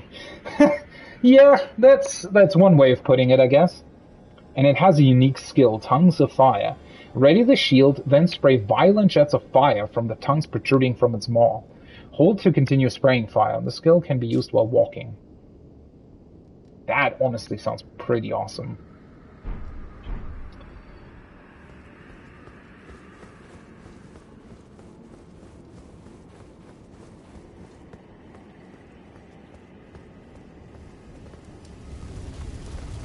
Fucking kidding me.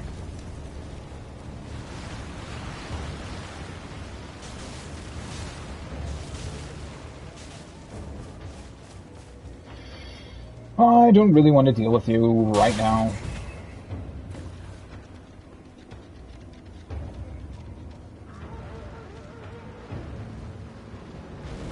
What the fuck is happening? Did they all try to explode? Or why the fuck did I see so many things being blown up? Hi! Where did you come from?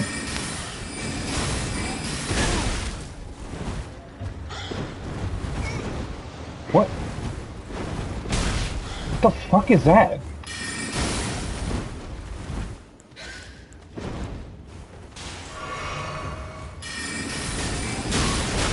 What the... They have...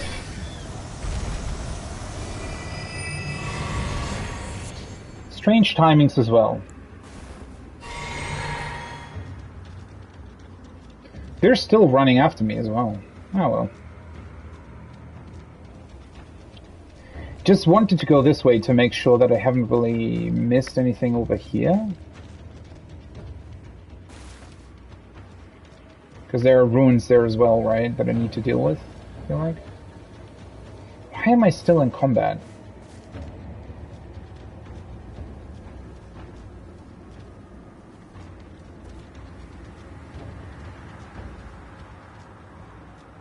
Where the fuck are you guys going? Oh, for fuck's sake, I hate the timing of that so much.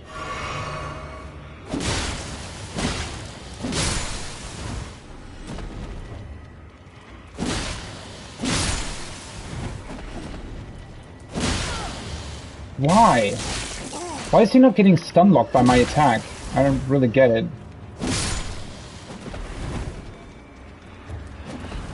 Fucking hell. Why? I pressed circle like years ago.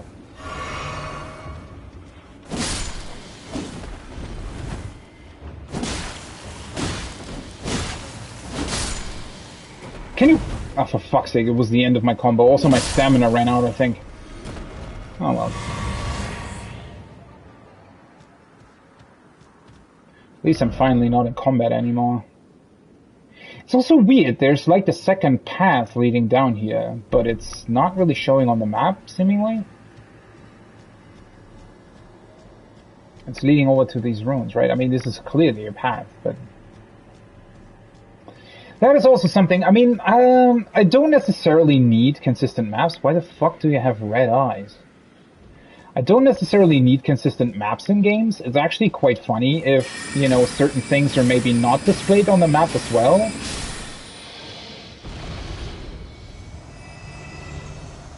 I wonder what the deal is with those red eyes. I mean, maybe that's nothing particular at all, but I don't know. But yeah, it can actually be quite interesting if maps in games are inaccurate or they don't display certain things. But if you do it that way, it also needs to be somewhat consistent. And I think in that particular case, there should be a way for you to either update the map or certainly, I don't know, there should be something, right? There should be something that would allow you to, I guess, deal with that in particular. Ah, for fuck's sake. Let's just do this. So yeah, I wish that the map would be a bit more accurate, I guess, at the end of the day. Don't show me your ass. What the fuck?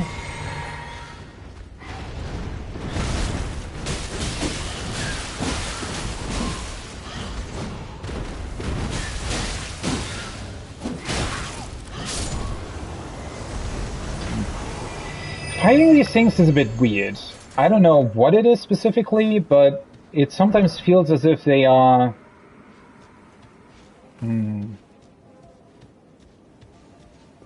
I don't know. Something about them feels a bit off.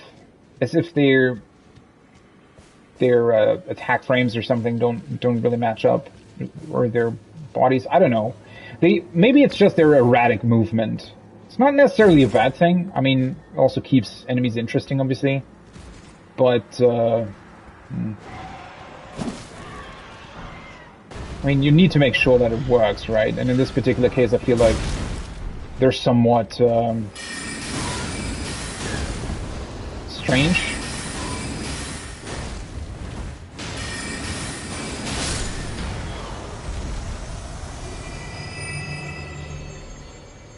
I have a lot of fucking runes. I completely forgot about that.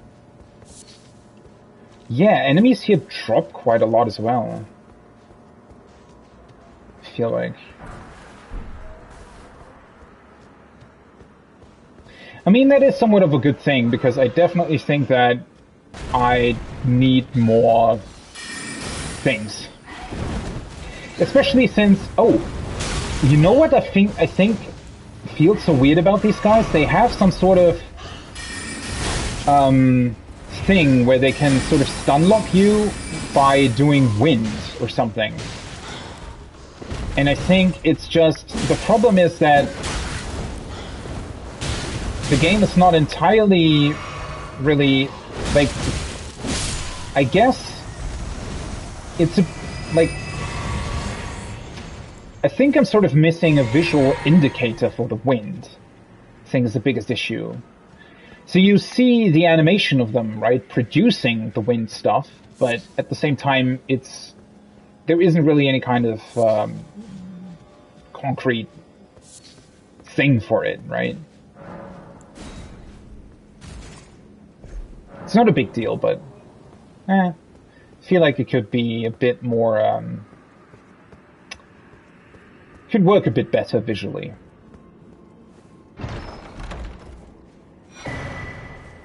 Sword of Sanctrina.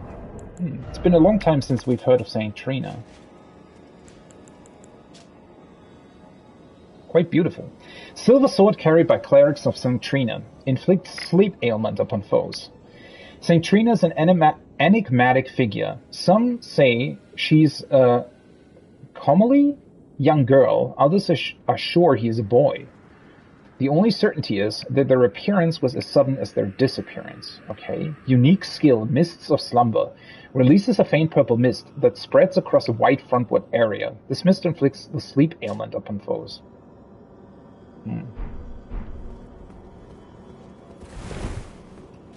I'm still wondering how effective sleep is against PvE enemies. Because the effect, and I've never really tried it up until this point, right? So it could mean all kinds of things, but the effect is described as your opponent losing FP when the sleep effect activates. And that's also how it affects the player itself, right? I think I was that weird crab in the academy actually inflicted sleep upon me, and I think the only real effect that it did, it also sort of locks or stuns you for a while, obviously, right? Or for like a couple of seconds. You are not really able to move and are open to being attacked, which makes sense for an effect that is called sleep, right? I mean, you would think that it would inflict some sort of state on you where you wouldn't really be able to do anything, but yeah, I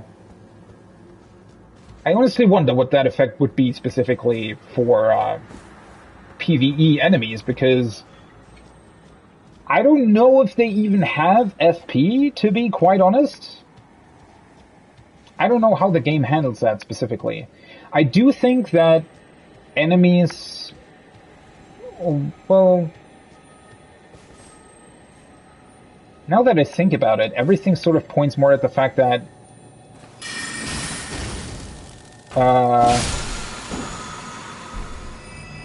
enemies most likely don't have any sort of endurance or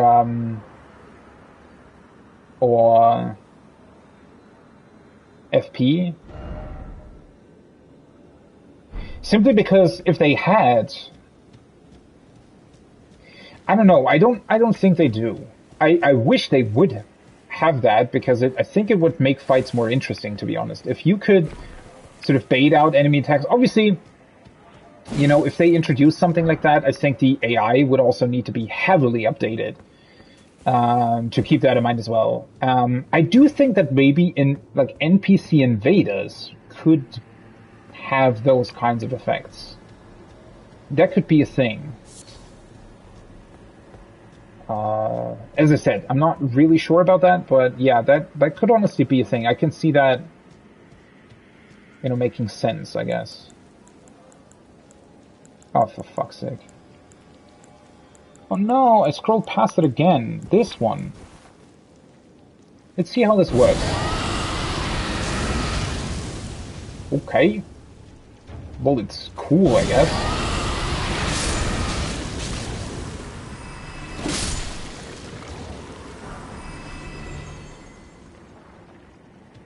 It's a bit of a long effect, right? I mean, it can sort of stun lock the enemy, but it also...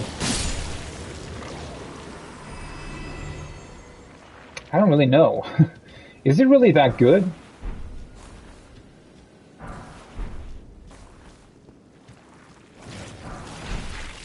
Oh, there's a couple more of you guys. Wait, can he charge this, potentially? No.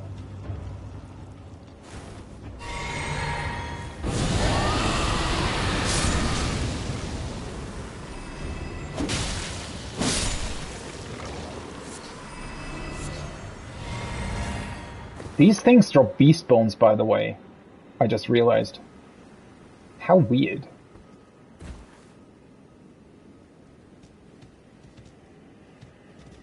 Okay, so this should technically loop back to... Well, not really Limgrave, but... That is Limgrave, but it loops back to where it started, Caleb, more or less. I don't really know if it's worth it to look at this area. Yeah, that's just the flame wall again, and I've pretty much already been here, okay. Is this really the castle, though? I thought it was, but now I actually have my doubts about it. Oh, there is another castle all the way in the back. Do you see that? That one. I think that's the actual one. That also looks much bigger. This one must be some sort of smaller fort. Yeah, this is definitely not the castle that I'm supposed to go towards. Which is a bit unfortunate, to be completely honest. Wait. There is a soldier here. So there are still some soldiers active as well. Which is interesting.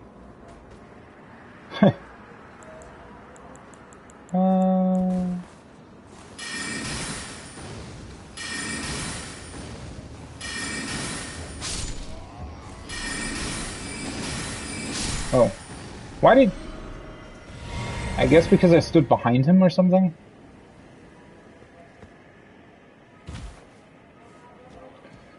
So there is a cave here. That would be cool, because that means that there is another site of grace. Yeah. Nice. Cool, cool, cool. Okay. Yeah, this is Limgrave, so...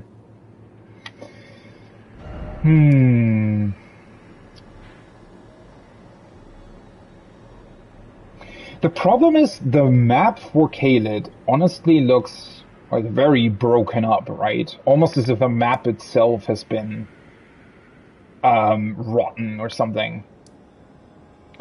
I wonder if this connects back to the Gale Tunnel. That would actually be pretty awesome. It might honestly be, right? I mean, technically, that would make... Yeah, it does. Okay. Cool.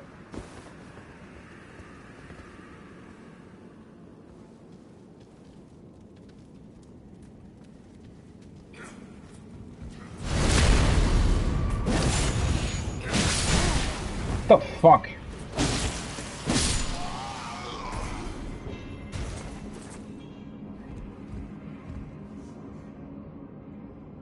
It's a large drop. Wait, is there no... Why is there no site of grace here? That's weird. Why does the Gale Tunnel... No, it doesn't have any site of grace anywhere. At least as of now. Fuck. I'm not missing something, right? No, the site of grace wouldn't be outside. I mean, it might be that there's one close, though. Doesn't necessarily look like it. At least I don't see anything.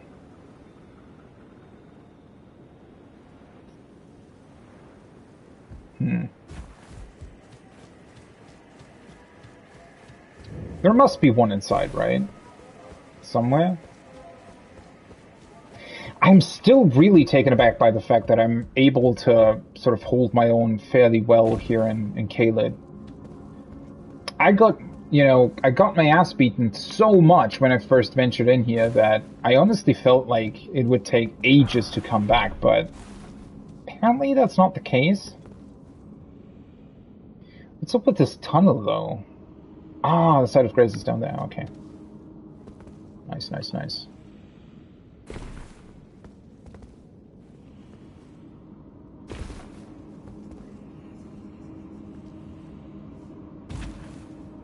It's just weird that you're apparently not able to go back up again.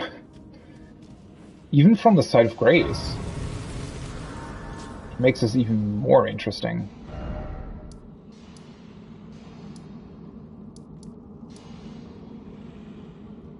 Huh. It's honestly actually a bit annoying. Because... looking at the map, Caelid seems somewhat larger than I thought it would be.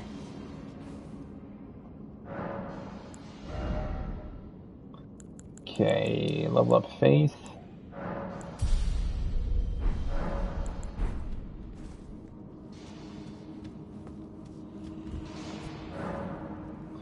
How many runes do I have? It's not that many. Certainly not enough to get to another level.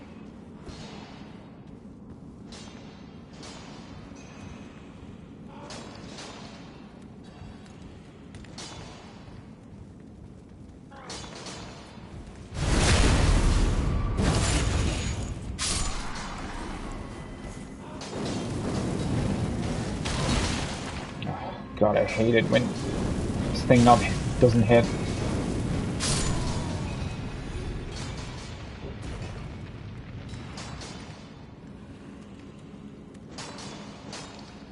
There's a lot of people here. A lot of people.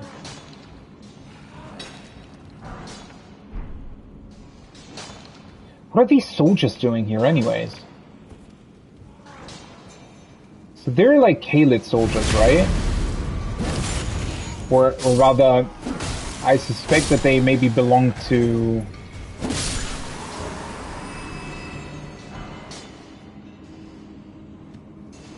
Do you think that they belong to, what's his name? Radan? Kingdom of Radan or something? That would honestly be quite interesting. Because you wouldn't necessarily expect that, right?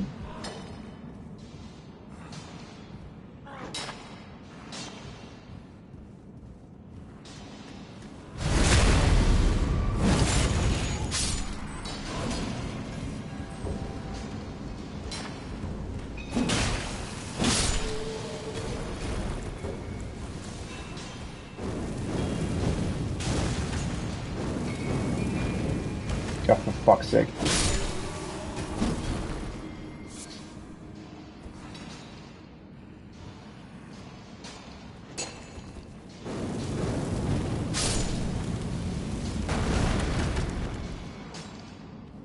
Still funny to me that the other guys just don't care about that. Something explodes behind me. Oh yeah, sure, must have been probably like a usual occurrence here, right? These guys exploding all over the place.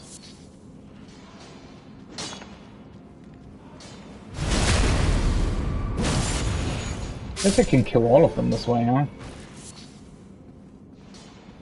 Nope.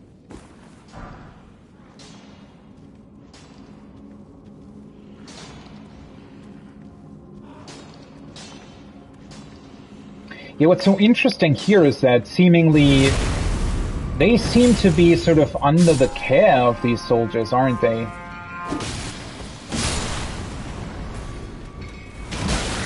Oh. That was good tracking, actually.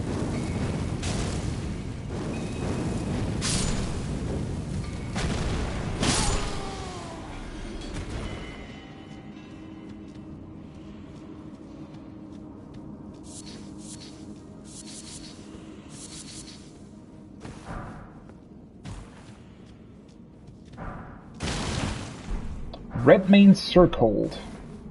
Cold? Coat. Maybe that explains who they are? Let's see. Why is this here, not here? Armor worn by soldiers who fought by General Radan's side. Yeah, so these are actually General Radan soldiers. The surcoat depicts a red-maned lion raising a sword in the image of Radan. Thus, they were Redmanes, and all proved they were worthy of the name. Okay.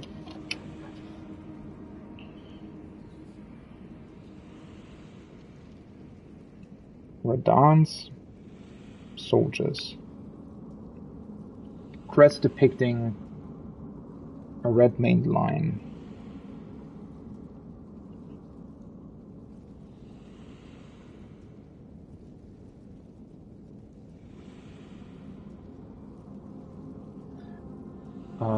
In the image of Radan.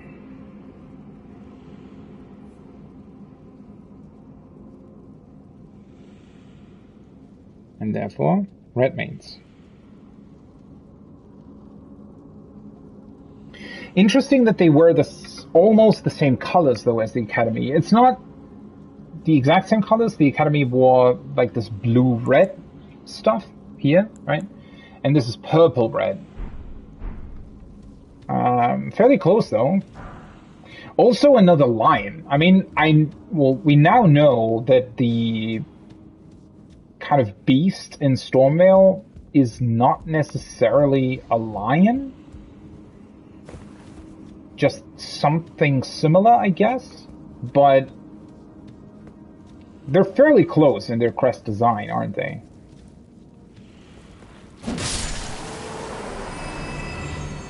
Why are these guys here? Oh, there is a big one as well. Of course there is.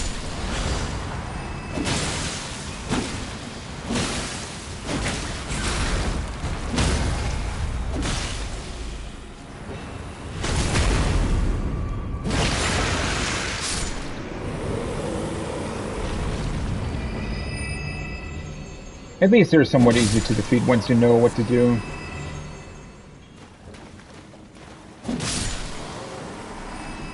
It's very interesting.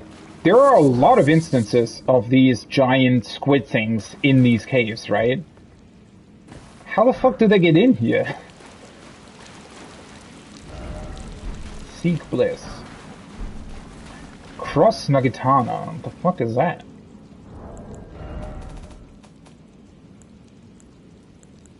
Where is it? This one. That is a spear? Oh, it is. Weapon consisting of a three-pronged blade affixed to a long pole. The long central blade closely resembles a katana.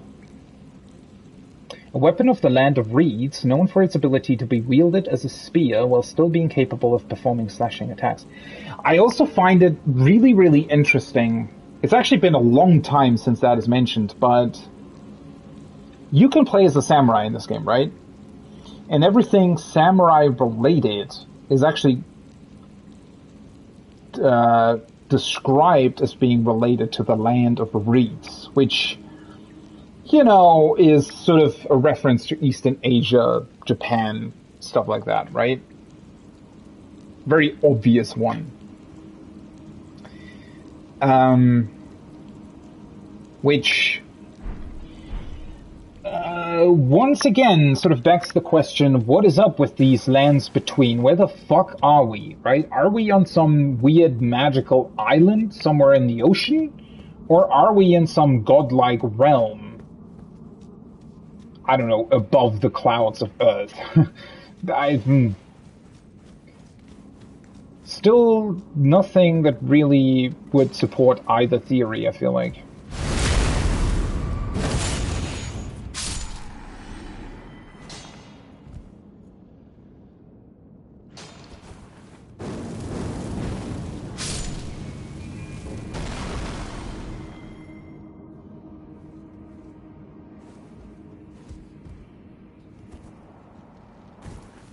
Oh, hi.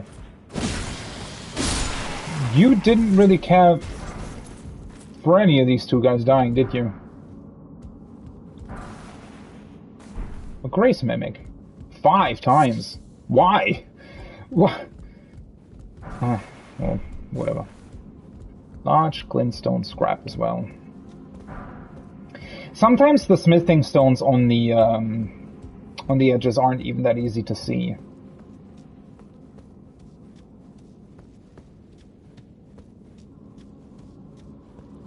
This is a long tunnel, though.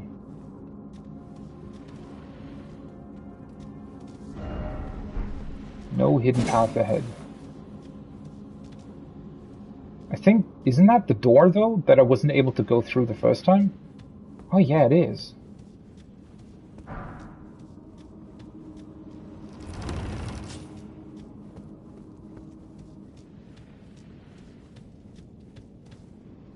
Wait, there were 2 sides of Grace here? Rear Gale Tunnel entrance. I did not remember that. I'm still quite confused by the first side of Grace, though, because, I mean, what's the point exactly? What the fuck is that? Because if I would teleport to the upper side of Grace, there is no way to actually get to the top of the cave, right? At least I don't think so.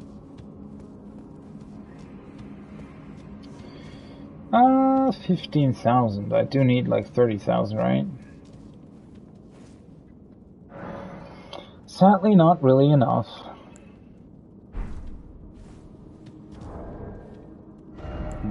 I do need to take a look at my equipment, though.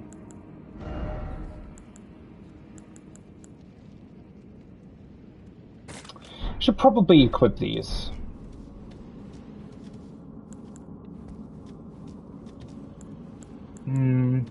Let's do this. See what's going on here. Also, whatever this thing is, magma worm, another one?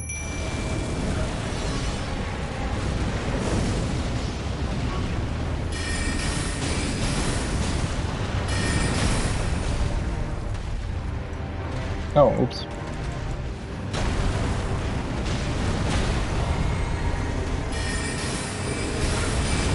This doesn't have nearly as much HP though as the other one. Oh, I hate how long your fucking things can take though. His HP isn't bad at the same time.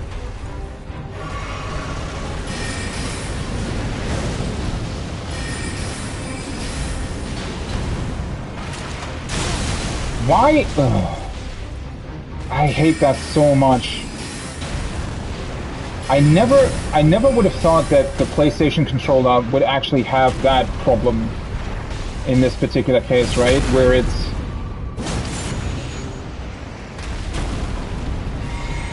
where you need to watch out that you don't accidentally hit the right D-pad while hitting the down D-pad as well.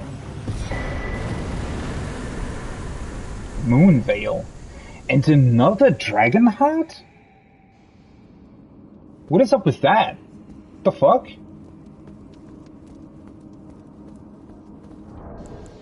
Wait. Would it be here? Yeah. I have 2 dragon hearts now.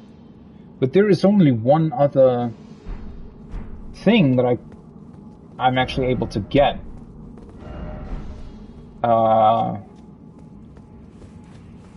From this, right?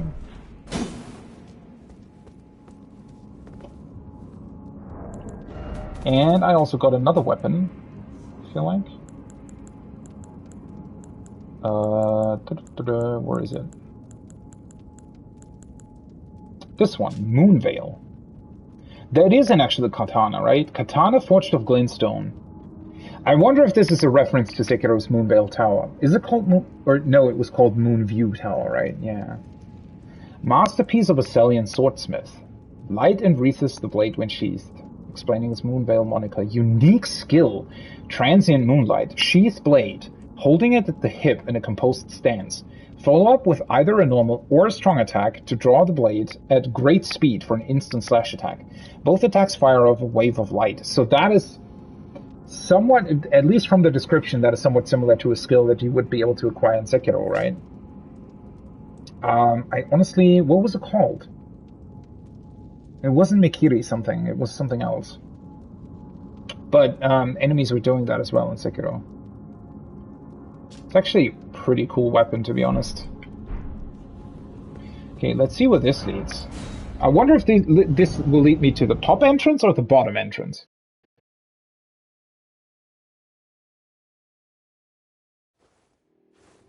Okay, the top entrance, fair enough.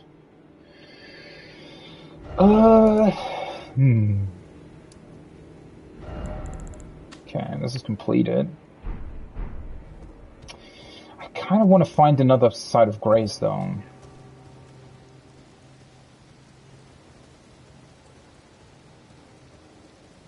There should be one somewhere close by.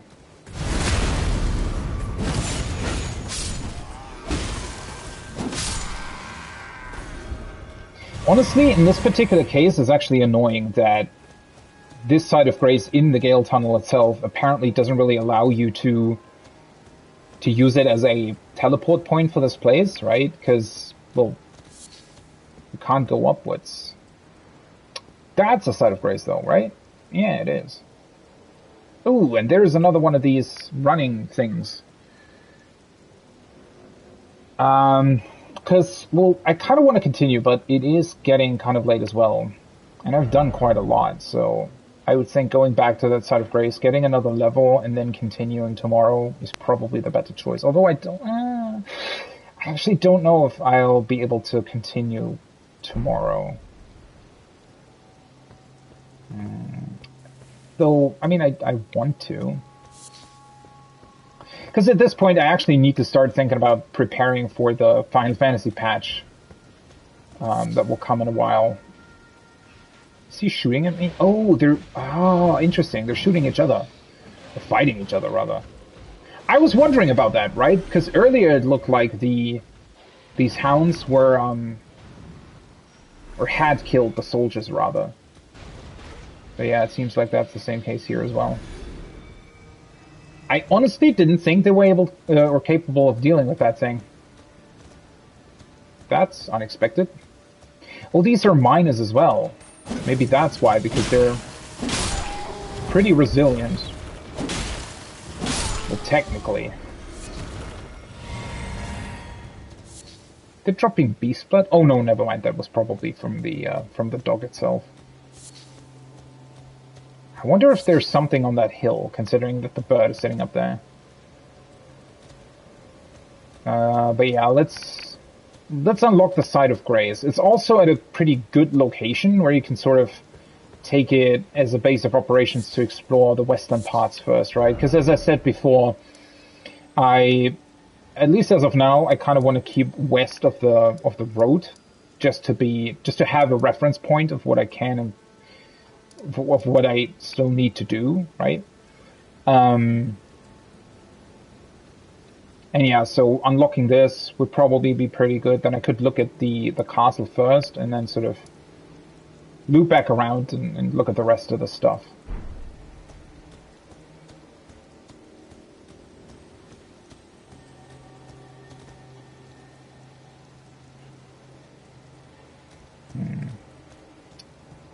Well, let's unlock the site first, right? Because you never really know.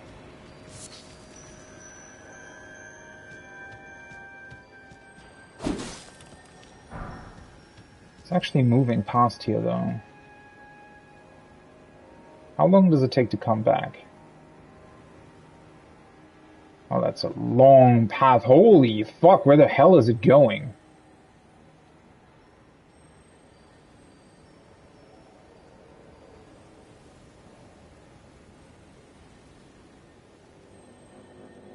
Is it even coming back? Oh, there it is. Oh, for fuck's sake. I don't like the design of these things, to be honest. That's sort of unnecessary, I don't know. It's funny the first time, right? And sort of figuring out how to deal with that and what to do specifically, but once you've done it, you know, all the other ones are just annoying.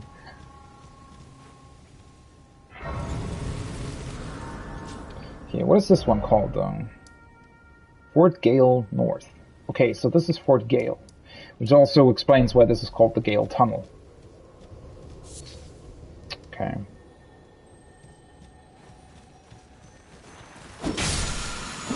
Nice. Ash of War, Flame of the Redmanes. That's an Ash of War?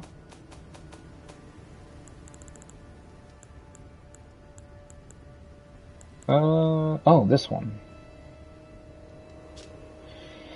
Flame of the Redmanes. Skill of the Redmanes who fought alongside General Radahn. Produce a powerful burst of flames in a wide frontward arc. Okay. Doesn't sound too bad, to be honest. Well. Yeah, I definitely have enough runes to level up as well. So I'll actually... Let's end here. Or rather, not here, but, you know, at the round table hold. But with this as our checkpoint from this place. Next time, yeah, I probably... Maybe I'll check out the mountain range again and the path that leads here. And then I'm going to check out the fort. I'm going to check out these ruins. Seemingly there are other ruins here as well. And then we're going to continue along the path to first probably unlock the map. I wonder how many map unlock points there are. Well, I can see 2. There could be either 1 or 2 other ones. I suspect there's only going to be 1. Because usually, I mean, so far the game hasn't really had that many, right? I mean, Limgrave, I think, had 2. The Weeping Peninsula was another one, and then Liurnia actually only had 2 as well, I think. East and west.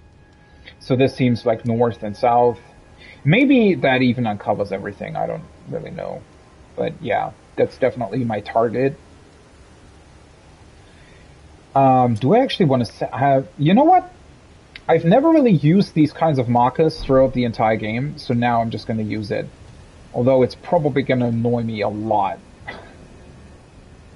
Not a big fan of these. I don't think they actually fit the game. that well. But yeah, that's where I want to go as well. That's where I want to go, and on the path to it, just look at everything that's there. And yeah, hopefully we'll be able to make... I mean, Caelid is a big area, right? So that is going to take some time to get through. And, well, I'm just kind of glad that I am able to do it, to be honest, because I was honestly kind of scared that I would reach sort of the upper portions here towards the capital and suddenly would realize, well, fuck, these enemies are really, really tough to deal with, and then come back to Caelid and see, fuck, these enemies are really, really tough to deal with. But thankfully, no. It seems like I've leveled the right stuff, or I've leveled enough, or whatever, something of that sort, to be able to handle this stuff here in Caelid. So that's good. Because otherwise it can get quite frustrating. I think, especially at the beginning of the game, I felt like I was just a bit underleveled, and, you know, I get that these games are supposed to be challenging, but I'm the type of person, I usually, you know, I like to have somewhat of an easier time the first time through a game, right? Which is why I actually rarely play games on the highest difficulty right the first time. I know it can be quite interesting, to be honest, because it is a very unique challenge to approach a game on its highest difficulty the first time around, because you don't really know anything about it. You don't know anything about enemy placements, you don't know anything about, you know, what's the best weapon, what's the best strategy, what kind of options are even there, right? So it can be kind of a unique challenge, but usually I also, because I'm the type of person who wants to know what's going on, right? I'm interested to see, well, what is happening here, right? What's the story behind it? What is this world? What kind of different places can we uncover, right? There's just so much to see and learn, and so I prefer to get sort of an overview over the whole game first and then attempt more challenges. And so I'm kind of glad that, you know, in terms of stats, these enemies don't seem to be too tough to deal with. Because otherwise it would just get a little bit annoying and frustrating. Oh well. Let's go back to the roundtable hold. Let's see if finally somebody comments on Rogier's death. I don't think they will, but we'll never know, right? Also, this guy is still here. Ah, I've been waiting for your return. I've decided to leave the roundtable hold after all. As I mentioned, I'm off in search of the noble gold mask. We may not meet again for some time. If there's any incantations you wish to learn, now's the moment. Did he actually have something that cures rot? I don't think he does, right? Heal...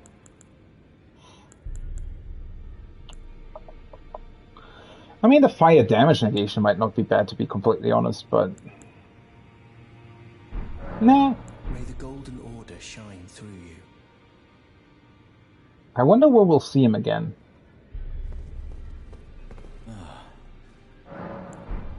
He's still not commenting on Rogier. He's just gone. Really, really weird. Oh well. Okay, let's level one more time and then end this. For now. I probably... Do I want to talk to Fear again? Sure, why not? I just need to remind myself to use the Baldachin's Blessing. Okay, 31,780. Well, I took you for no matter it's out your arms. Yeah. 31,780. Let's actually take a look at whether or not there might be things that I could sell here. I can probably get rid of the Sage Trousers, since the Spellblade's trousers would technically be better anyways. Although, do I really want to?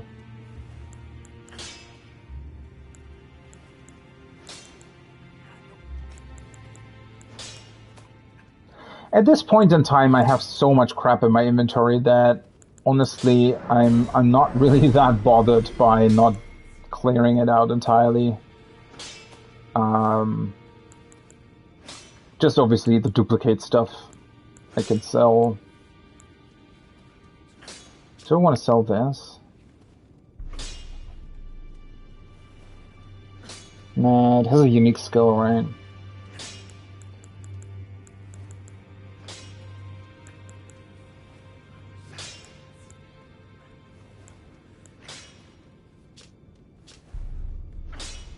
This doesn't have a unique skill, though. Let's get rid of this one, to be honest.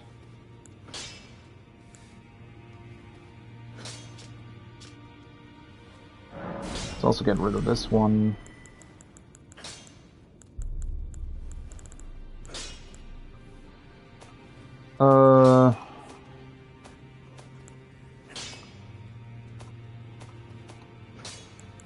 Shit. I already forgot what I specifically need in terms of the... What was it? 31 something? These things I can get rid of.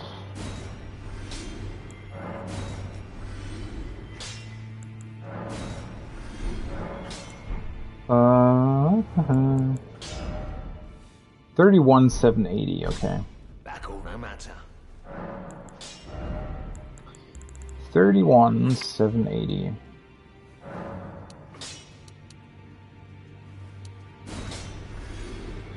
Oh, 780, okay.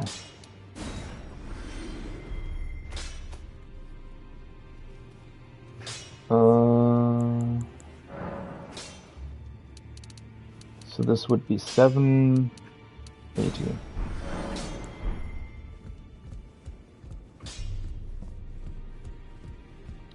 Honestly, today I've leveled quite a lot more than I thought I would have.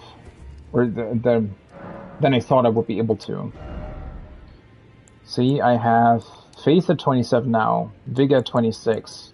So I'm only missing 3 levels to my current goal. And then I thought, yeah, I wanted to put Intelligence at 24 because I have another skill that can be utilized when I have Intelligence at 24. And after that, I'm probably just going to put more points into Vigor. Currently, at least. Yeah, so I want to get to 28, and then this to 24, and after that, I'm probably going to try and get Vigor to like 35 or something. I think that's going to be fairly beneficial. Because honestly, at this point in time, that's sort of the biggest thing, or the most important thing. I just hope that, because one thing that worried me slightly is the fact that that weird worm had so much HP, right? The one towards the Altus Plateau, or Atlas. Is it called Altus or Atlas? No, I think it's Atlas, right? Yeah. It kind of worried me that like magma worm had so much HP, because I hope that they're not just increasing HP for some of these bosses just to make them sort of artificially challenging.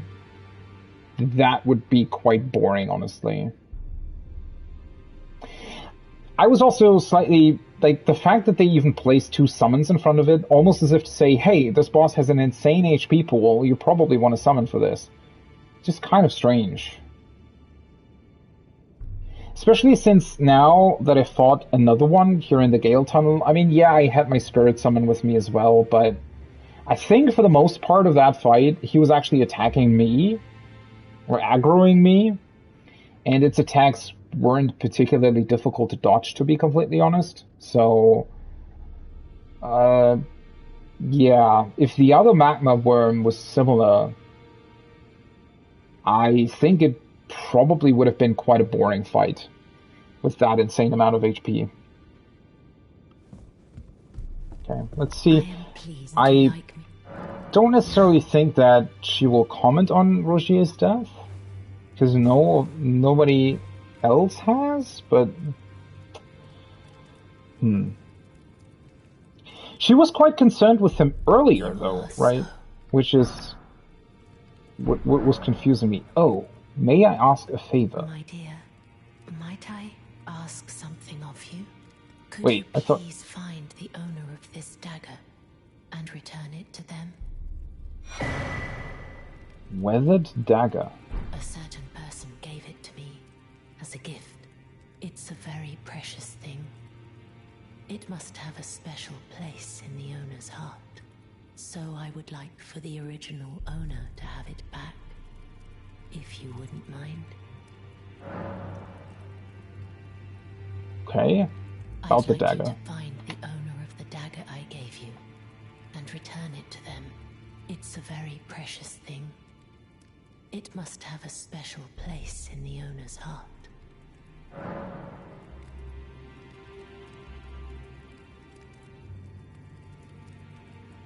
I think she's just gonna repeat that, right? Then good day to you, my dear. What an intriguing request all of a sudden. Absolutely nothing to do with Roger, probably, but... what brought this forth? Either it has something to do with Kaled, or it's maybe because I talked to her a specific amount of time. How am I supposed to know who that dagger belongs to, though? Is it on key items? Yes, it is. Dagger received from Fia, deathbed companion. She wishes for it to be returned to its rightful owner. It was once a special weapon of gold and silver intertwined, but is now worn down and marred by a black gash.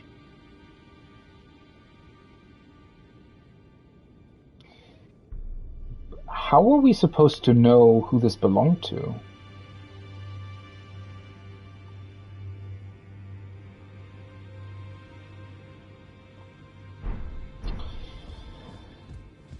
It's not these, right?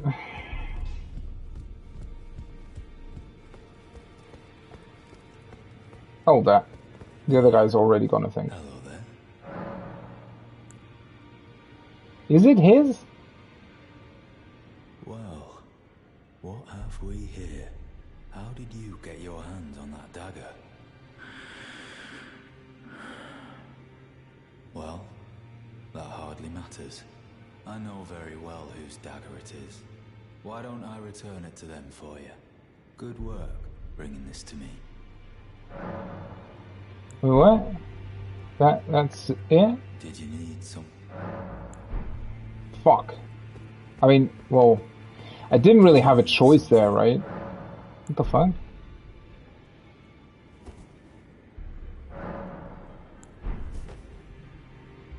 Oh, now he's gone too?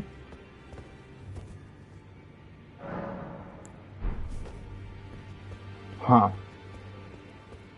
Fuck, everybody's leaving me! Don't leave me alone. You guys will stay, right? Where the fuck's the door open? Why the fuck is she... No! Please don't tell me Dee did something to her.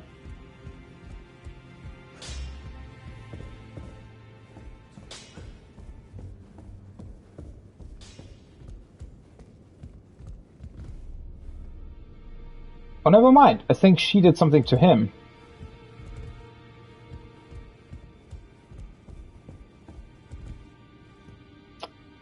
That is her, right? Yeah.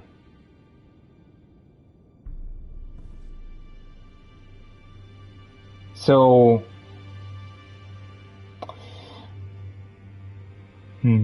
As I suspected, Dee probably didn't handle the death of Roger very well.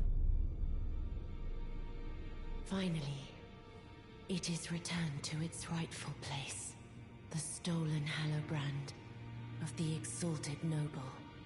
And now, I must bid you goodbye as well, though I ask you deliver this message to the Round Table Hold. I am Via. deathbed companion, hark-crowned table. Disturb not the death of Godwyn, the exalted.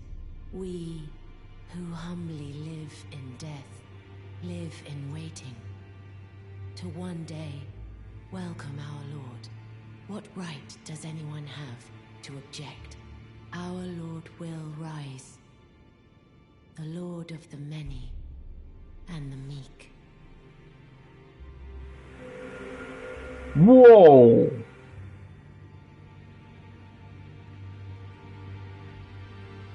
Okay, so she was working for the Lord all along, or the Death Lord or something?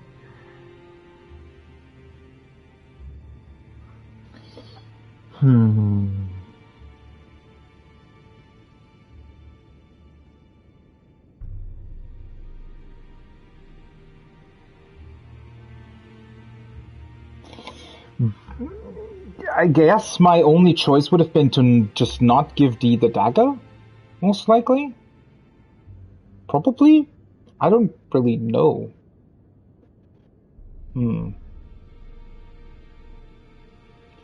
Rather intriguing. Sophia did...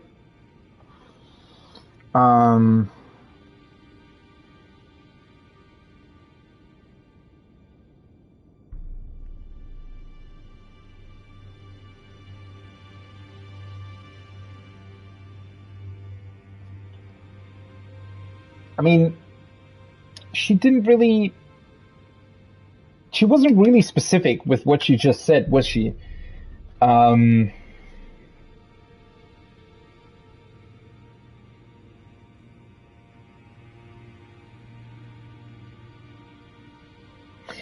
not quite sure what to make of this. So... Did she maybe... Now that I think about it, right, she did speak of Rogier quite a bit. So now I wonder whether or not she sort of nudged him a bit in the direction of looking into the whole Death God case for her. Well, doesn't that mean, though, if Fia is connected to the Death Lord, and if I am also a vassal of Rani, and well, the whole thing with her is that we were sort of looking for her body for some reason, though I don't really know why exactly. The plot thickens. This is quite interesting indeed. I don't really know what to make of it quite yet. I mean, Sophia is connected to those who live in death, then, apparently.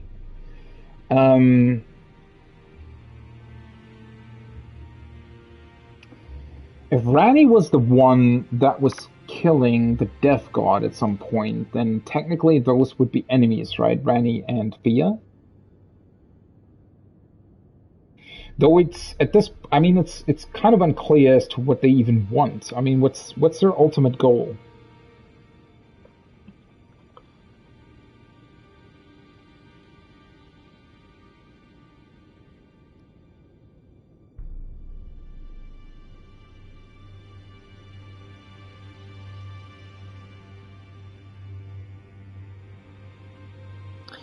She was connected to Godwick, though. God, I hate the naming conventions here. So there's Godfrey. There's Godric. And... No, or was she saying Godwin? Godwick. Godwick? Oh, what the fuck. I need to rewatch that back. Why do they all begin their fucking names with God? Whatever. I mean, well,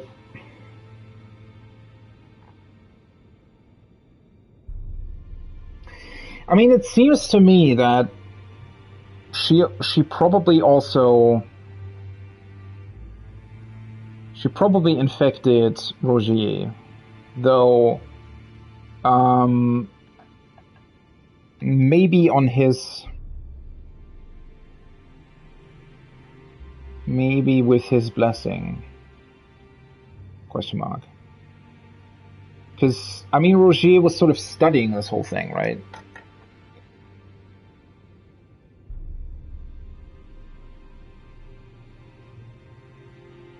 But, I mean, seeing this body, clearly those thorns is something that she can produce as well.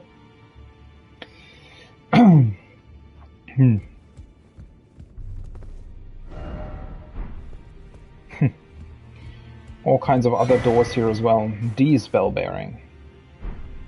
Twinned helm, twinned armor, twinned gauntlets, and twinned greaves. Yeah, suddenly all the people are either dying or leaving me.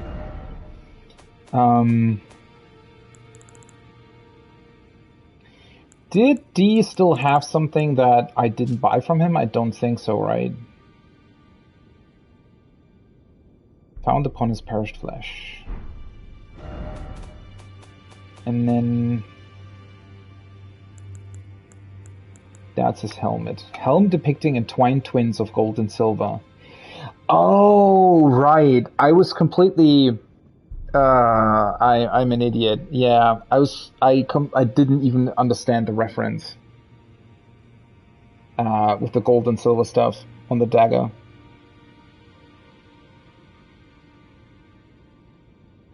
The two known as D are inseparable twins. Wait, they're actual twins in there? They are of two bodies and two minds, but one single soul. Not once do they stand together. Not one word do they speak to one another. Perhaps this armor longs to find its way to the other D. What?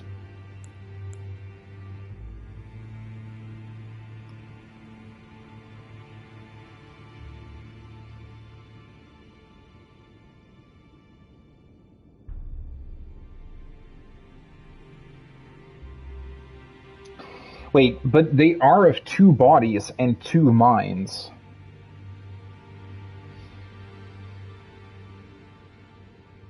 Right, so we did hear about him having a younger brother. I think that's actually what this refers to, right? So they, whatever that means, that they have one single soul, but they're not like Siamese twins or something.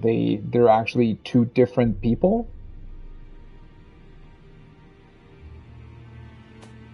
But their mind seems to be connected somehow.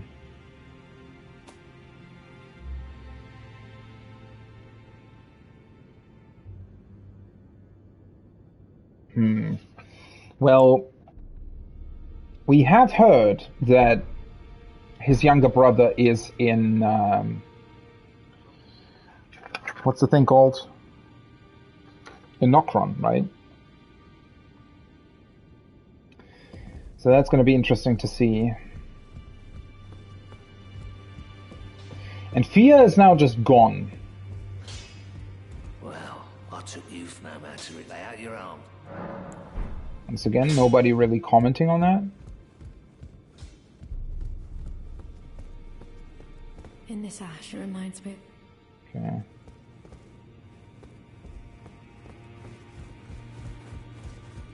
And I'm supposed to inform the round table hold of what happened here. Are you here for spit? There's something you should know. You about something. A little while ago, someone started lurking in the wing on the opposite side of the round table. And I can hear, from all the way over there, the howling and wailing of spirits in fear of a curse. I can even hear the repulsive twisted malice in itself. A plethora of spirits in an unceasing cacophony. I can't even imagine. How much suffering inflicted to who knows how many souls. Not even the grafting caused anything like this to happen. You should keep your distance. I know you're strong, but please. I can hear it from across the way, the howling, and you should keep your distance. I know you should... What the fuck is going on now? Is everything going to shit?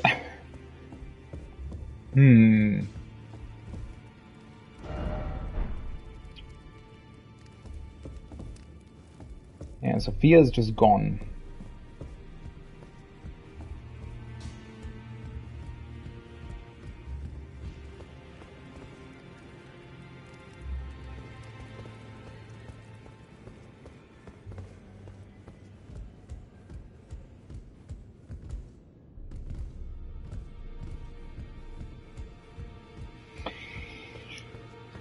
I don't really know what to make of this, to be completely honest.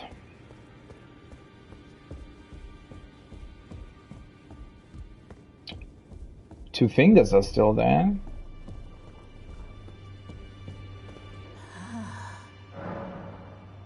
Now, that door.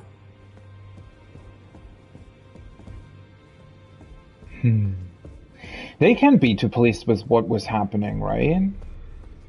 The way... Still can't really make out what's even going on. Oh, another door has opened here as well. Gideon! The fuck? You're the only kind of really still here. He just doesn't care about that, huh? You don't.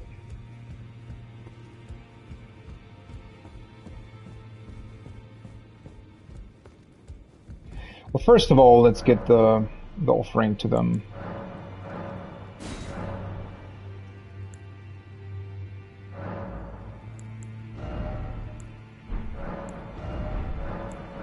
Why is this called Bell Bearing Shop 1? And then you get into another menu with the two. Why isn't that just displayed here? It's kind of weird. Also, they still have 5 rune arcs, which is kind of insane. What the fuck is going on here?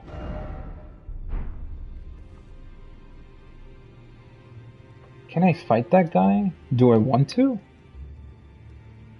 Ugh. I probably wouldn't be able to summon here, huh?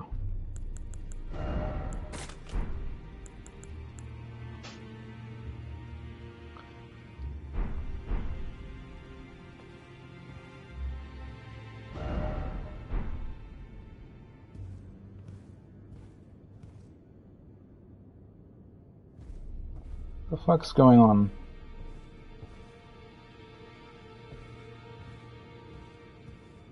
Who the fuck are you? What even are you? Are you a person? Has this thing been in here the entire time?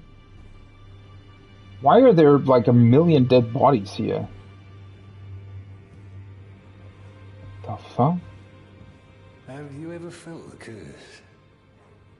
With your whole being, the pox upon life itself, feared and despised by all. The reviled blessing. Apparently not. You are but a lamb, a stranger to defilement, ignorant of your own ignorance. You no longer interest me. I've been long without peace. Don't spoil my quietude. Who the fuck are you, and why? What is going on with these weird limbs? Is that a particular curse that is spreading around? I thought that had something to do with the grafting that was taking place, and that they specifically afflicted that upon themselves on purpose to...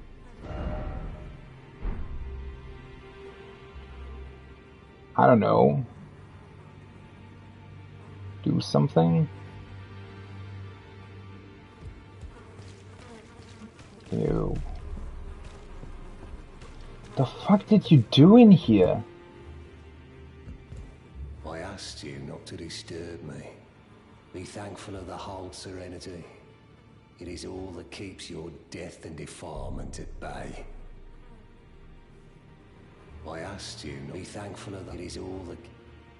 The fuck? Can I please kill him? I don't want him here. You're disturbing my peace and quiet, you fucking weird thing. Guy. Whatever you are.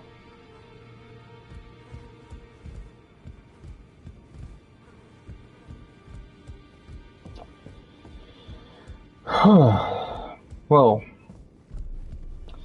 No idea what this is about, to be honest.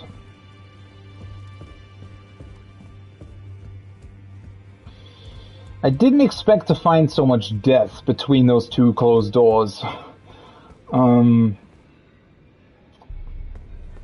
That is certainly somewhat unexpected.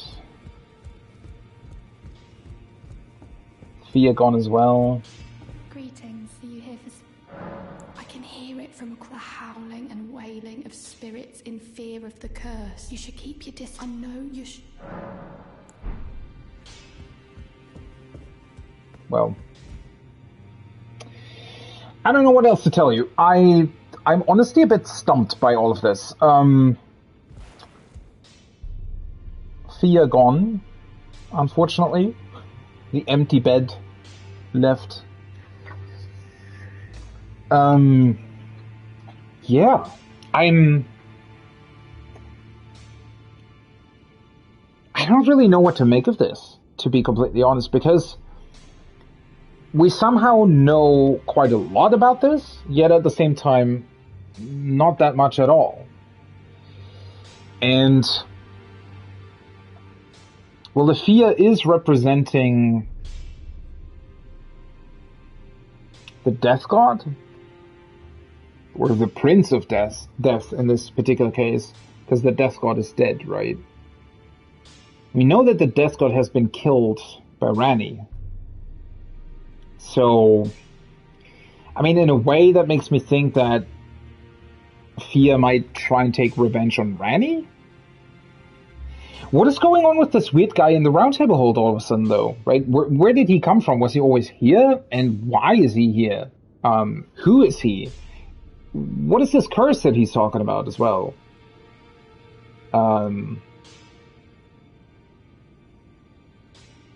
Does it have anything to do with the grafting? I mean, it seems like it does, right? It seems very sort of connected to that in a way. But we don't really know that much about it. And then the quests that are currently going on for Ranni, this whole thing of getting to Caelid and taking part in that weird tournament or whatever the fuck is going on with Radahn,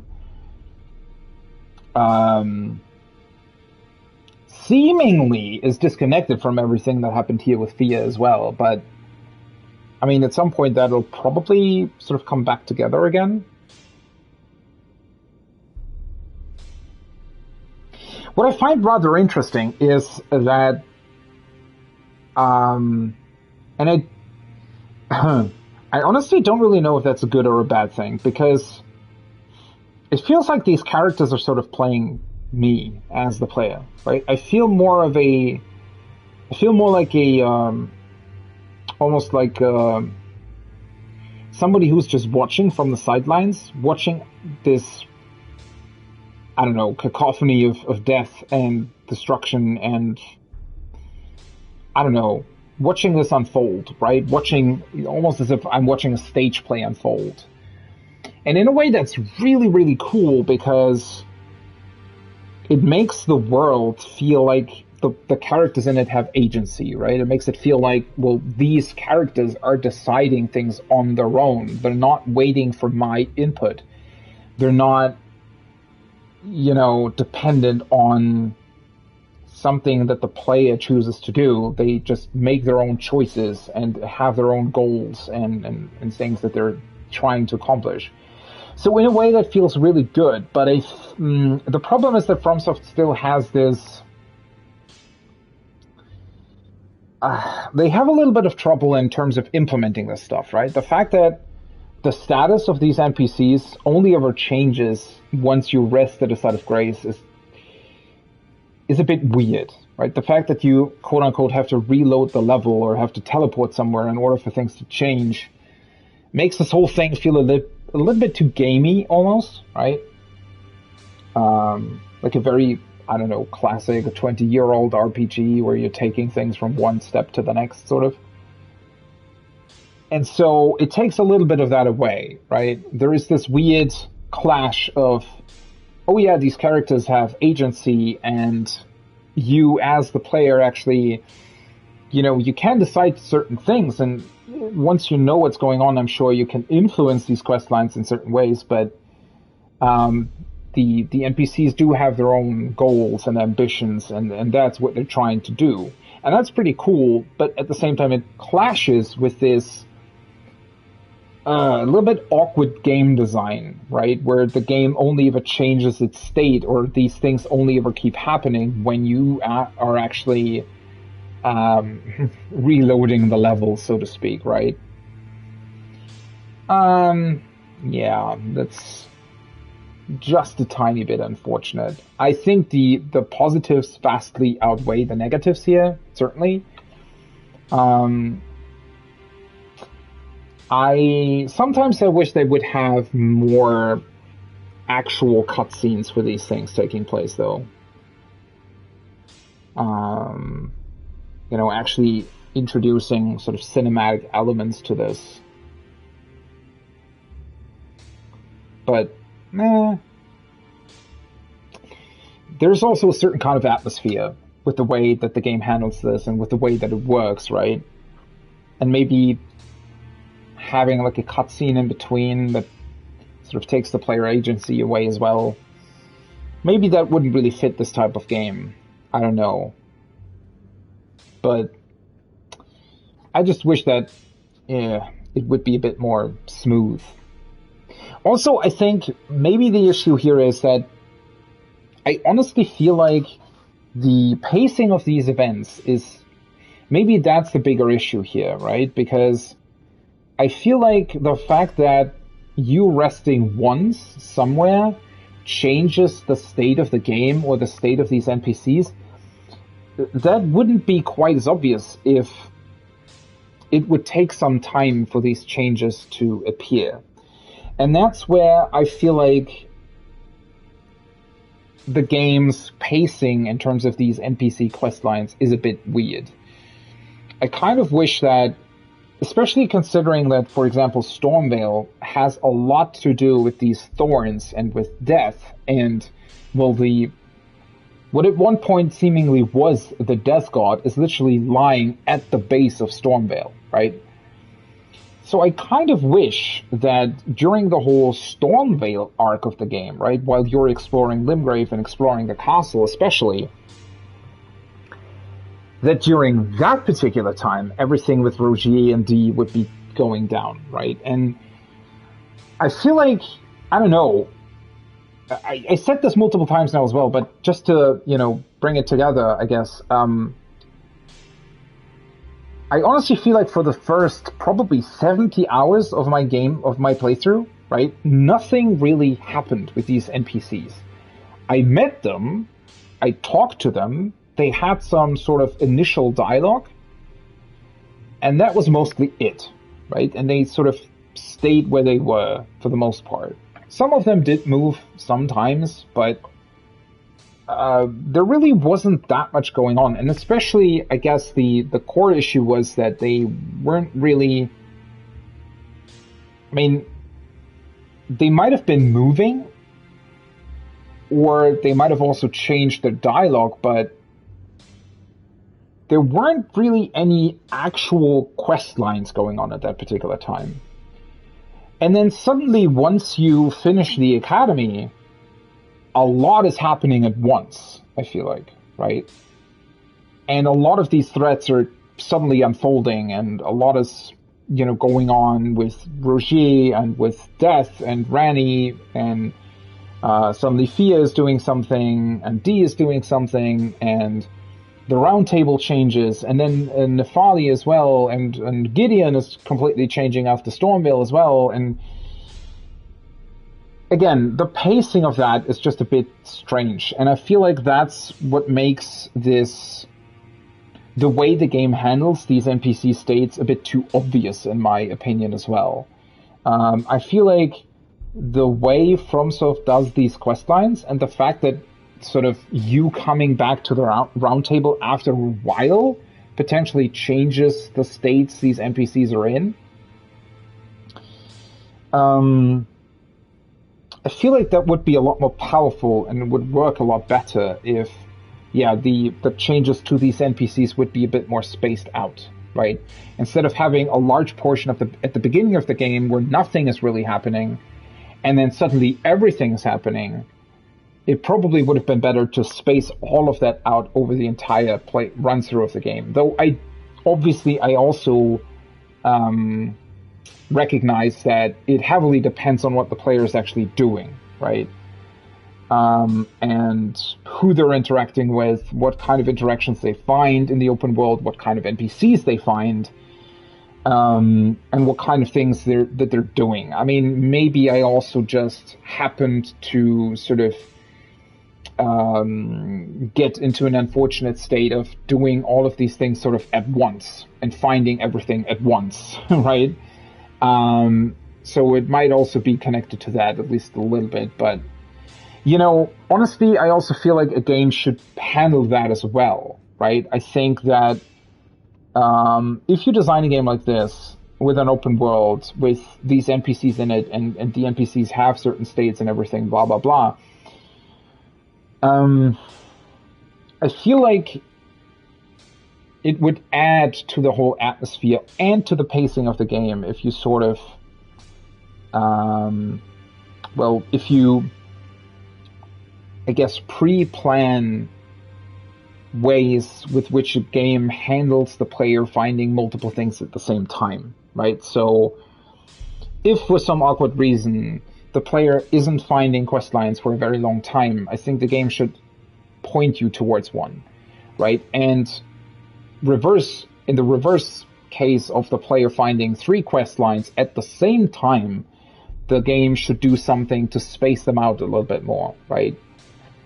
Maybe make a character wait longer at a certain point before they return to the roundtable hold and actually talk to you or something, right? To space these things and events out a little bit more. I don't know. Though I do recognize that would be a lot of work as well, because you would probably have to make sure that certain triggers and events were still happening and they weren't sort of awkwardly sort of passing each other, and then suddenly a quest state wouldn't really be active anymore and whatever, right? Obviously, that would have more work involved, but just with the way the game works, I feel like it's just a bit unfortunate, right? That, at least in my particular playthrough, for a long time, nothing was really happening, and I was just running around. I mean, I literally said that at some point, and I think at that point I was like 60 or 70 hours into the game. It felt like I was just finding disconnected puzzle pieces, right? Fortunately, though, I think that FromSoft was able to put the puzzle pieces together in a meaningful way, which is cool, right? And because it took so long for that to happen, I had a fear of the game not being able to do that, right? I had a fear that it just presented all these disconnected puzzle pieces to me and nothing would really fit together in the end. Thankfully, though, it came around and actually put them together. But yeah, the game's design in that particular regard, right, with these NPC quest lines and also with the way you discover sort of plot lines and the overarching, I guess, story of the game, though I don't know if you can really call it a story. It sort of is, it sort of isn't. It's hard to tell, honestly, or it's hard to describe it specifically, but yeah, it does remind me somewhat of like a 1,000-piece puzzle, right? Where you're very, very slowly at the start finding maybe 2 pieces that fit together, and then another 2 pieces that fit together, maybe 3 pieces that fit together, right? And maybe you can find a couple of pieces at the border of the puzzle that fit together, but it takes a very, very long time to get going. But once you have bigger structures, right? If you're puzzling something with like, let's say buildings on it, right? And suddenly you're puzzling together a whole building, right? And it comes together, and then maybe you puzzle together another building, and then suddenly you puzzle together the road in the middle of the buildings, and then you can connect the road and the 2 buildings, right? At a certain point that will happen, right? And at a certain point everything will sort of come together, but the start of that can be very, very slow, right? And with a 1,000-piece puzzle, I guess you're expecting that, right? But in this particular case, you do need to think about the pacing of these things and about the story and the pacing of the game as well. At least for me personally, it did feel at certain points, especially in the beginning, and especially when I felt sort of underleveled for certain tasks, and then nothing was really happening, nothing was really explained. All the pieces of information that I found were completely disconnected from one another, right? The NPCs weren't really talking to me. No things, nothing really changed. That sort of initial introduction to the game world just took way, way, way too long to get going. And now suddenly everything feels like it's happening at once. So yeah, I wish that they would have changed that pacing a little bit. And yeah, maybe I just got unlucky. Could also be the case, but yeah, it's a bit unfortunate. That being said, though, I feel like we got a couple of things done. Maybe not as much as I thought I would be able to do. I don't know. Did we get a lot of things done? In a way we did, right? I did return to Nokron, though sadly we weren't actually able to access the Eternal City.